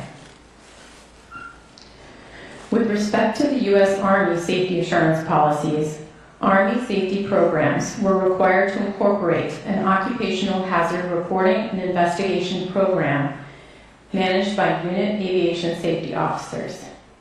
Aviation safety concerns could be submitted using operational hazard reports or OHRs, which required filling out and submitting a form detailing the issue. OHRs submitted to safety officers were to be corrected at the lowest level possible. When FAA facilities or operations were involved, it was sent to the nearest Flight Standards District Office and to the Department of the Army Regional Representative. The Army Safety Management Information System, or ASMIS, was another venue to report safety events, including mishaps and near misses. Mishaps and near misses were broadly defined and could include both aviation and non-aviation safety events and events that occurred on and off duty. Although helicopters had triggered multiple airplane TCAS resolution advisories, and they had been the subject of safety occurrence reports submitted by airplane pilots and controllers, the Army's safety reporting programs did not provide information about those encounters. An Army review of ASMIS found no reports of aviation mishaps or near misses near DCA area or OHRs referencing the DC helicopter routes or other hazards in the area. Interviews with Army pilots suggested that participation in voluntary reporting programs was limited. Additionally, the Army did not have a program to monitor operational flight data for its helicopters, and as a result, was unaware of routine altitude exceedances and related risks in the DCA terminal area. Such a program could have not only helped identify altitude exceedances, but may have also raised awareness about cumulative errors in the UH-60 LEMA's barometric altimeter system. As a result of these findings, staff have proposed 3 recommendations to the U.S. Army in this area.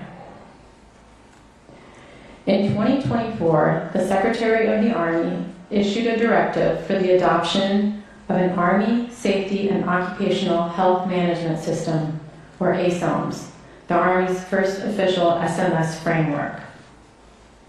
The elements described in the directive are similar to ICAO SMS components described earlier. The directive required incorporating ASOMS in Army Safety Program regulations by September 2026, and it required Army commands and organizations to be fully compliant by the end of calendar year 2030. Our reviews indicated that progress has been made in incorporating the directive's requirements in policy documents, but ASOM's implementation has been slow, which may stem from several causes, including resource and staffing issues and a distribution of safety management responsibilities across Army organizations. Additionally, we found that the Army lacked a positive safety culture in that its aviation safety system did not have the capacity, resources, or analytical mechanisms to consistently detect, interpret, and act on weak signals of latent hazards.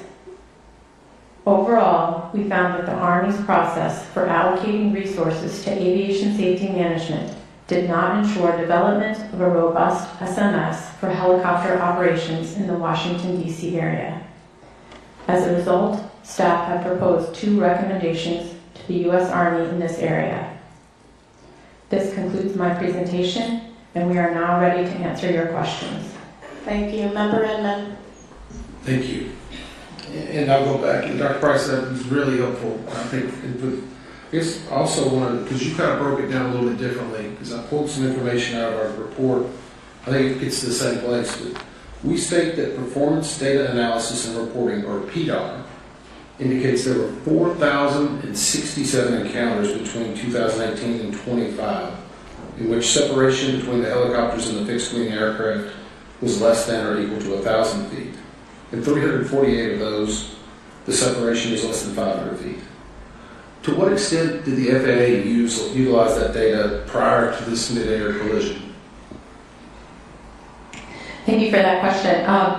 In the case of PDARs in particular, after this accident was the first time that that system had been used in this fashion to look at the incidents. And in fact, it was a novel use of this system and a very useful one for our investigation. But before this investigation, PDRs had not been used in that fashion. So I want to go back to the different ways that people can get information. So the way I read it, there's currently the Aviation Safety Action Program, or ASAP, the Air Traffic Safety Action Program, or ATSAP, the Mandatory Occurrence Reports, or MORS, the Near Mid-Air Collision Systems, NMACS, the Aviation Safety Reporting System, ASARS, and the Army Safety Management Information System. And collectively, it sounds like pilots and individual controllers were ringing a bell saying something's dangerous, do something.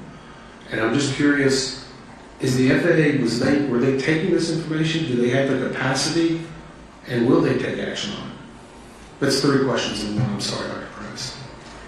Well, certainly there were numerous different reporting systems that provided information about near misses and events that were happening at DCA before this accident.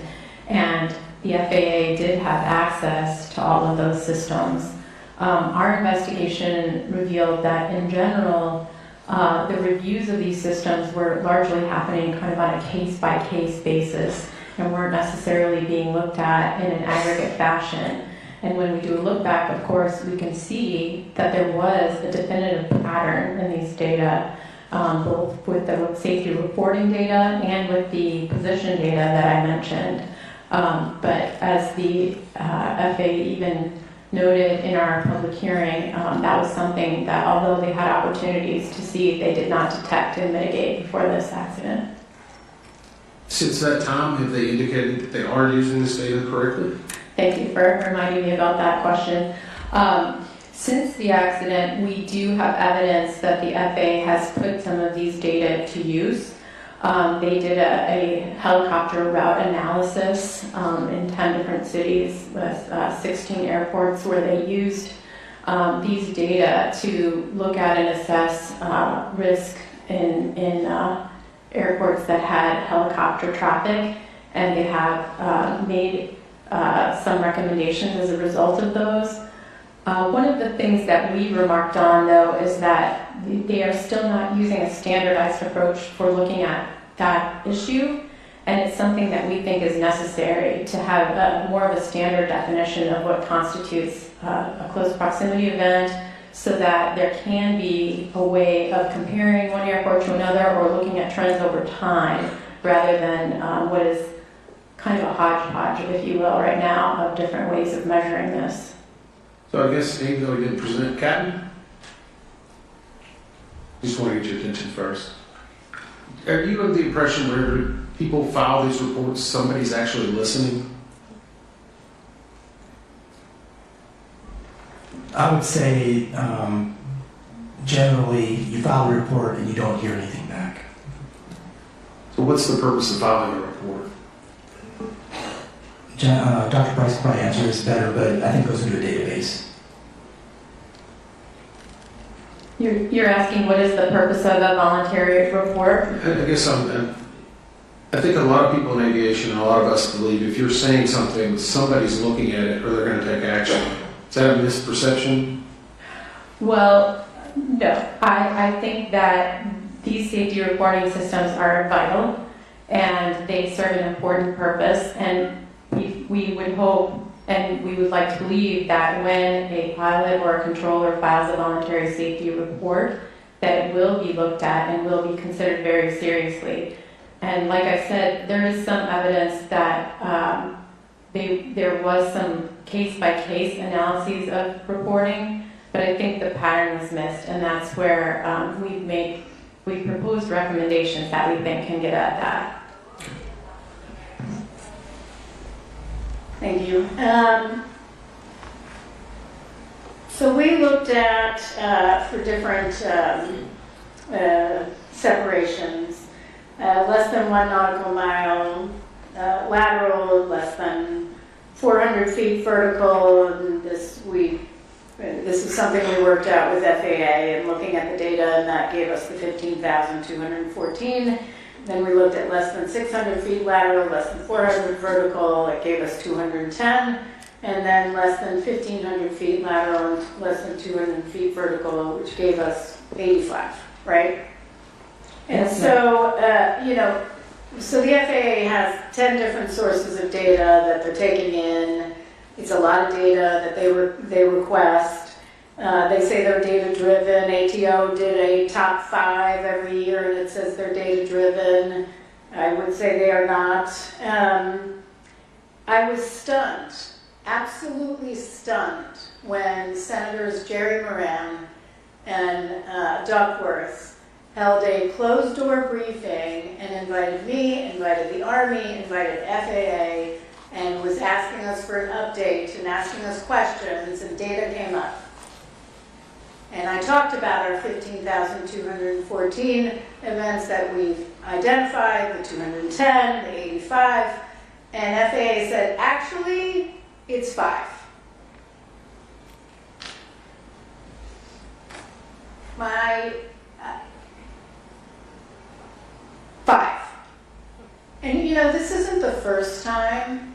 Every time we release data that FAA gives us, they come up with some new thing 2 hours later. And it's just how you want to define it. Now my guess is, so and you tell me if I'm wrong, you worked with MITRE and the FAA on what the definition should be.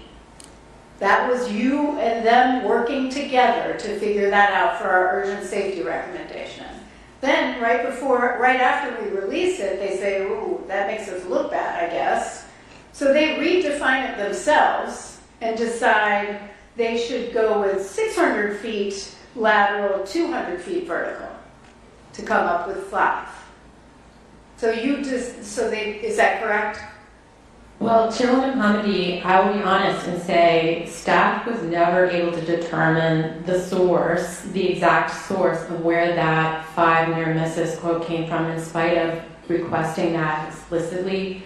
We have some ideas about what it could represent, but to be honest with you, we never got the clear response from FAA about the source of that 5 near misses quote. Yeah, so I have to tell you, and we're gonna get into this, but Dr. Price, right before our hearing, actually maybe 2 months before, a month and a half before the hearing, I got calls from staff saying, we need your help. I can't get information out of the FAA. We need data, we need help. Can you help us? I weighed in several times. We finally got a response.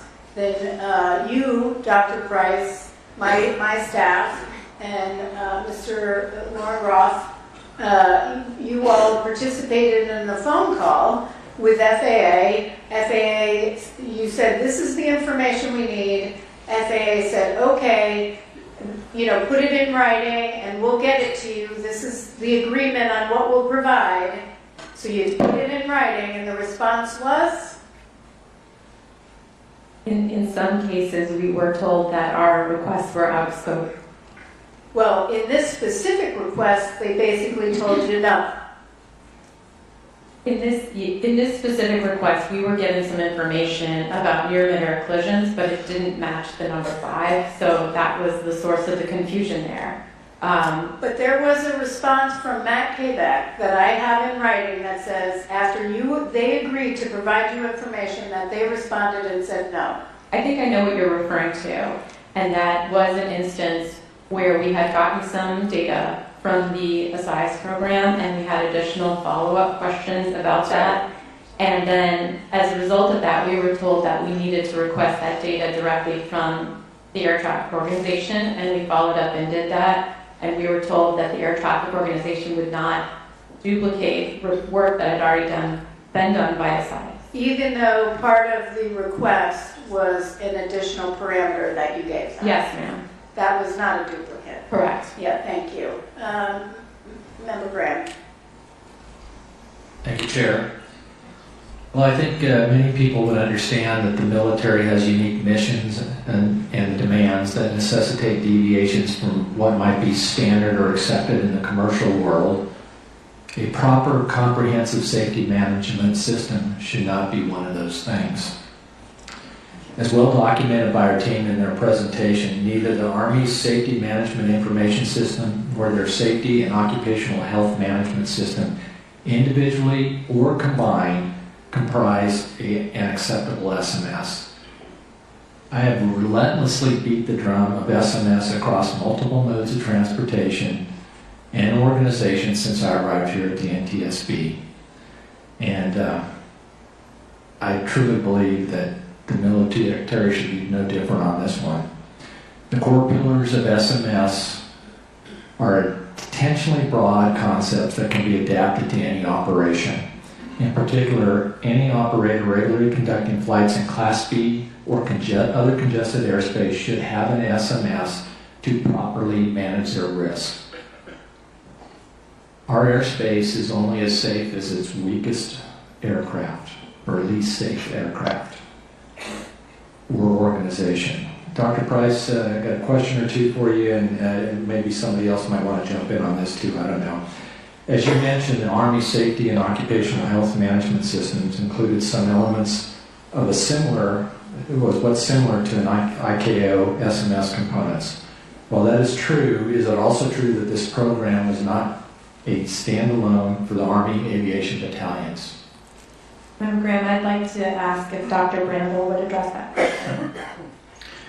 Yes, you're correct. Aviation was just one application of many of their safety and occupational health management system. Okay.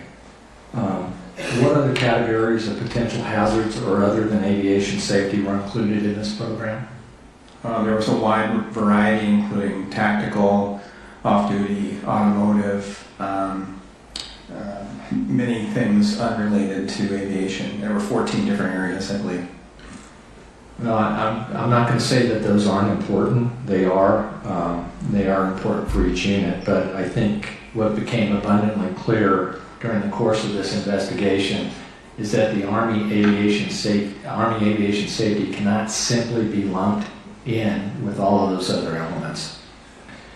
Is it true that the Army's Safety and Occupational Health Advisory Council, which met biannually to review, among other things, workplace safety hazard logs, work-related illness and injuries, civilian case incidents, worker compensation costs, and installation hazard abatement? Yes. And while these biannual meetings could also cover items directly related to aviation safety, can you share why this does not meet the level of what you would expect to see through like an aviation safety action program, or a FOCA program, or in the granddaddy of them all, the SIS system? Sure. I mean, I guess the first difference would be that it's integrated with the command structure and run by the commander. And in the case of an event review committee or something like that, you'd have sort of the safety and QA folks working it independently and advising management. Secondly, those types of committees in commercial aviation tend to have much better data streams, such as FOCA data, LOSA, ASAP, that sort of thing. They had an employee reporting system, is that correct? Yes, they had two different ways that reports could be submitted. And were there many reports to look at? No, in the case of occupational hazard reports, there hadn't been any received by the brigade in the last year, and in terms of the Aviation Safety Management Information System near-miss reports, there have been 5 from the 12th Aviation Battalion, 3 wildlife strikes, 1 case for a crankshaft left open on the ground, and 1 off-duty report. What benefits do you believe the Army would gain from having a standalone, fully resourced SMS program dedicated to aviation safety, which they don't have today?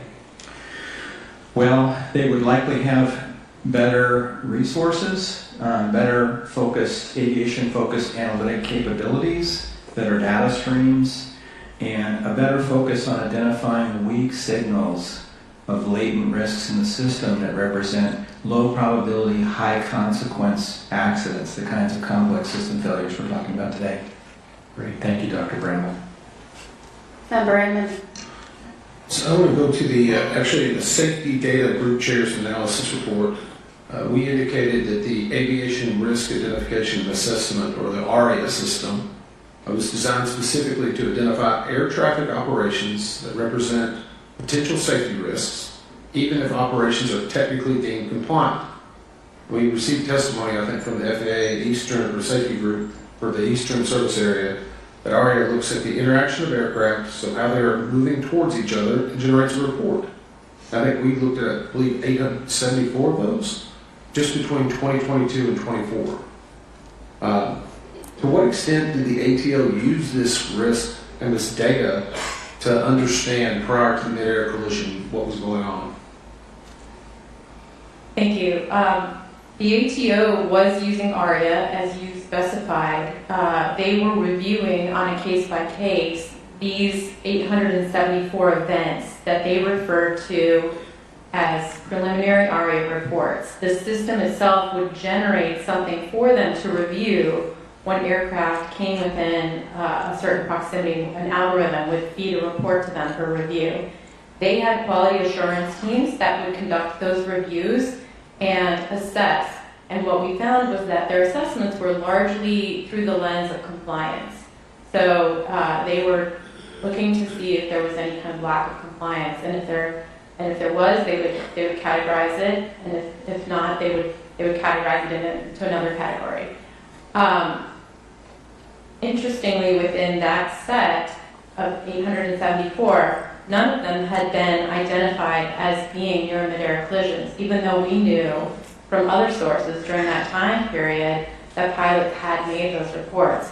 So that was what made us concerned and feel that there needed to be other ways of looking at these data in a systematic way, and we've made proposed recommendations that we think can address that. It's interesting to use that word.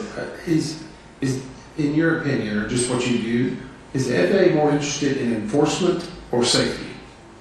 Well, and with respect to these data, I do think that the ATO in particular was looking at some of these data through more of the compliance lens. The FAA certainly has the capability to look at data in a more holistic way. We do have evidence that, for example, the SIS program is doing that and that it is being done. I don't want to say that it's not being done, but in this instance, with these particular types of data, we did feel like they weren't looking at it in kind of an aggregate or big picture risk focused, but rather a compliance-based way. And I think that's a nice way of saying it, probably. But I would offer again the same thing. Are we going to 5 years from now be saying we're seeing something that the data was there again? Because it seems like every 2 or 3 years, it's almost whack-a-mole. We continually go back and say, oh, they're looking at it, they're trying, and then we just come back and we have another incident. Well, one of the recommendations that staff has proposed has to do with asking FAA to establish a standard measure of close proximity, making that public, and then creating a database so that all of the stakeholders can have access to those data, so that people can conduct analyses and be aware of these types of events. So is it the public's responsibility or is it FAA's? Well, we would certainly expect FAA to analyze those data, but because those data are available and can be public, there are a lot of different stakeholders who are interested in this, and having that data available to a wide range of people is one way to ensure that it can be, there can be transparency and can be looked at. Let me ask, I guess, a different way. I'm kind of curious because we can go through this report and a lot of different things. If you could change one thing at the FAA today and make everyone safer, what would you do? I'm not trying to lead you into a question, Dr. Price. I'm just interested in your opinion. Well, sir, I think everyone at this table would have an idea of what they would want to do. I'm a safety data person, so I would like to see better sharing of safety data information, better analysis of safety data information, and the recommendations that our group has proposed in this area, we hope can move forward in that, because then it can allow for better foresight and better prediction of risk in the system. Thank you. Thank you. I wanted to talk about sharing of data. which you mentioned with external stakeholders. Can you talk about that a little bit? First, how does NTSB get its data? Chairwoman Connolly, there's a variety of different ways we get data. We own some data. We are the shepherd or the stewards of some aviation data. We access publicly available data. We can request from FAA lots of different kinds of data.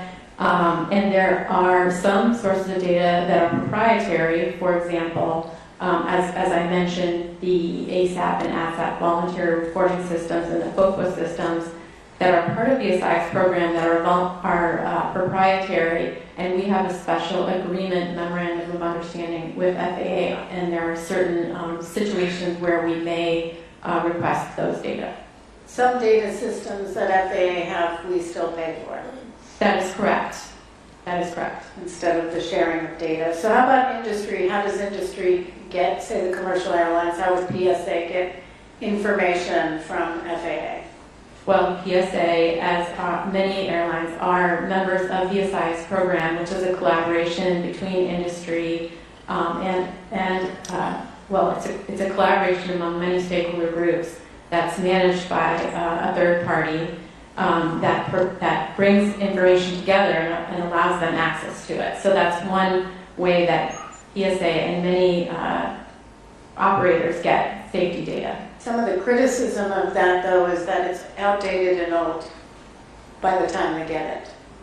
Well, we were told in this investigation that there were lags between when they were contributing data and when they could see that data. And so, how long? Sometimes 3 months.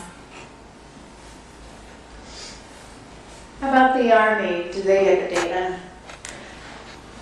We asked Army about their use of FAA data. Before the accident, they did not routinely request data from FAA. In the public hearing, they said that they were interested in starting that practice, and we queried them again recently, and we do know that they have made some outreach efforts to FAA. We know that there has been some conversation about them becoming participants in the ASICE program. I think there have been some challenges with that. And again, I think some of the recommendations that staff is proposing, we hope will help to foster that type of sharing. Did the FAA ever give the Army data? To the best of my knowledge, no, they did not. And we'll get to, well, what are the biggest barriers, I guess, to that information sharing? Well, I think that some of the barriers that we identified was that there wasn't a common language of sharing some of this information. So there wasn't kind of a common language. We also just found that some parties, as we mentioned, as we just alluded to, didn't have access to some of the data sources. And in some cases weren't even aware of it. And I think another barrier that we saw was that even though there was this kind of ongoing stream of reports coming in, that those individual reports, those NEMAC reports, those ASAP, ASAP reports, weren't leading to the questions and looking at things in a bigger scale, looking at kind of is this a system approach? And I feel like that linkage was also kind of missing. Okay, one more question on the data side. Can I ask Mr. Groff a question? Certainly. Hey, Lauren.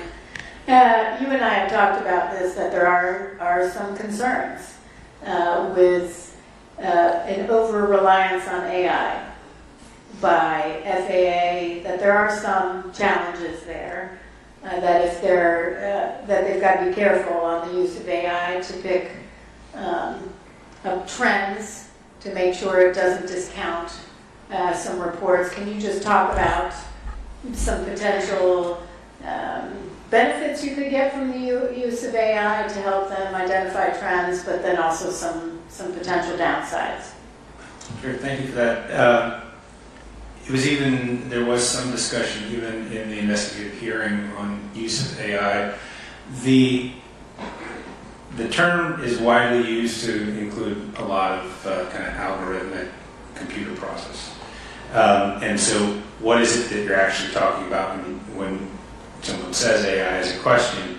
And I think in this case, it is being used. FAA is using it in some cases when they have large volumes of pilot reports to make sense of them, categorize them, and group them, and it directs attention there.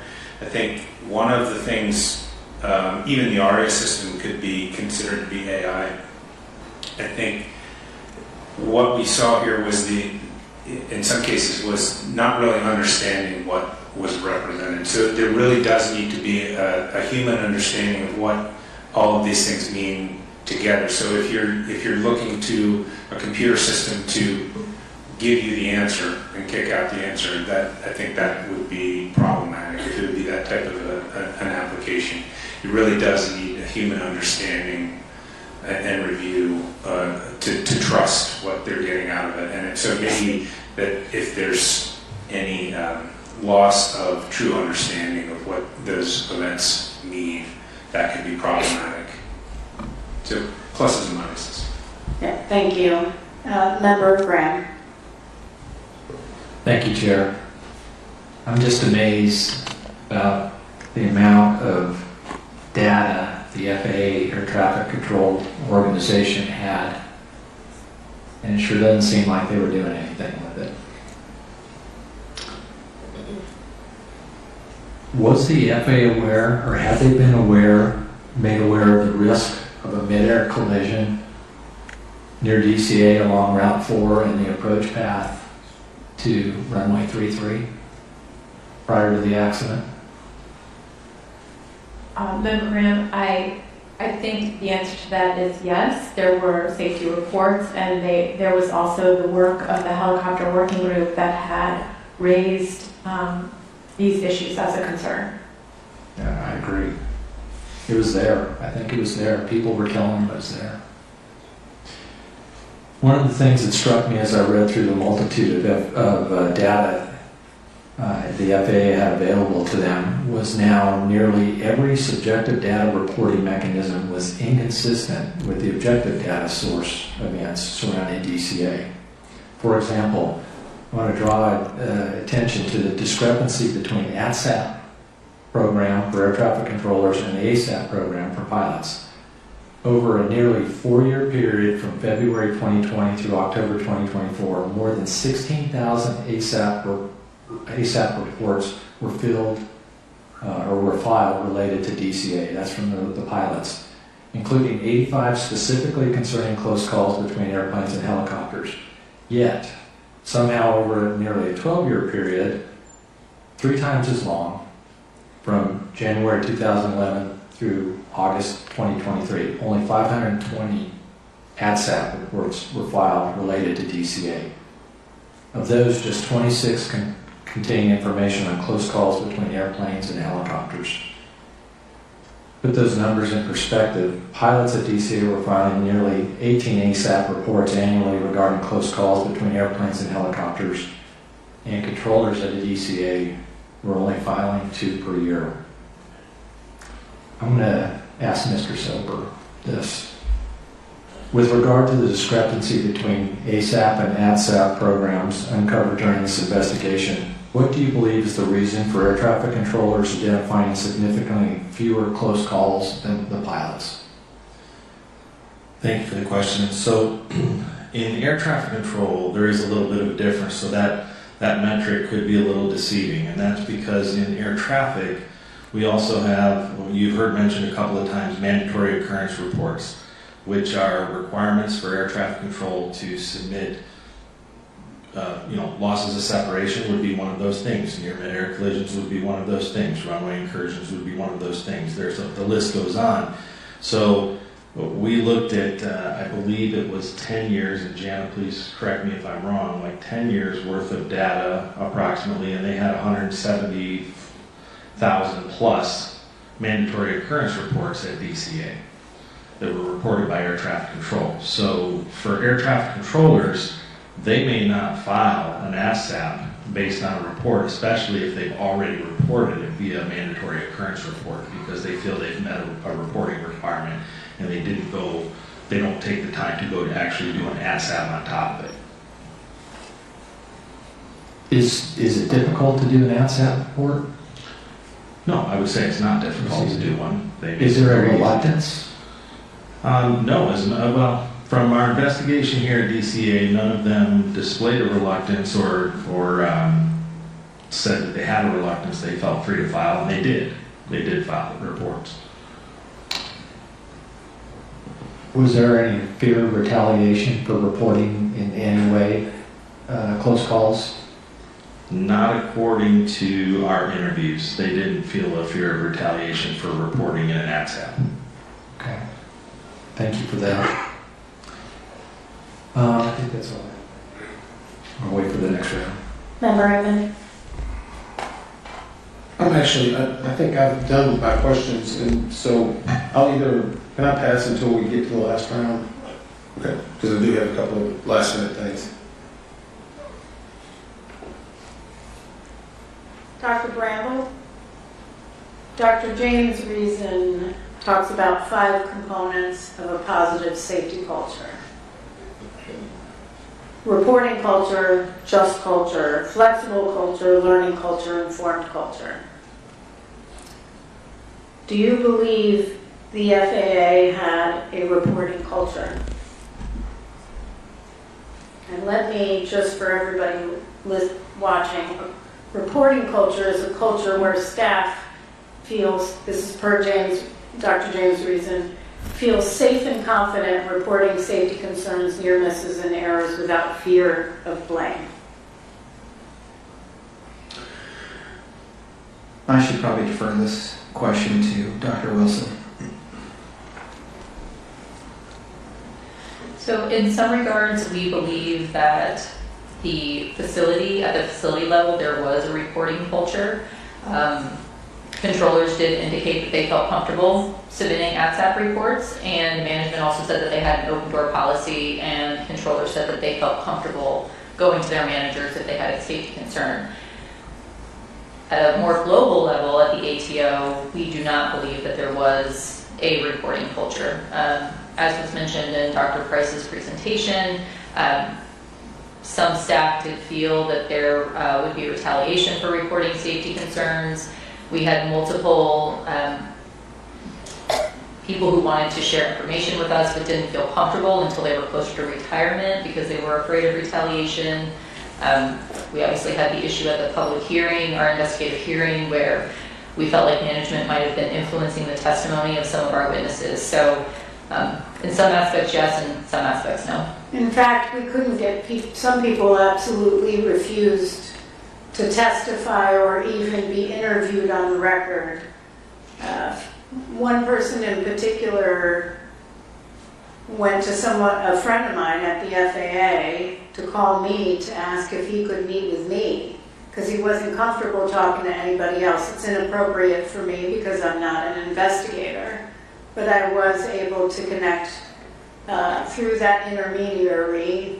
I don't even know the person's name who came forward, but with Mr. Soper and Miss Lewis because they were afraid. People who testified, they were afraid. I mean, and I'll ask Mr. Soper if you can comment on that. I mean, numerous times people indicated they were afraid of retaliation. We did have several. Now, just wanted to differentiate, not people that were actually at the facility in this case, but yes, we had. I had at least 3 that I felt were key concern personnel that absolutely refused to testify. Including all our witnesses that were concerned. Yes, the witnesses that we did get were very concerned. How about the reporting culture at the Army? It was not robustly implemented at the unit level. How about just culture? Just culture in ATO. Just culture means an atmosphere of trust where people are encouraged to report essential safety-related information, but clear lines are drawn between acceptable and unacceptable behavior. Again, I think at the facility level, for controllers, they were encouraged to report ATSAP reports, but we do know that following this event, managers were reassigned.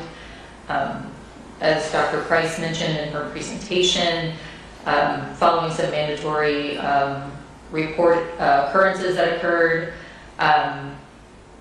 They were told not to report them because it might make the facility look bad. And then again, just those hesitant to talk to us, I think, goes to show that there was not the just culture. Just culture at the Army. We did not find that to be a problem at the unit level in the Army. Flexible culture. Do you mind if I finish the five? Yeah, flexible culture. Culture that can adapt effectively to changing demands and when necessary shift from normal hierarchies to a structure that relies on expertise. ATO. I think we found that the ATO did not adapt to recommendations, concerns over near mid-air collisions in the DCA area. Flexible culture, Army. I think that the safety assurance system was not nimble enough to specifically look at some of the risks in the DC airspace. Informed culture, an organization that collects and analyzes relevant data and actively disseminates safety information to the workforce. ATO. Again, as Dr. Price mentioned, with the safety assurance process, we definitely found failures with that. ATO failing to share information with parties that were involved in some of these occurrences, and also, on a broader sense, failing to identify the mid-air collision risk. Army. This was definitely a weakness. They lacked information about the frequency of near mid-air collisions between their helicopters and other aircraft in the airspace, and they were unaware of the prevalence of maximum altitude exceedances among their helicopters. And they could have gotten through flight data monitoring. Correct. Informed culture, an organization that collects and did I do that one? Learning culture, an organization capable of learning from its mistakes, analyzing data, and making necessary improvements, ensuring staff understand SMS. ATO.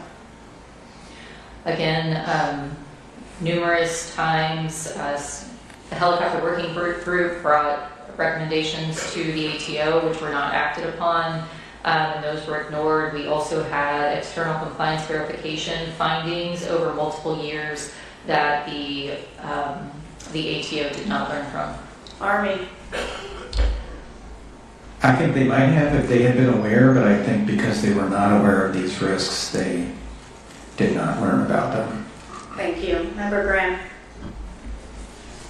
Thank you. I want to talk a little bit about the FAA SMS. Just amazing. I think we found that there were some serious issues with their SMS, and we'll talk about those now, but it's the height of hypocrisy when a regulator expects operators it regulates to follow prescribed SMS regulations to the detail, but can't seem to kind of even remotely close to following its own. In this case, their own SMS. Let's start with safety risk management, which is the second pillar of an SMS. What did the SRM, safety risk management, entail at ATO? The ATO did have safety risk management policies in place that we did find on several occasions. It was followed, particularly at the facility. Following the GAO noise study, there was a SRMP that was conducted in March of 2023, which revised some of the altitudes along the helicopter routes. However, we did also find that SRM wasn't typically used in response to issues identified through that were identified through the safety assurance process. So they weren't doing them very often, were they? It appeared to be dependent upon the issue. Hit or miss. Hit or miss. Yeah. I've been part of one of those processes in my prior life. So, and let's talk about safety assurance. When safety assurance activities identify deficiencies, what actions should be taken according to the ATO's SMS?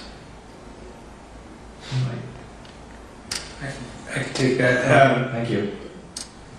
Safety risk management and safety assurance are considered sort of complementary activities. So safety assurance is really just monitoring safety performance indicators to ensure that the safety risk management it is working as intended. So it would be sort of a feedback then if the safety assurance identifies performance that doesn't match the SRM, that it would feed back into the safety risk management process to reevaluate whether there was maybe hazards or risks that weren't properly assessed or controlled. Didn't seem like that was happening very often. Yeah. Finally, let's talk about the fourth pillar at SMS, and I could talk about all the pillars, but we don't have enough time today. Safety promotion. What was that supposed to entail at the ATO? So safety promotion would be focused on SMS training for personnel, disseminating safety lessons learned, and these actions would all foster a safety culture at the ATO. We definitely saw some issues there, didn't we? We did. We learned in the hearing that Mr. Fuller stated that there was no SMS training for ATO personnel. It was the expectation that management at the facility would have access to the manual and therefore be familiar with SMS because of that. That's at the foundation. Every employee is the safety officer. They need to be trained on what their responsibilities are and their roles are. I don't get it. I know this is asking your opinion, but objectively, in our review of ATO's safety culture, did we find any evidence that it was a positive safety culture without actual or fear of retribution for employees who voluntarily reported safety concerns?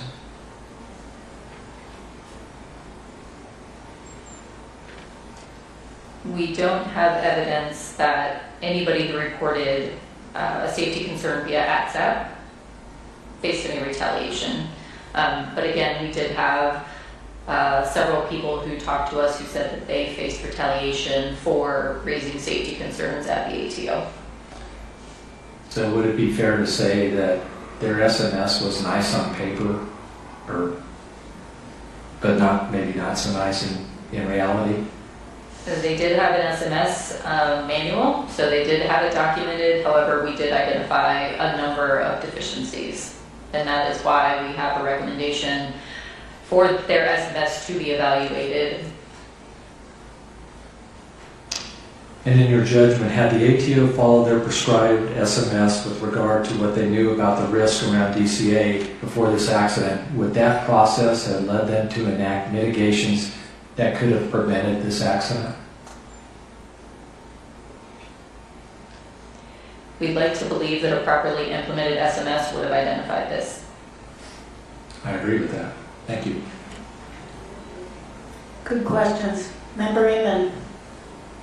This is maybe our last round. Okay, so first, the conversation is good. I appreciate it. Thank you, Graham, Jim. It reminds me of something actually, someone who just passed away. It was a great comment. When culture clashes with policy, culture always wins. That was Fred Smith at FedEx. I think it's a very apt quote. So I've done something every board meeting since I've been on the board. So I'm actually going to ask Deputy Managing Director Brian Curtis. I think it's important. Can you tell us how many current investigations we have ongoing or open at the NTSB? Yes, currently across aggregate of all the modal offices, there are 807 open investigations. Okay. And Mr. LeBaron, how many do we have open in aviation alone? So presently we're at about 711, and to put that in perspective, we do about 1,200 a year. I only bring that up in that it's probably going to be the last time that I'll have a little bit of opportunity to before Chair do a closing statement, but I know this is tough on everyone, but there's a lot of other people that these investigators have to work and try to help. I know whenever I was watching the board meetings, I started realizing quickly not everyone gets the full board meeting, but there's still a lot of important work that's being done by our investigators and a lot of people, especially victims' families, that are out there hoping for answers. So I'm appreciative to the staff for that. It just helps us to remind it a little bit. And it also is, it's a reminder for me, I launched on 91 aviation fatalities last year. I did 13 family briefings, and I am tired of doing them. And I'm sorry for you. Because the pages of these reports are written in your family members' blood. So with that, again, I'm sorry that we have to be here. I know we'll get into the final calls and a lot of things shortly, but hope this is helpful in what we've been doing and what we will do after tomorrow. Thank you. Thank you. Well said. I do have a question, though. Mr. McKinney and Dr. Bramble, maybe you as well. How would you describe your work and the willingness, or your work with the Army throughout the investigation and their responsiveness to NTSB requests? Generally, the cooperation was excellent. We received some delays later in the process, but by and large, they were pretty responsive.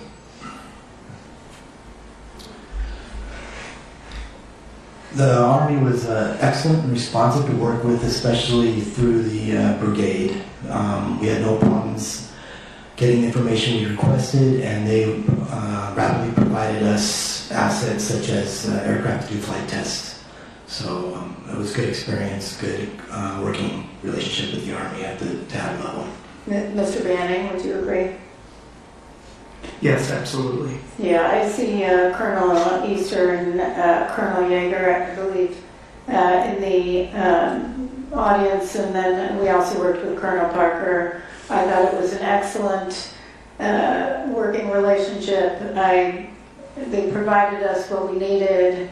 I do want to thank Secretary Driscoll. We speak often. He was very responsive when we needed assistance, and I really appreciate that.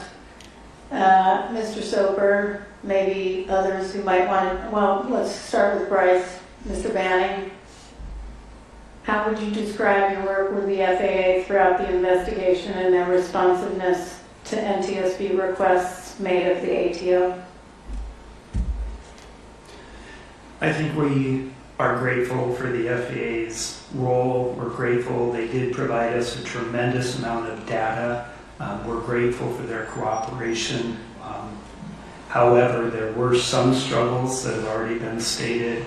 It is difficult when conducting an investigation to be told what is within the scope of your investigation. So them telling us what is in and out of scope. Yeah, that was problematic. But we do appreciate their role, and they did provide us a tremendous amount of data. Absolutely, we appreciate their role. However, there were a lot of data and information challenges and concerns on retaliation and everything else. I will say I think it's very interesting that for all the data we requested and much of what we did not receive, you received a phone call on Friday, or emails from FAA asking, 2 different emails I believe, did we have everything we needed and did we get all of our data requests answered on Friday.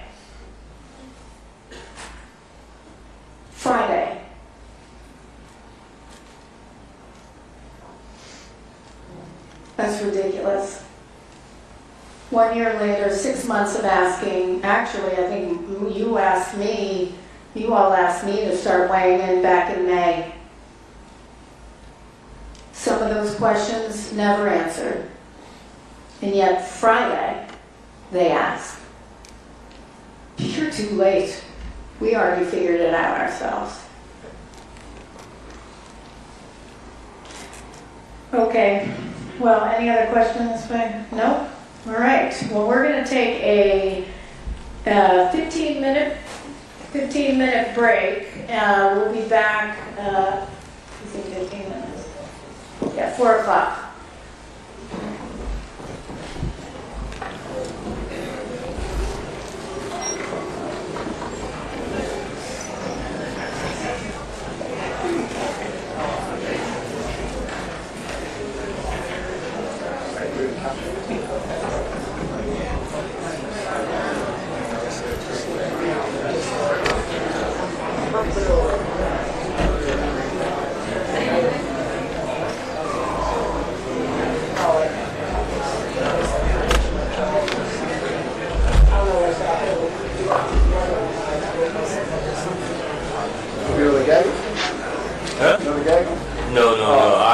I'm the booth photographer for this session.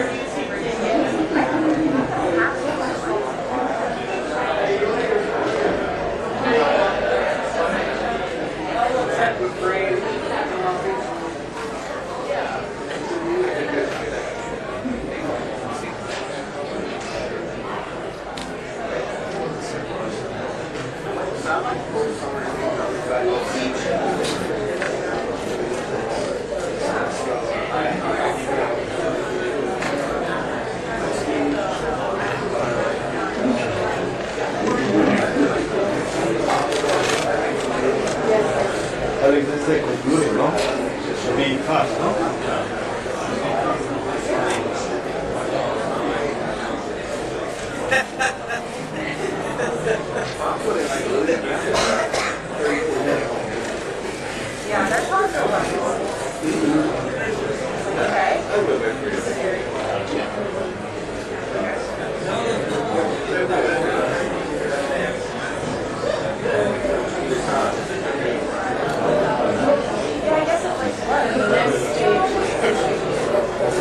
I was thinking, though, I think that would be good. It'll happen on the work day.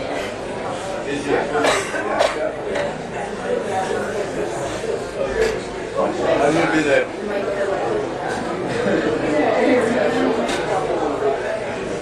Yes, that's right. I will.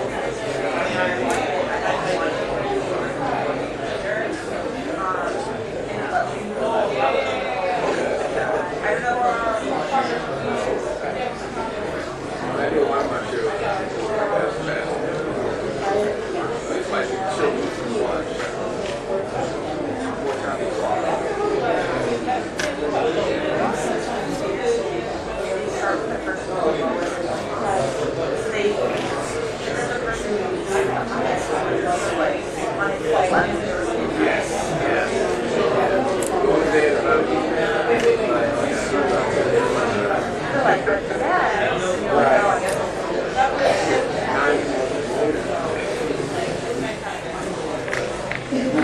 Excellent. Very nice way.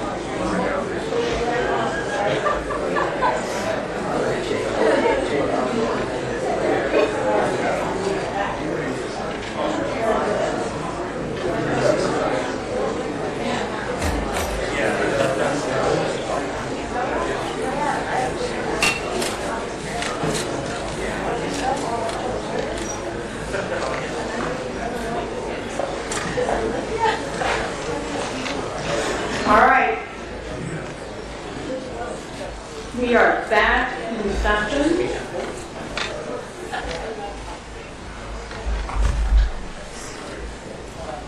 Mr. Curtis, will you please read the proposed findings? Certainly, Chair. As a result of the investigation, staff proposes the following 71 new findings. Number 1, the pilots of Flight 5342 were certificated and qualified in accordance with federal regulations.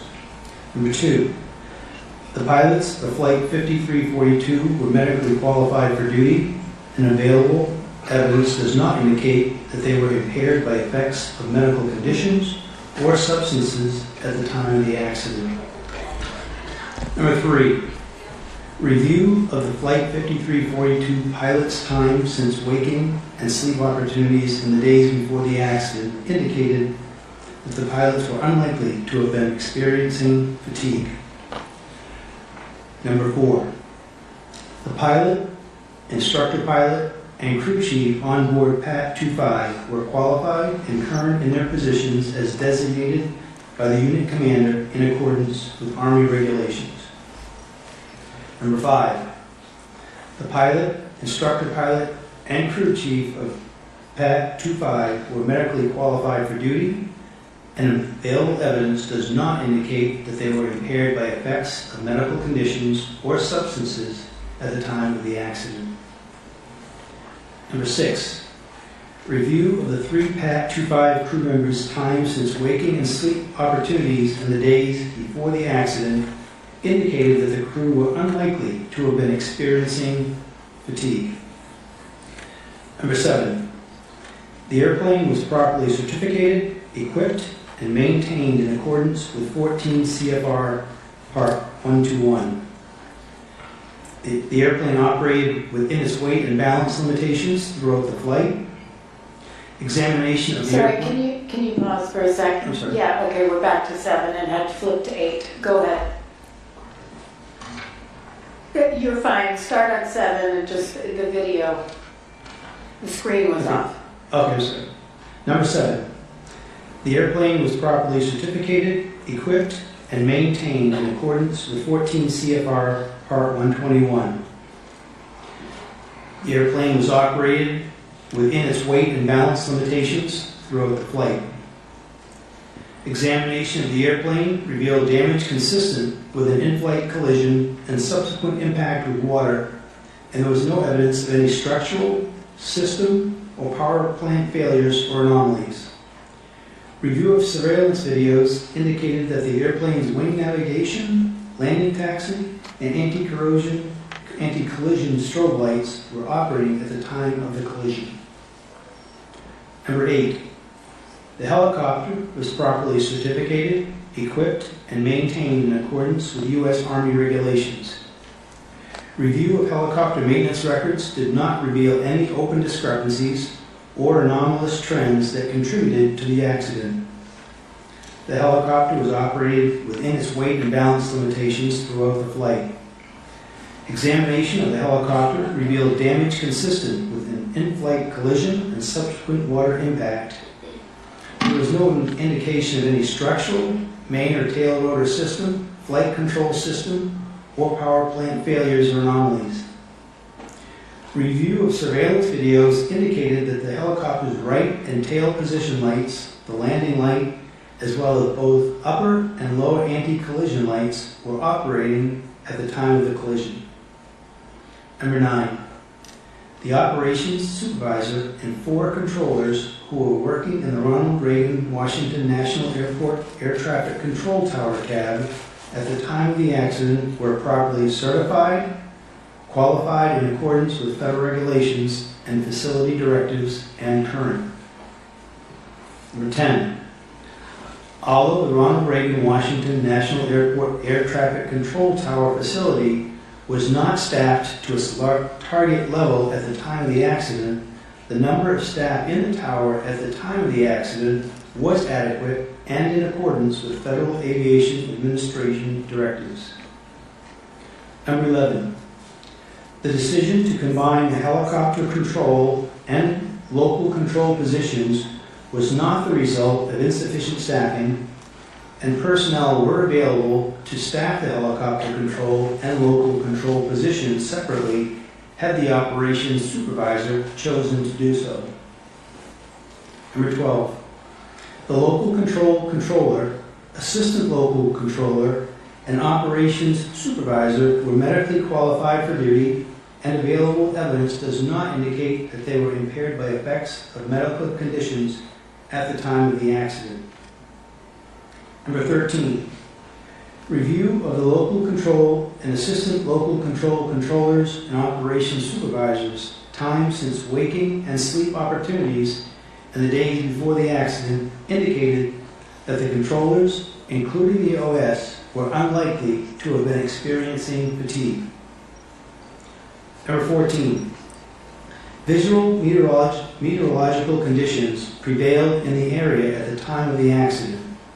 A review of observations recorded throughout the night of the accident revealed no evidence of any local atmospheric pressure anomalies that would have impacted barometric altimeter readings. Number 15, keeping the helicopter control and local control positions continuously combined on the night of the accident increased the local controller's workload and negatively impacted his performance and situation awareness. Number 16, had the helicopter and local control positions been staffed separately, PAT 25 might have received a more timely and effective traffic advisory. Number 17, due to extended time on position at the time of the collision, the operations supervisor was likely experiencing reduced alertness and vigilance, which decreased his awareness of the operational environment and reduced his ability to proactively assess the risks posed by the traffic and environmental conditions at the time of the accident. Number 18, the lack of mandatory relief periods for supervisory air traffic control personnel is contrary to human factors research that shows clear performance deterioration in situations of prolonged time on task. Number 19, although the local control controller provided an initial traffic advisory to the crew of PAT 25 in accordance with Federal Aviation Administration Order 7110.65, he did not provide a corresponding advisory to the crew of Flight 5342 regarding PAT 25's location and intention, which could have increased situation awareness for the crew of Flight 5342. Number 20, if the LC controller had issued a standard safety alert to the flight crews of either aircraft as prescribed in FAA Order 7110.65, providing the conflicting aircraft's position and positive control instructions, they could have taken immediate action to avert the impending collision. Number 21, initial and recurrent scenario-based training in threat and error management would help controllers identify and mitigate risks and strengthen situational awareness. I'll show you that again. 21. Initial and recurrent scenario-based training in threat and error management would help controllers identify and mitigate risks and strengthen situation awareness. Number 22. A risk assessment or decision-making tool would likely have benefited the accident OS in identifying and mitigating the operational risk factors that were present on the night of the accident. Number 23.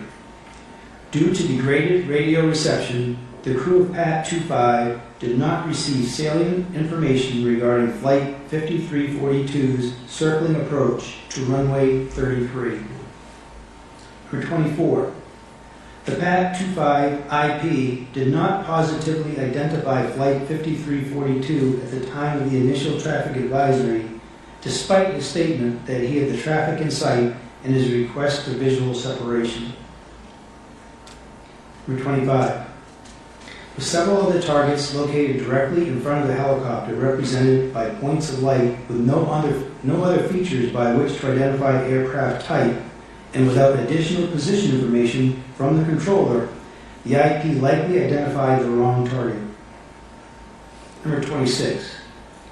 Interference that obscured the controller's circling to call, the microphone keying that blocked the PAT 25 crew from receiving the instruction to pass behind, ambiguous visual cues, and the lack of an integrated traffic awareness and alerting system likely reinforced the PAT 25 crew's expectation bias that the airplane was among the traffic approaching runway 1 and did not pose a conflict. Number 27. The absence of documented training on Ronald Reagan Washington National Airport's fixed wings procedures and the mixed traffic operating environment represented a safety vulnerability for Army flight crews operating in the Ronald Reagan Washington National Airport Class B airspace. Number 28. Due to additive allowable tolerances of the helicopter's pitot-static altimeter system, it is likely that the crew of PAT 25 observed a barometric altimeter altitude about 100 feet lower than the helicopter's true altitude, resulting in the crew erroneously believing that they were under the published maximum altitude for Route 4. Number 29. A recurrent task to verify the continued accuracy of recorded flight data for U.S. Army aircraft would help ensure the data integrity needed to support quality assurance and safety programs and accident investigations. Number 30. The Federal Aviation Administration and the Army failed to identify the incompatibility between the helicopter route's low maximum altitudes and the error tolerances of barometric altimeters, which contributed to helicopters regularly flying higher than published maximum altitudes and potentially crossing into the runway 33 glide path. 31. Pilots need all available information on the potential total error allowed by design that could occur in flight on an airworthy barometric altimeter. Number 32.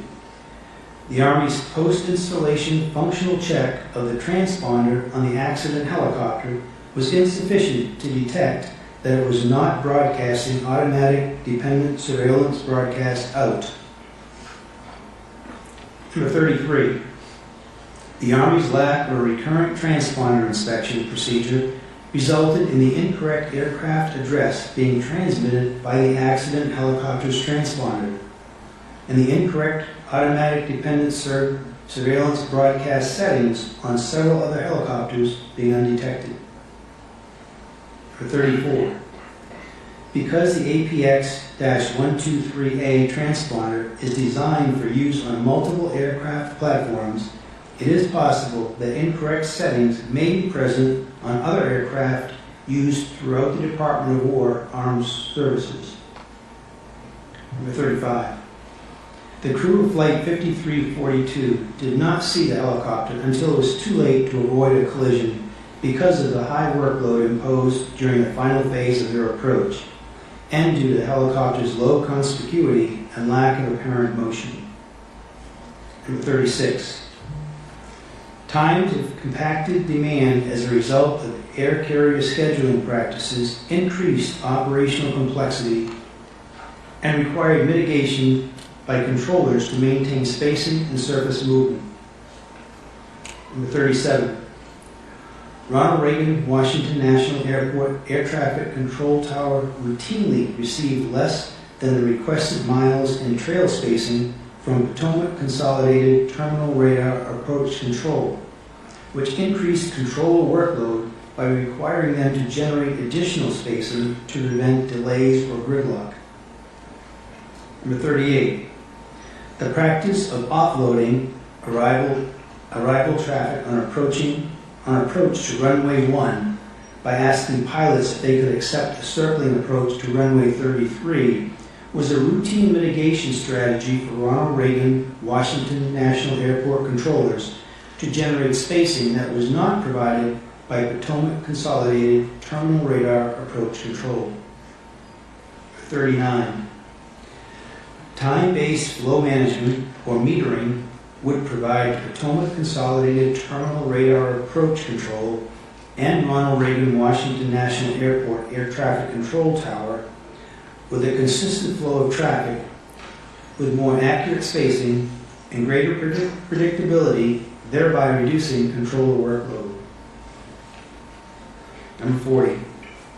Ronald Reagan Washington National Airport Air Traffic Control Tower has significant airspace, airfield, mixed fleet, and operations complexities that appear to be inconsistent with its current facility level classification.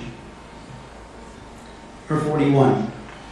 The Federal Aviation Administration Air Traffic Organization failed to recognize external compliance verification results as indicators of systemic traffic management, volume, and flow issues at Ronald Reagan Washington National Airport for which controllers were required to compensate.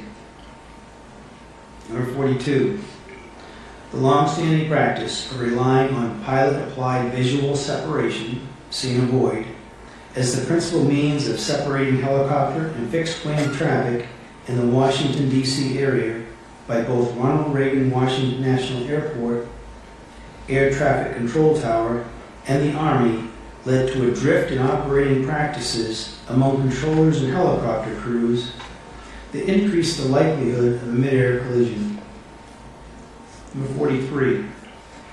Reliance on pilot-applied visual separation, see and avoid, as a primary means of separating mixed traffic introduced unacceptable risk to the Ronald Reagan Washington National Airport Class B airspace. Number 44. Ronald Reagan Washington National Airport Air Traffic Control Tower's procedure of maintaining a discrete helicopter frequency when the local and helicopter control positions were combined decreased overall situation awareness for pilots operating in the area. Number 45. Providing controllers with additional salient cues regarding the perceived severity of a potential conflict would reduce controller cognitive load and would likely improve reaction time to the most critical conflict alerts. Number 46. There was no evidence that the local controller, assistant local controller, or operations supervisor were under the influence of alcohol or prohibited drugs at the time of the accident. However, evidence was substantially limited by the lack of post-accident alcohol testing, and evidence was of somewhat lower quality than it would have been if drug testing had been conducted sooner following the accident. Number 47. The Federal Aviation Administration Air Traffic Organization's ATO drug and alcohol testing determination did not meet Department of Transportation, DOT, timeliness requirements. Furthermore, the ATO's decision to not conduct drug testing as soon as possible after the testing determination and to not conduct alcohol testing at all violated DOT requirements. Number 48. The delayed and inappropriate drug and alcohol testing determination was due in part to the Air Traffic Organization, ATO, determination process being inadequately designed to routinely meet Department of Transportation requirements for timely testing, and in part to ATO's staff incomplete understanding of those requirements. Number 49.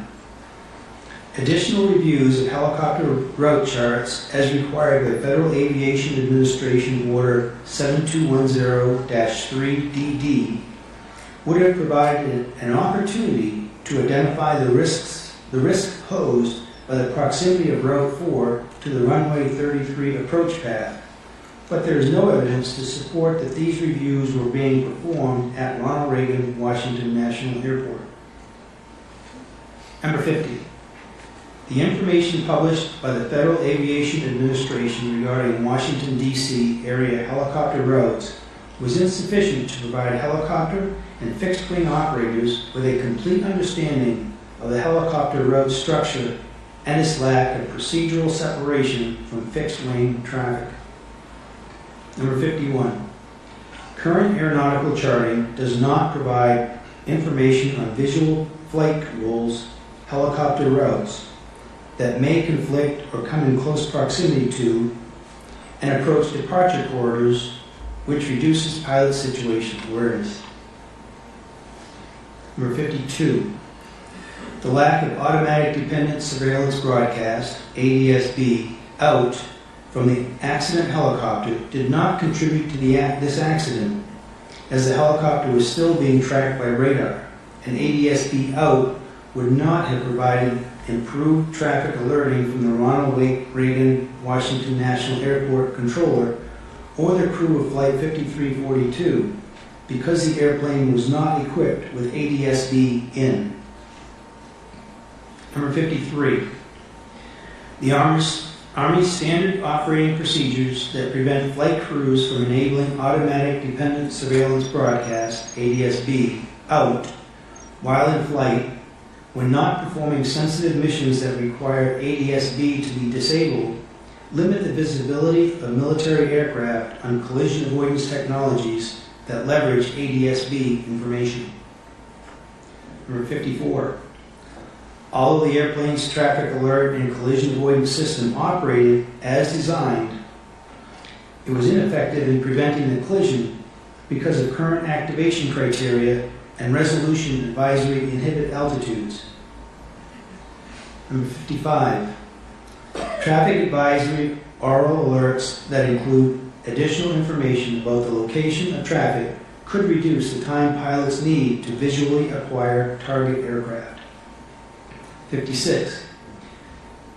Had the airplane been equipped with an airborne collision avoidance system that used automatic dependent surveillance broadcast in information to show directional traffic symbols, the crew of Flight 5342 would have received enhanced information about the risk posed by the helicopter, which could have enabled them to take earlier action to avert the collision. And 57. Although the pilot and instructor pilot onboard PAT 25 were equipped with tablets that had the ability to display traffic transmitting automatic dependent surveillance broadcast out, it is unlikely that the pilots were using the tablets to monitor or identify traffic at the time of the accident due to the workload associated with low-altitude flight. 58. Technological advances since the development of Traffic Alert and Collision Avoidance System 2 operating standards may allow Airborne Collision Avoidance System XA with reduced inhibit altitudes to have an expanded alerting envelope while reducing nuisance alerts. Number 59. Although not commercially available, had the helicopter been equipped with Airborne Collision Avoidance System XR with integrated oral alerting, the crew would have received an alert regarding Flight 5342 and would have taken action to avert the collision. Number 60. Multiple data sources provided evidence of mid-air collision risk between fixed-wing aircraft and helicopters at Ronald Reagan Washington National Airport, including on approach to runway 33 before this accident. However, the limited access to and use of available objective and subjective proximity data hindered industry and government stakeholders' ability to identify hazards and mitigate risk. Number 61. Improving stakeholder access to standardized and objective information about aircraft close proximity encounters for use in safety assurance processes would increase the likelihood of detecting and mitigating hazards before accidents occur. Number 62. The Federal Aviation Administration's lack of an established process to inform parties about their involvement in events such as near mid-air collisions or traffic alert and collision avoidance system resolution advisories reduces the likelihood of fully understanding and mitigating future mid-air collision risk. Number 63. The Federal Aviation Administration Air Traffic organization had multiple opportunities to identify the risk of a mid-air collision between airplanes and helicopters at Ronald Reagan Washington National Airport. However, their data analysis, safety assurance, and risk assessment processes failed to recognize and mitigate that risk. 64.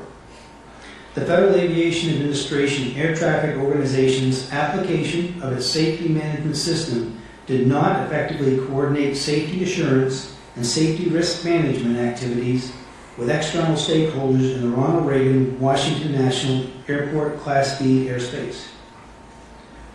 Number 65.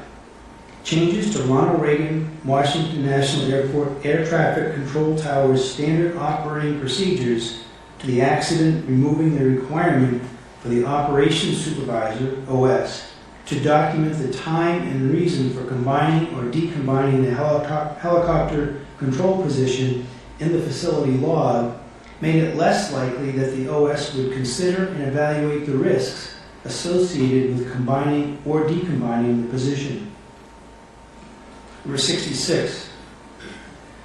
Safety risk management practices were not fully integrated into Ronald Reagan Washington National Airport Air Traffic Control Tower operations and did not identify or mitigate the operational challenges faced by controllers or the lack of guidance regarding operational risk assessments for controllers and supervisors. Number 67.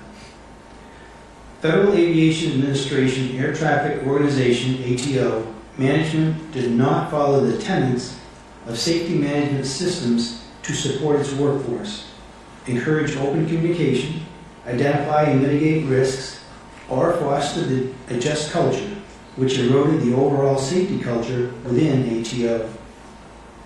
Number 68. The Army did not have a flight safety data monitoring program for helicopters, and as a result, was unaware of routine altitude exceedances and related risks in the Ronald Reagan Washington National Airport terminal area. Number 69. The Army's safety reporting system for pilots were not well utilized and did not provide the organization with information about close encounters between Army helicopters and other aircraft that were later found to have occurred frequently. Number 70. The Army's process for allocating resources to aviation safety management did not ensure the development of a robust safety management system for helicopter operations in the Washington, D.C. area. Number 71. The Army lacked a positive safety culture in that its aviation safety system did not have the capacity, resources, or analytical mechanisms necessary to consistently detect, interpret, and act on weak signals of latent hazards. As a result, safety assurance and organizational learning were degraded. Additionally, this report contains the following two findings previously issued by the National Transportation Safety Board in March of 2025 in its report titled Deconflict Airplane and Helicopter Traffic in the Vicinity of Ronald Reagan Washington National Airport. Number 72. Separation distances between helicopter traffic operating on Route 4 and aircraft landing on runway 33 as they existed at the time of the accident were insufficient and posed an intolerable risk to aviation safety by increasing the chances of a mid-air collision. Number 73. When Route 4 operations are prohibited as recommended in Safety Recommendation A-25-1, it is critical for public safety helicopter operations to have an alternative route for operating in and around Washington, D.C. without increasing controller workload. Chair. That was a lot. And just for the awareness for voting, there may have been a few words off here and there. That's not a criticism, Brian. We're just going to go with what's written in here. But could you pull up finding 37 really quick on the screen?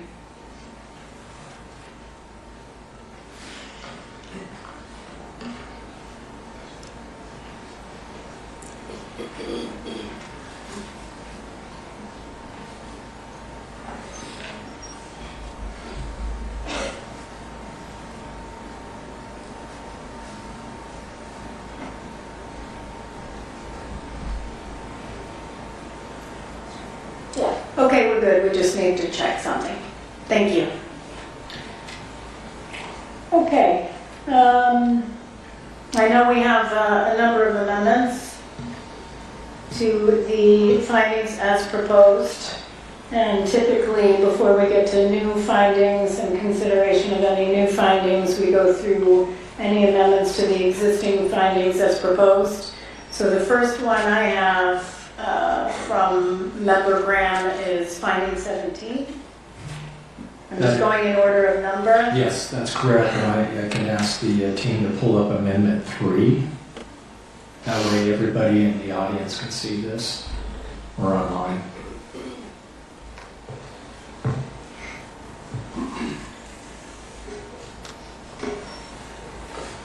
As you see, I have an addition in there for finding 17 at the beginning. So my amendment, I move to add to finding 17 due to the extended time on position at the time of the collision and his expectation bias based on his prior experience at DCA, ATCT, comma, and the rest is the same. Is there a second? Second. All right. Member Graham, you're recognized.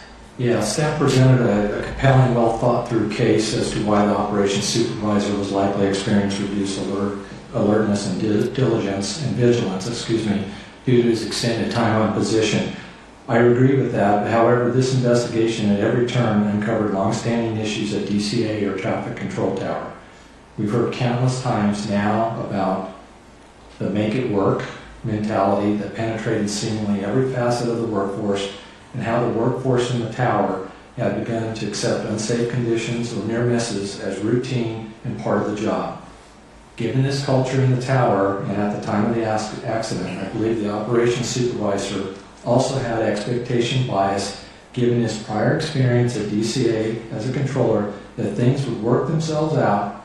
In his post-accident interview, for example, he recalled there was only one helicopter on the frequency at the time, when in reality there were 5. This statement indicated that the operations supervisor was not aware of the actual helicopter traffic volume or that the local controller was being overwhelmed. Because of this, I believe this finding must incorporate that the supervisor's expectation bias also led to his reduced alertness and loss of situational awareness.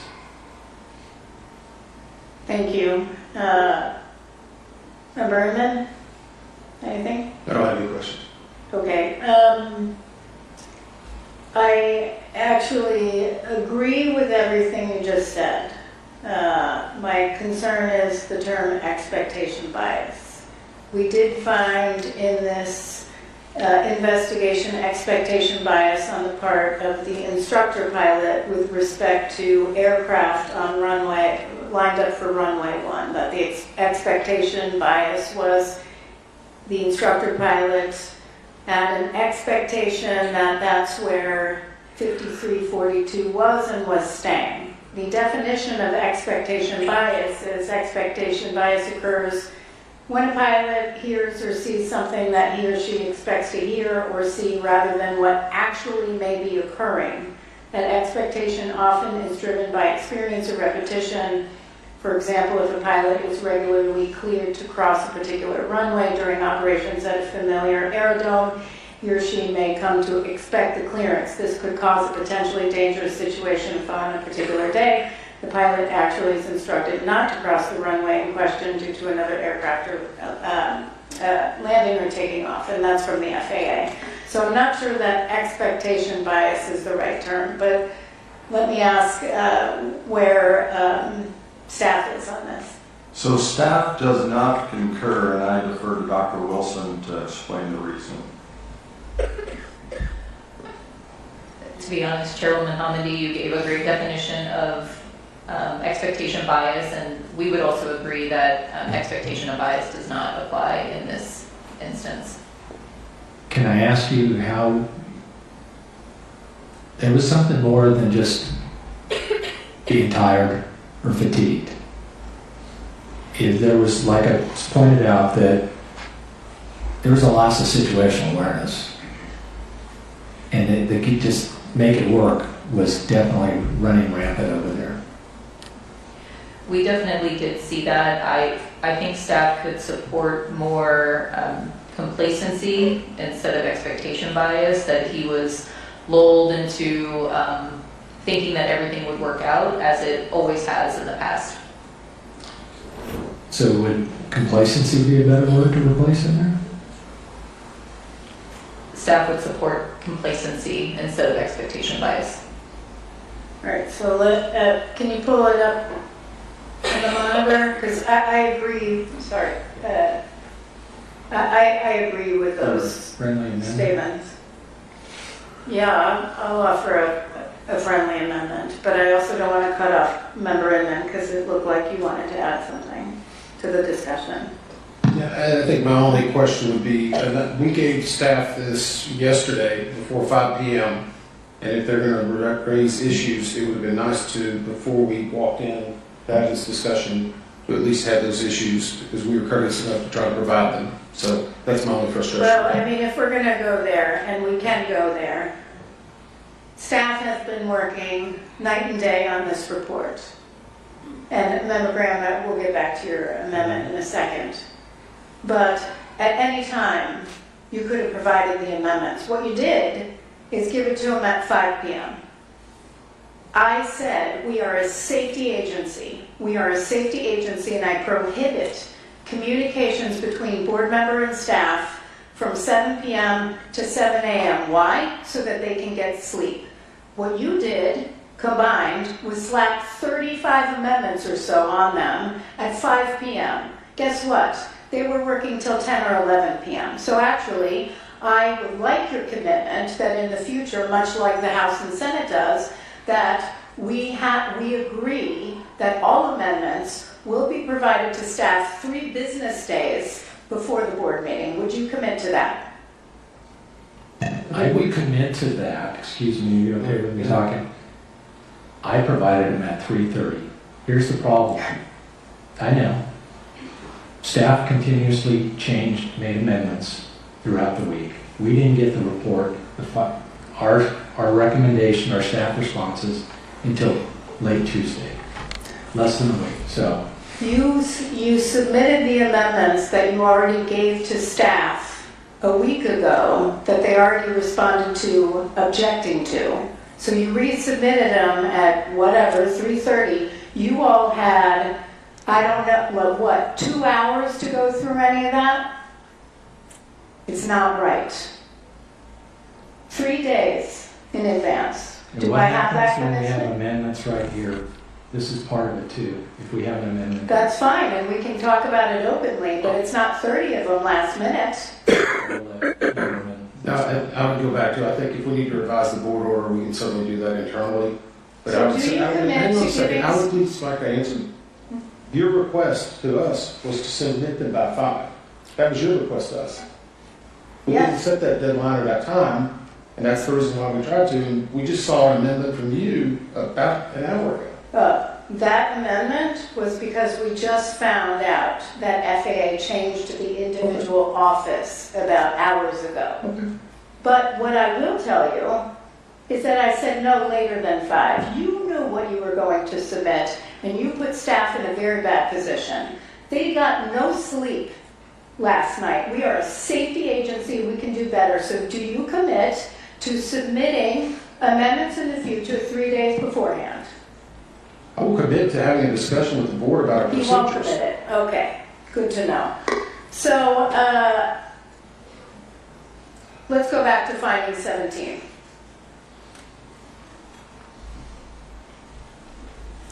If you would like to withdraw your amendment, Member Graham, and resubmit a new amendment. I would like to do that. Great. My motion is for a new amendment, finding 17 to read, due to extended time on position at the time of the collision and his complacency. Are we okay with based on his prior experience at DCA? Comma. And the rest stays the same?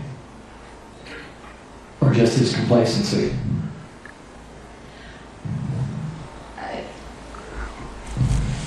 Putting me on the spot, I have to think on the fly. Yeah, I'm here too, on the spot. So yes, I mean, he would get complacent based on his experience being there, but I also think that it's, we have more of the poor safety culture, the prioritizing moving traffic over safety. So I think it might be a little bit more than just his prior experience. I would be more comfortable with just putting complacency. So I would like to amend my amendment to add after time of collision and his complacency, comma, the rest all remains the same. That is my motion. I second. All right, any further comments? Great, council will call the roll and tally. Okay, board, if in favor of amending finding 17, say aye. If opposed, say nay. Member Graham? Aye. Member Inman? Aye. Chair Homendy? Aye. All right, chair majority is in favor. Great, and moving to finding 20. Finding 20, amendment 4, please, if you would pull that up. My motion is I move to amend finding 20 after the positive control instructions, comma, to add the crew of either aircraft striking they. So the crew of either aircraft could have taken immediate action to avert the impending collision. That's my motion. Second. Staff? Staff concurs. Agreed. Council, tally the vote, or Okay. roll call the roll, tally the vote. Yes, Chair, this is a vote in favor of amending finding 20. Member Graham? Aye. Member Inman? Aye. Chair Homendy? Aye. The majority is in favor, Chair. Great. Amendment 5, if you can pull that up, finding 23. So I move to amend finding 23 to strike the word salient and add certain. That's my amendment. Staff? Staff does not concur. Staff believes that the word salient is the correct word here because it would have indicated to the crew that something was off nominal or not normal about this airplane's approach path. Okay. Yeah. I don't totally agree with that because they did receive the 3-3. And we can argue with that all night, but I gave my theory on that earlier. So I'm sticking, I like to stay with my amendment, certain. Could staff read what, from the CVR transcript, what was missed?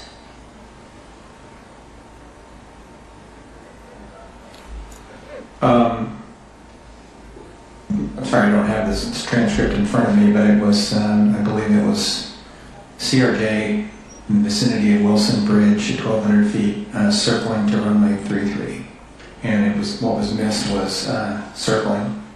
So it came across as CRJ 33. Or 233, depending on what the partial word sounded like. So we can't know for certain what would have happened if the word circling had come through. In cases where a person, an operator, needs to recognize that something's out of the ordinary and deserves special attention, the more salient a cue is that draws that attention, the better. And in conversation with some of the pilots on the team, such as Captain McKinney, who's a retired naval helicopter pilot, it was the consensus that hearing the word that there was an aircraft on approach to one of the runways that was actually circling the airport would have been more likely to draw the crew's attention, and so that's why staff wrote it that way. Okay, I do not support the amendment. Salient meaning standing out, prominent, notable significance. You believe circling could have been notable. We don't know, but you believe that was a salient cue. I appreciate that membergram does not. Certain, though, just means some but not all. Can I ask again? Yep. Did you say it was a consensus amongst the whole team? I don't think there were any objections, on the team itself. We could certainly poll. We would probably argue this all night, and I gave you my theory before. I don't think this is worth the battle, so I'd like to withdraw my amendment here. Okay, thank you. Which means I want to withdraw Amendment 6 also. Okay, thank you so much. Before we go on, I do have a question. Amendment 6 was to 26. We will be moving beyond that to finding 42. But before that comes up, I just was wondering if I could ask a question about finding 31. Could you bring up 31?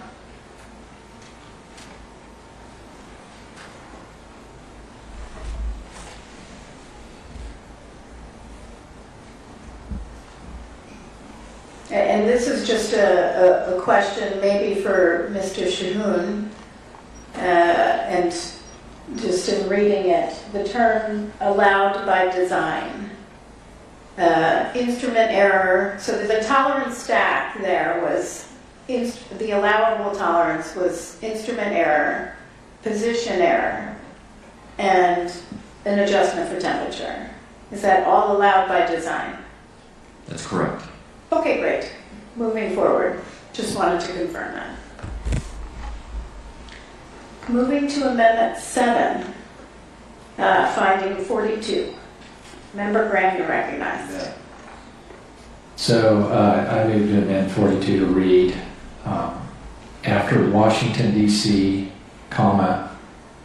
area by Ronald Reagan Washington Airport, Air Traffic Control Tower, the Army, and other helicopter operators led from there. So striking the both and the addition after Army. And that's my motion, as you can see on the screen. Second. Thank you. Staff. Staff concurs. Excellent. That was easy. I also concur. So, Council? Okay, the word then, Member Brown? Aye. Member Inman? Aye. Chair Humphrey? Aye. Majority approves, Chair. Amendment 8, finding 56. Recognize Member Graham.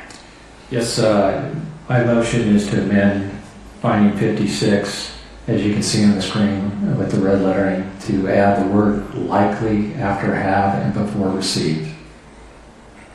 Second. Thank you. Staff. Staff does not concur. And I would point out that as we have it written here, it says ACAS that use ADSB information to show directional traffic symbols. So staff doesn't believe that that would likely enhance information about the risk, but it would enhance risk. Enhance information. Yeah, enhance, exactly. Member Graham. Is this consensus of the staff? Yes, it is. Okay. I'm willing to withdraw my amendment at this point. It's not worth it. Thank you. Amendment 9, finding 59. My motion is I move to amend finding 59 to, and in this case, I am going to stick with removing the word would in both locations to could. And that's my amendment. Is there a second? Second. Would the gentleman consider a friendly amendment? I know we talked earlier, but at this point, this technology is not out there. It's in simulation. I know they're working on performance standards, but it's not there. And I know there's a difference in the world from simulation and development to actual. I worked for an aircraft manufacturer, actually 2 of them, for a lot of my career. And things don't always work out the way you want them to, or you think they theoretically will. So I'm going to stick with could on both. Thank you. Staff? So we're about halfway there. Staff believes that the first one, the would, because we did show that in simulation that should remain. However, we agree with you on the second one to make it a could. I understand that, but I'm still sticking with could on the front one for my explanation. Can I ask staff to talk about the simulation and what you saw in the simulation? Absolutely. We'll defer to Mr. Wagner.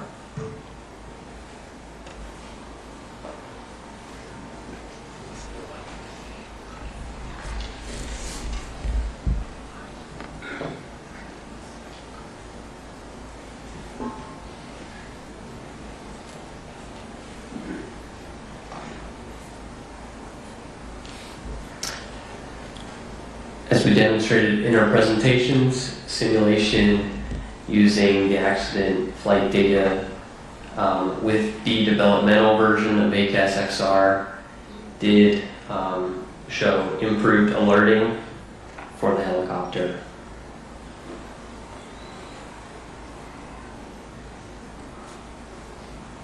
I understand that, and like I said, this is still simulation. We're still somewhat in a theoretical world, and this has been a long time coming, and it's not there yet, so I still think it's a big could, not a would. Thank you for that, though. All right. I disagree. I believe we have recommended numerous technologies over the years that were still in development, and we were very clear as recently as March 2024 to approve technology for under 20 miles per hour on positive train control, which is not designed right now for under 20 miles per hour, and we concluded that it would have prevented an accident. But understood. So we'll, council, you'll call the roll and tally the vote. All right, Chair. Member Graham? Aye. Member Inman? Aye. And Chair Hamdi? No. All right, Chair, majority is in favor. Thank you. We're going to pull up Amendment 10, finding 63.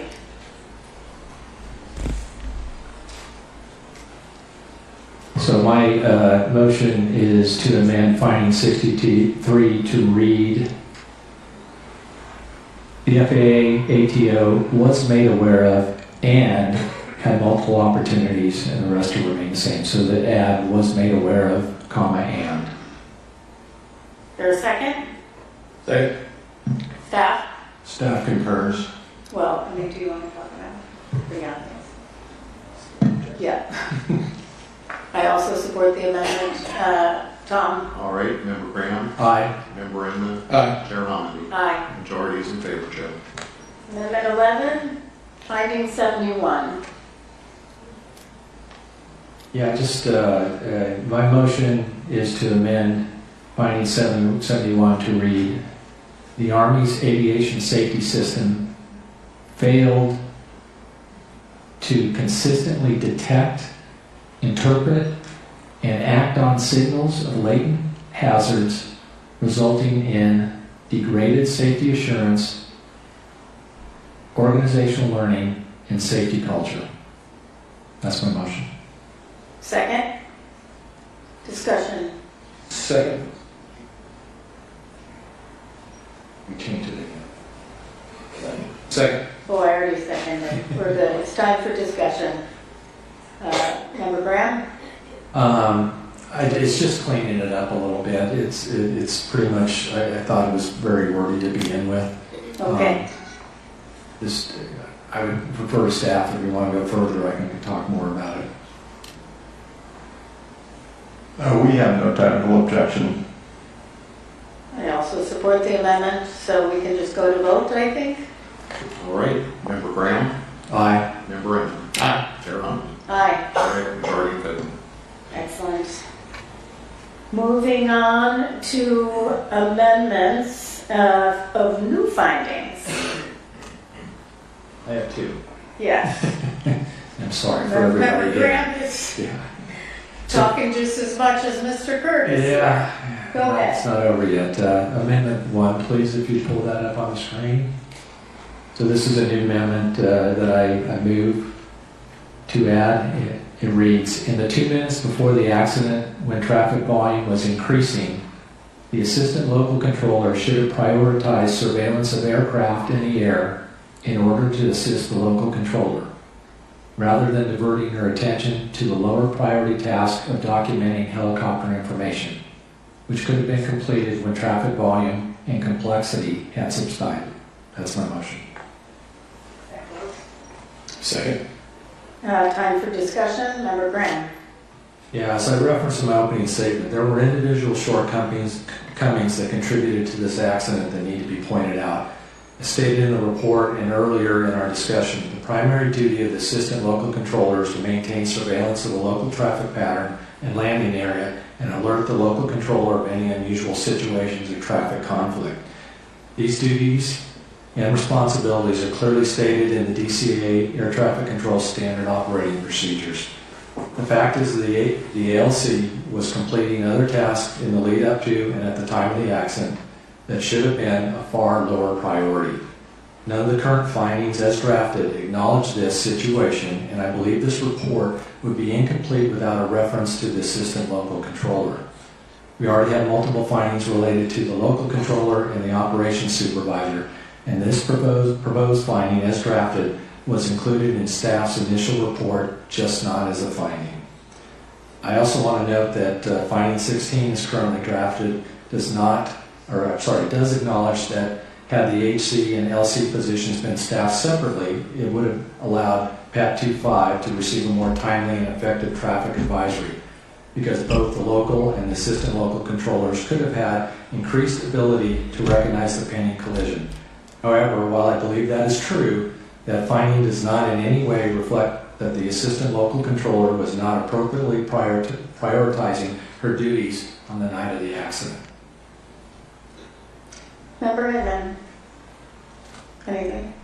No. Okay. So I support the amendment as we lay out in our draft report. The assistant local controller, their duties are number 1, to alert the local controller of any unusual situation or traffic conflicts. Number 2, maintain surveillance of the local traffic pattern and landing area. And number 3, assist the local controller with monitoring of aircraft on final. So I support the amendment. Staff? So staff does not concur. Staff would prefer to retain the system-focused finding proposed in finding 16 rather than adding this finding which focuses on an individual's actions.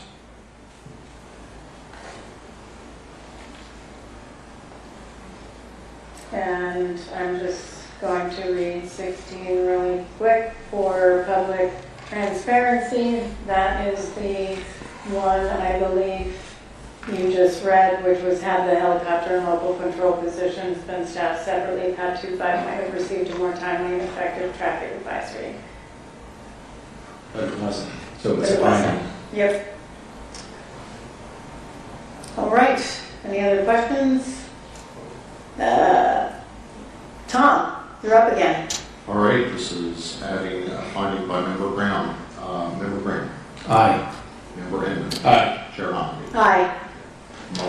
All in favor. Member Graham, up again. Amendment 2 is my last one for right now. I appreciate everybody's patience that are here. I move to add new finding. The local controller and helicopter controller positions should have been separated at the time of the accident, given traffic volume and complexity. Second. I'll second. Discussion. Yeah. If, as I previously mentioned, I agree with finding 16 as currently drafted, which states that had the helicopter and local control positions been staffed separately, PAT 25 might have received a more timely and effective traffic advisory. In my view, that finding is missing a company finding making it clear that the two positions should have been separated given the traffic volume and complexity at DCA in the lead up to the accident. based on the standard operating procedures and available guidance from the operations supervisor to decide whether or not to combine or decombine the position. It is abundantly clear to me that the complex mix and volume of traffic that night warranted separating the positions. Additionally, we have heard earlier during our discussion, the tower had enough staff available to staff the positions separately. Given these realities and staff support of this statement in our earlier discussion, I believe the board is in a place with this evidence presented to make the determination that the positions should have been decombined. I support the amendment. Staff? So staff doesn't necessarily disagree with that, but we do think that it's found in finding 15, 16, and 22, and I do have those if it would be helpful for me to read them.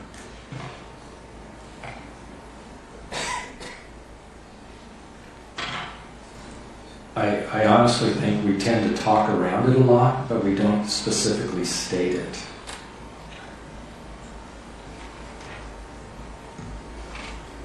And I think it's worth a positive statement as a finding. That's my position. Okay.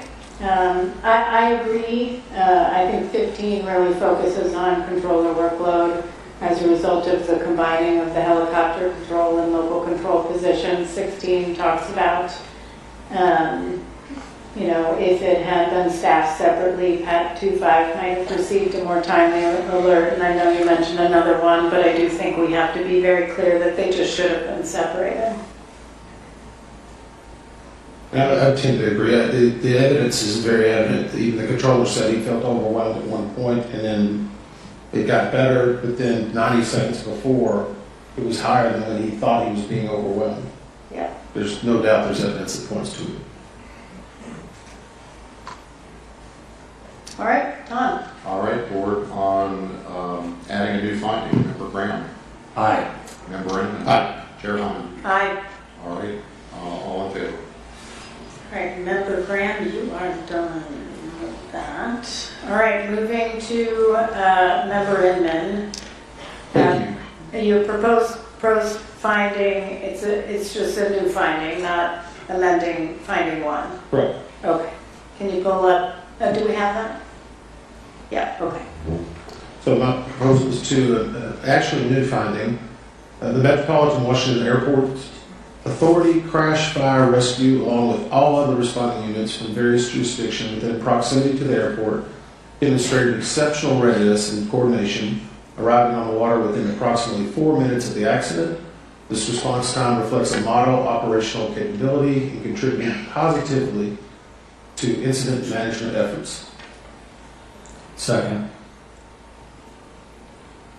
Member Inman, you're recognized. I point back to, it's so often that we have to talk about the faults of people and things that are being done. And I think back, this is actually the 44th anniversary, it was a few weeks ago, an Air Florida crash that occurred on January 13th of 1982, when 70 people perished. And unfortunately, we're back here again 44 years later. But during that investigation, we found that the Metropolitan Washington Airport Authority and other responders did not have a cohesive system. They did not coordinate. In fact, our firefighters were not even notified until 3 minutes after the crash occurred. And so whenever there is a positive contribution, we should at least acknowledge that at least the airport authority and other responders had worked hard in the event that this happened. While unfortunately there were no survivors, the likelihood of recovery was much greater based on their immediate action. They rushed into the ice to try to save people.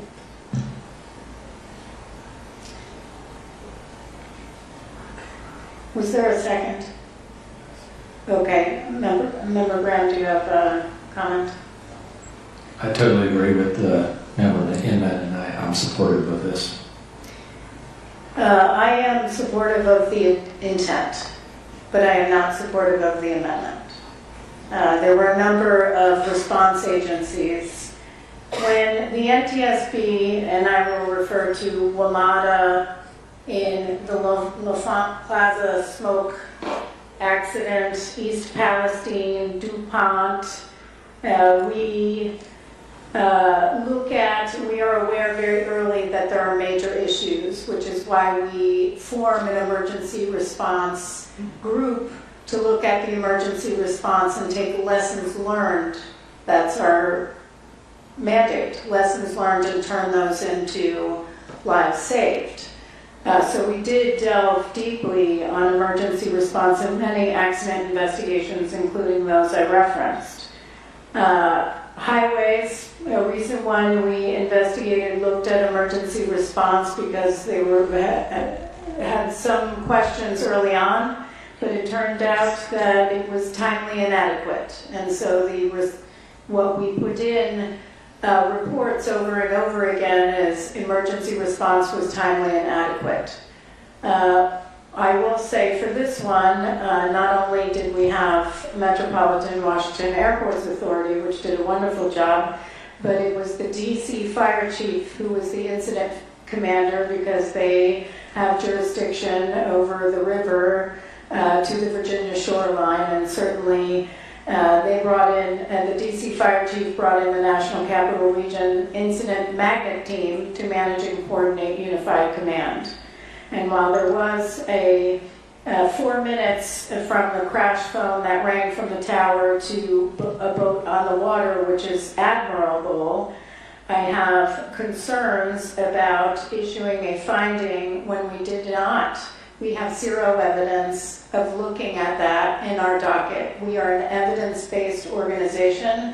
When I look at survival factors, which would have looked at the emergency response, and I looked at the survival factors report, it goes into a great deal of information, including cabin interior wreckage, loose portable wreckage transported by divers, small boat recovery, fuselage and wreckage obtained during crane and barge recovery.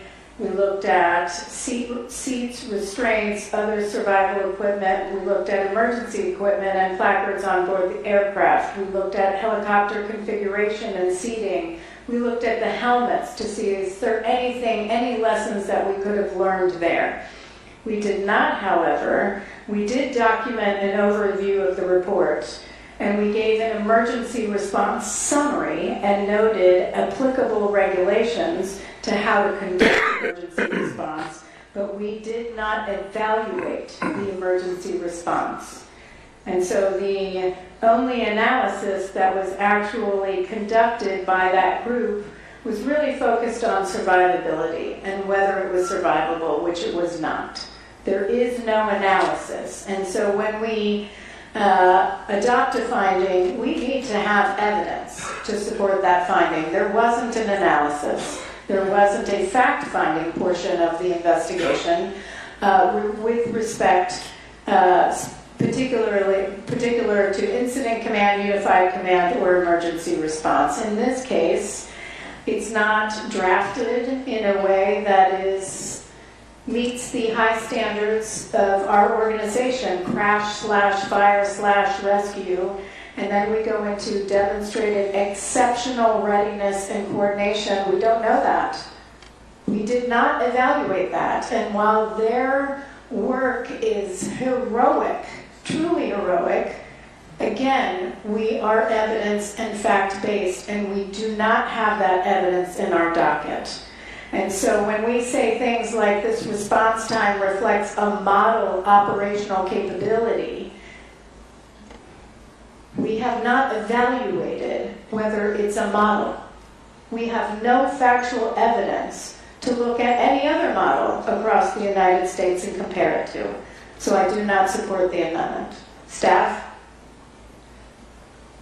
Thank you, Chair. I've waffled on this, and I fully appreciate the intent, and I think every one of us that were down at the airport that night, that week, appreciates everything that the first responders had done.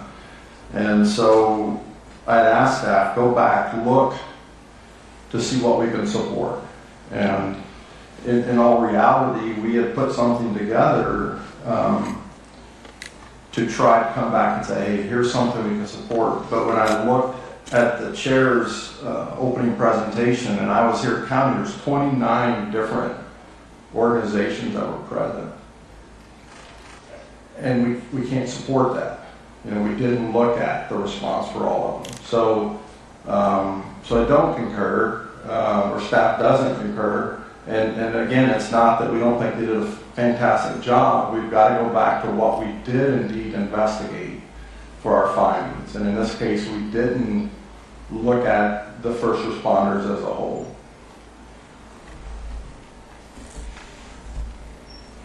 It was I think it was handed to me. Did staff have an alternative version? Yeah, and that's what I was saying. I've got one that I worked on, but I'm not even going to propose it now because it talks about one organization. There were 29 different organizations.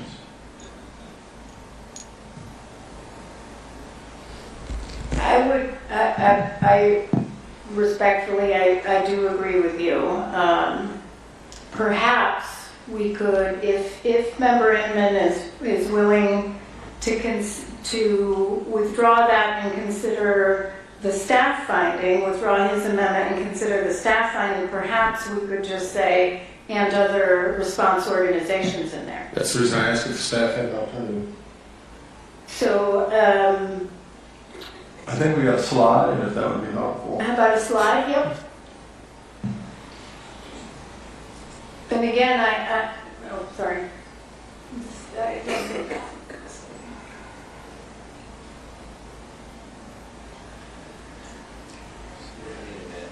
Okay. While he's doing it, would you like me to read it? Actually, I'll tell you what, I'll make it easy for you. Because somebody printed this earlier, that's the reason I was asking. I'm just going to try to read this so hopefully we catch up with it. The Metropolitan Washington Airports Authority Airport Rescue and Firefighting and Airport Operations staff responded immediately in accordance with applicable emergency plans and regulatory requirements, rapidly establishing incident command, deploying land and water-based resources, and coordinating mutual aid under complex nighttime and on-water conditions. Does that sound? That's what I have, yes. I have no problem ending to that. Obviously, the intent was to try to make sure we at least say the appreciation for the other first responders, and I hope it at least can be noted in some way. And I apologize, this was a miss on my behalf during our staff meetings. We didn't have enough time to get to that, to where we was trying to get it into the investigative report, but obviously the docket needs to support it as well. I'll offer that as an amendment to my own amendment, or a new amendment. Second.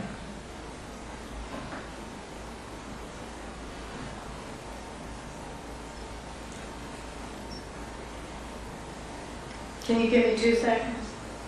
So what, you gonna put it up? Yeah.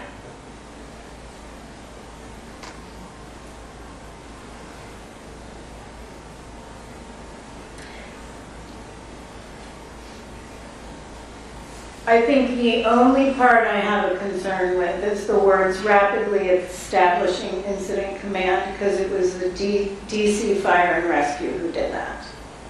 So would you consider striking that and leaving the rest? Because DC Fire didn't do the other things. So if we add them.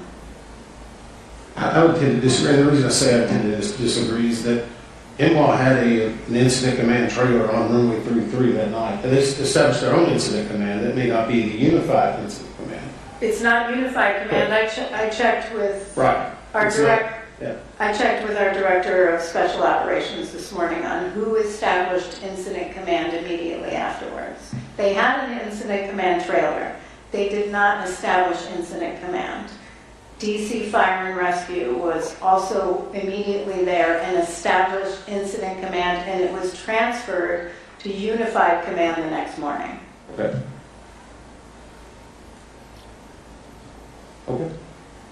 What I'm saying is that would be inaccurate to say that MWA rapidly. If you'd like to strike it, we can. Oh, okay, got it. Say okay. Oh, I don't know if you've been used to that. We'll say okay. So. No, I didn't know if you were just saying, I heard you. Yeah, okay, so let's pull this back up.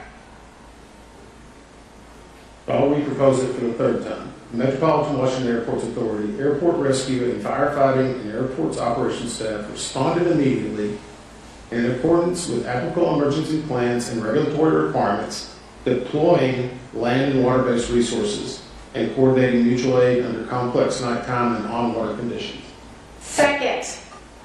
I'm seconding it. Okay. Okay. Anything else?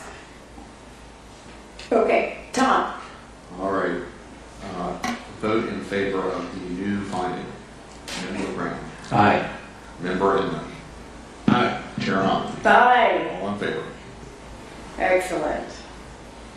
Member Inman, you're recognized. Amendment, proposed additional finding. Number 2.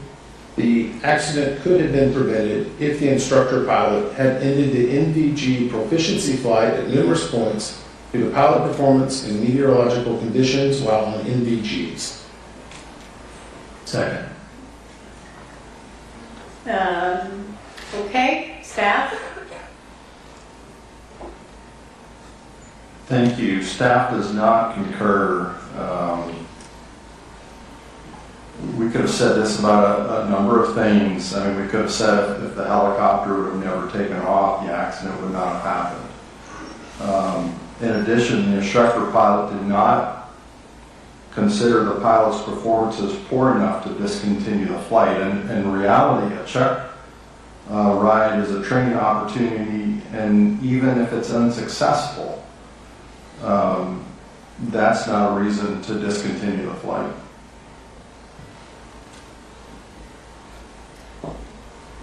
Oh, you were getting a lifesaver.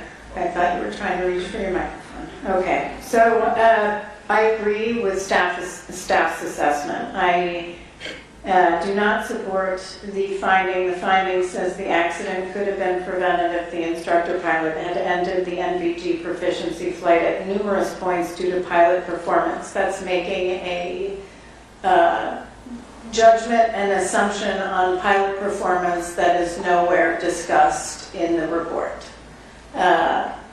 Mr. McKinney, I would ask, do you believe, is there any way to know whether the pilot would have passed the standardization test? We do not know what the instructor pilot would have determined at the end of the flight because they hadn't completed the flight yet. Did you determine that there was any deficiency with the pilot performance? We found no deficiencies with the pilot performance with the information that we had. And was there any reason why the instructor pilot should have ended the NVG proficiency flight due to meteorological conditions? It was windy, but gusty. The winds, I don't think affected the NVG portion of the flight. I have been thinking about this a little bit more, and I would say that the helicopter, the crew was transiting Route 1 and 4, which was just basically the repositioning down to Davidson Airfield to do more of the proficiency check. So this was just a transit portion of the flight, which any helicopter crew would have been doing at any time along a published route. And even if they had decided to return early, they probably would have transited that route anyway. So it still would have put the helicopter in jeopardy of the intersection of Route 4 and the approach point to runway 33. Did we anywhere in the report, Mr. McKinney or Mr. Banning, talk about pilot performance at numerous points of the flight?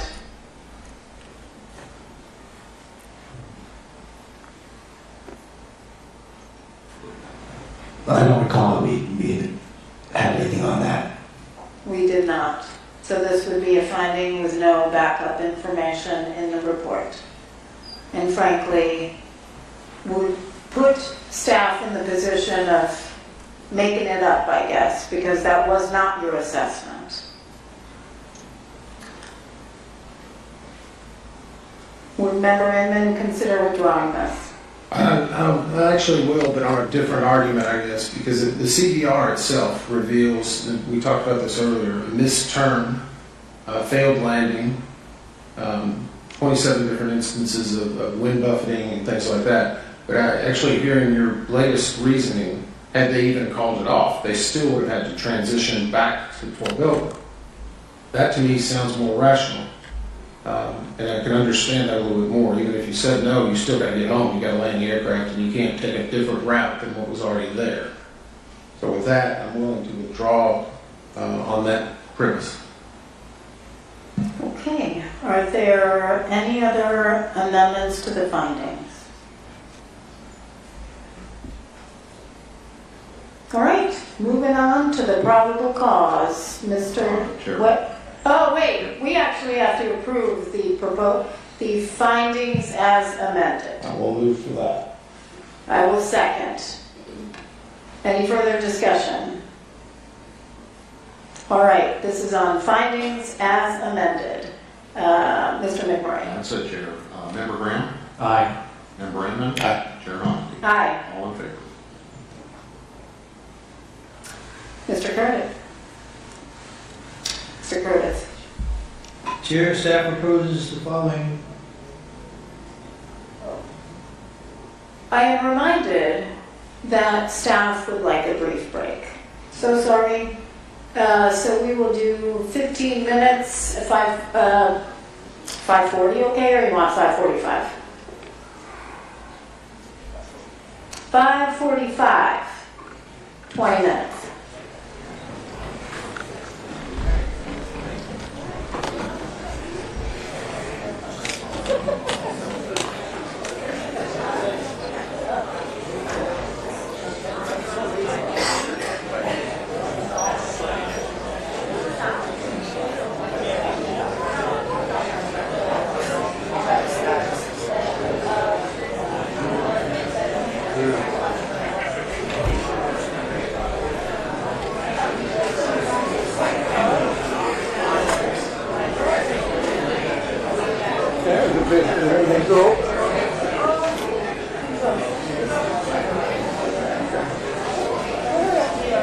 Never mind. I mean, this one like you.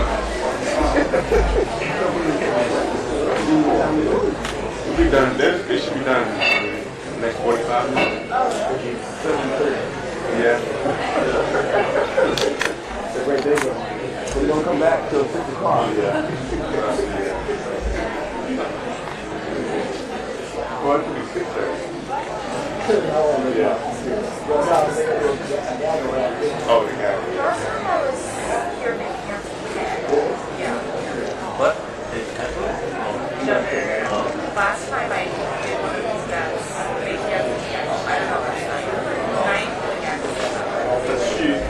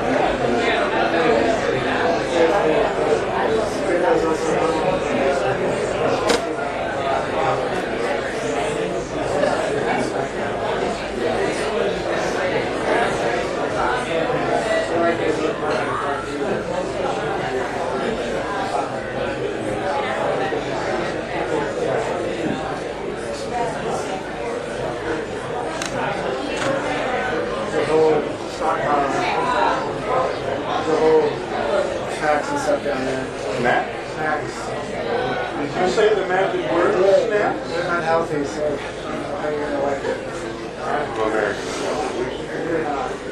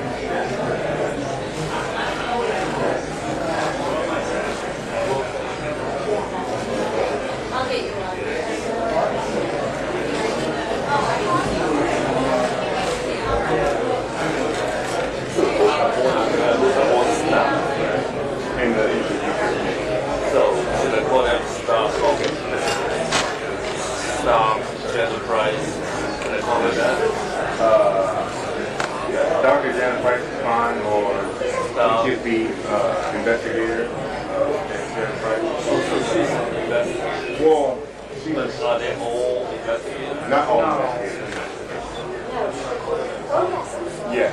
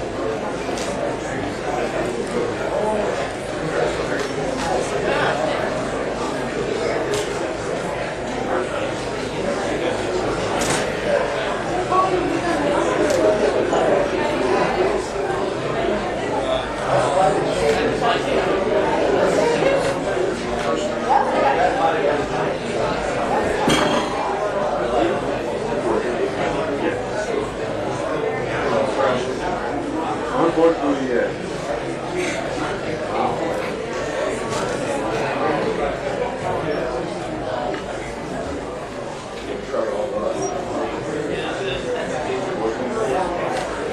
hired a guy.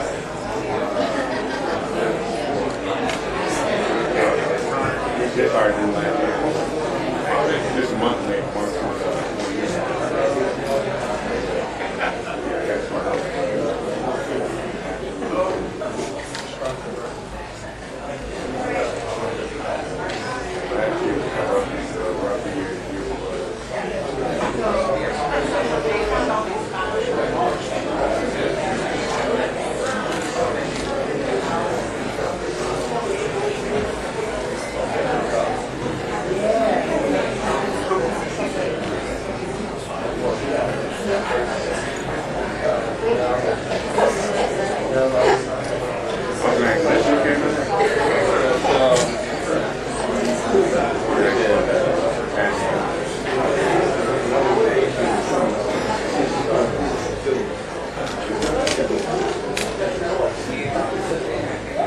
This your hands?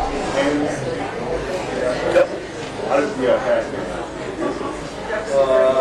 Yeah, but not the What's that? Oh, the hot shoe? Yeah. You know the big head has a hot shoe.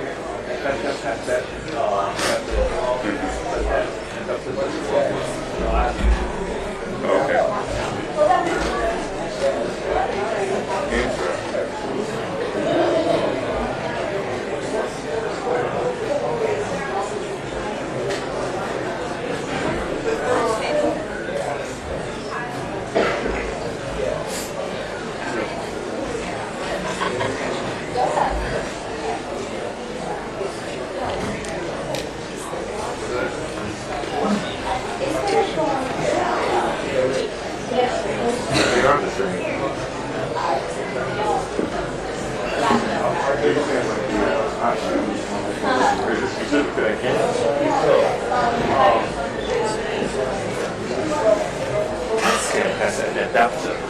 Yeah, we have this right here. That's the same one.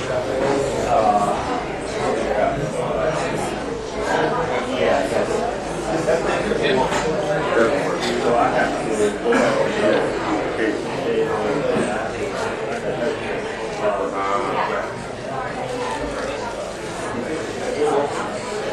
I haven't used it. I haven't had a week.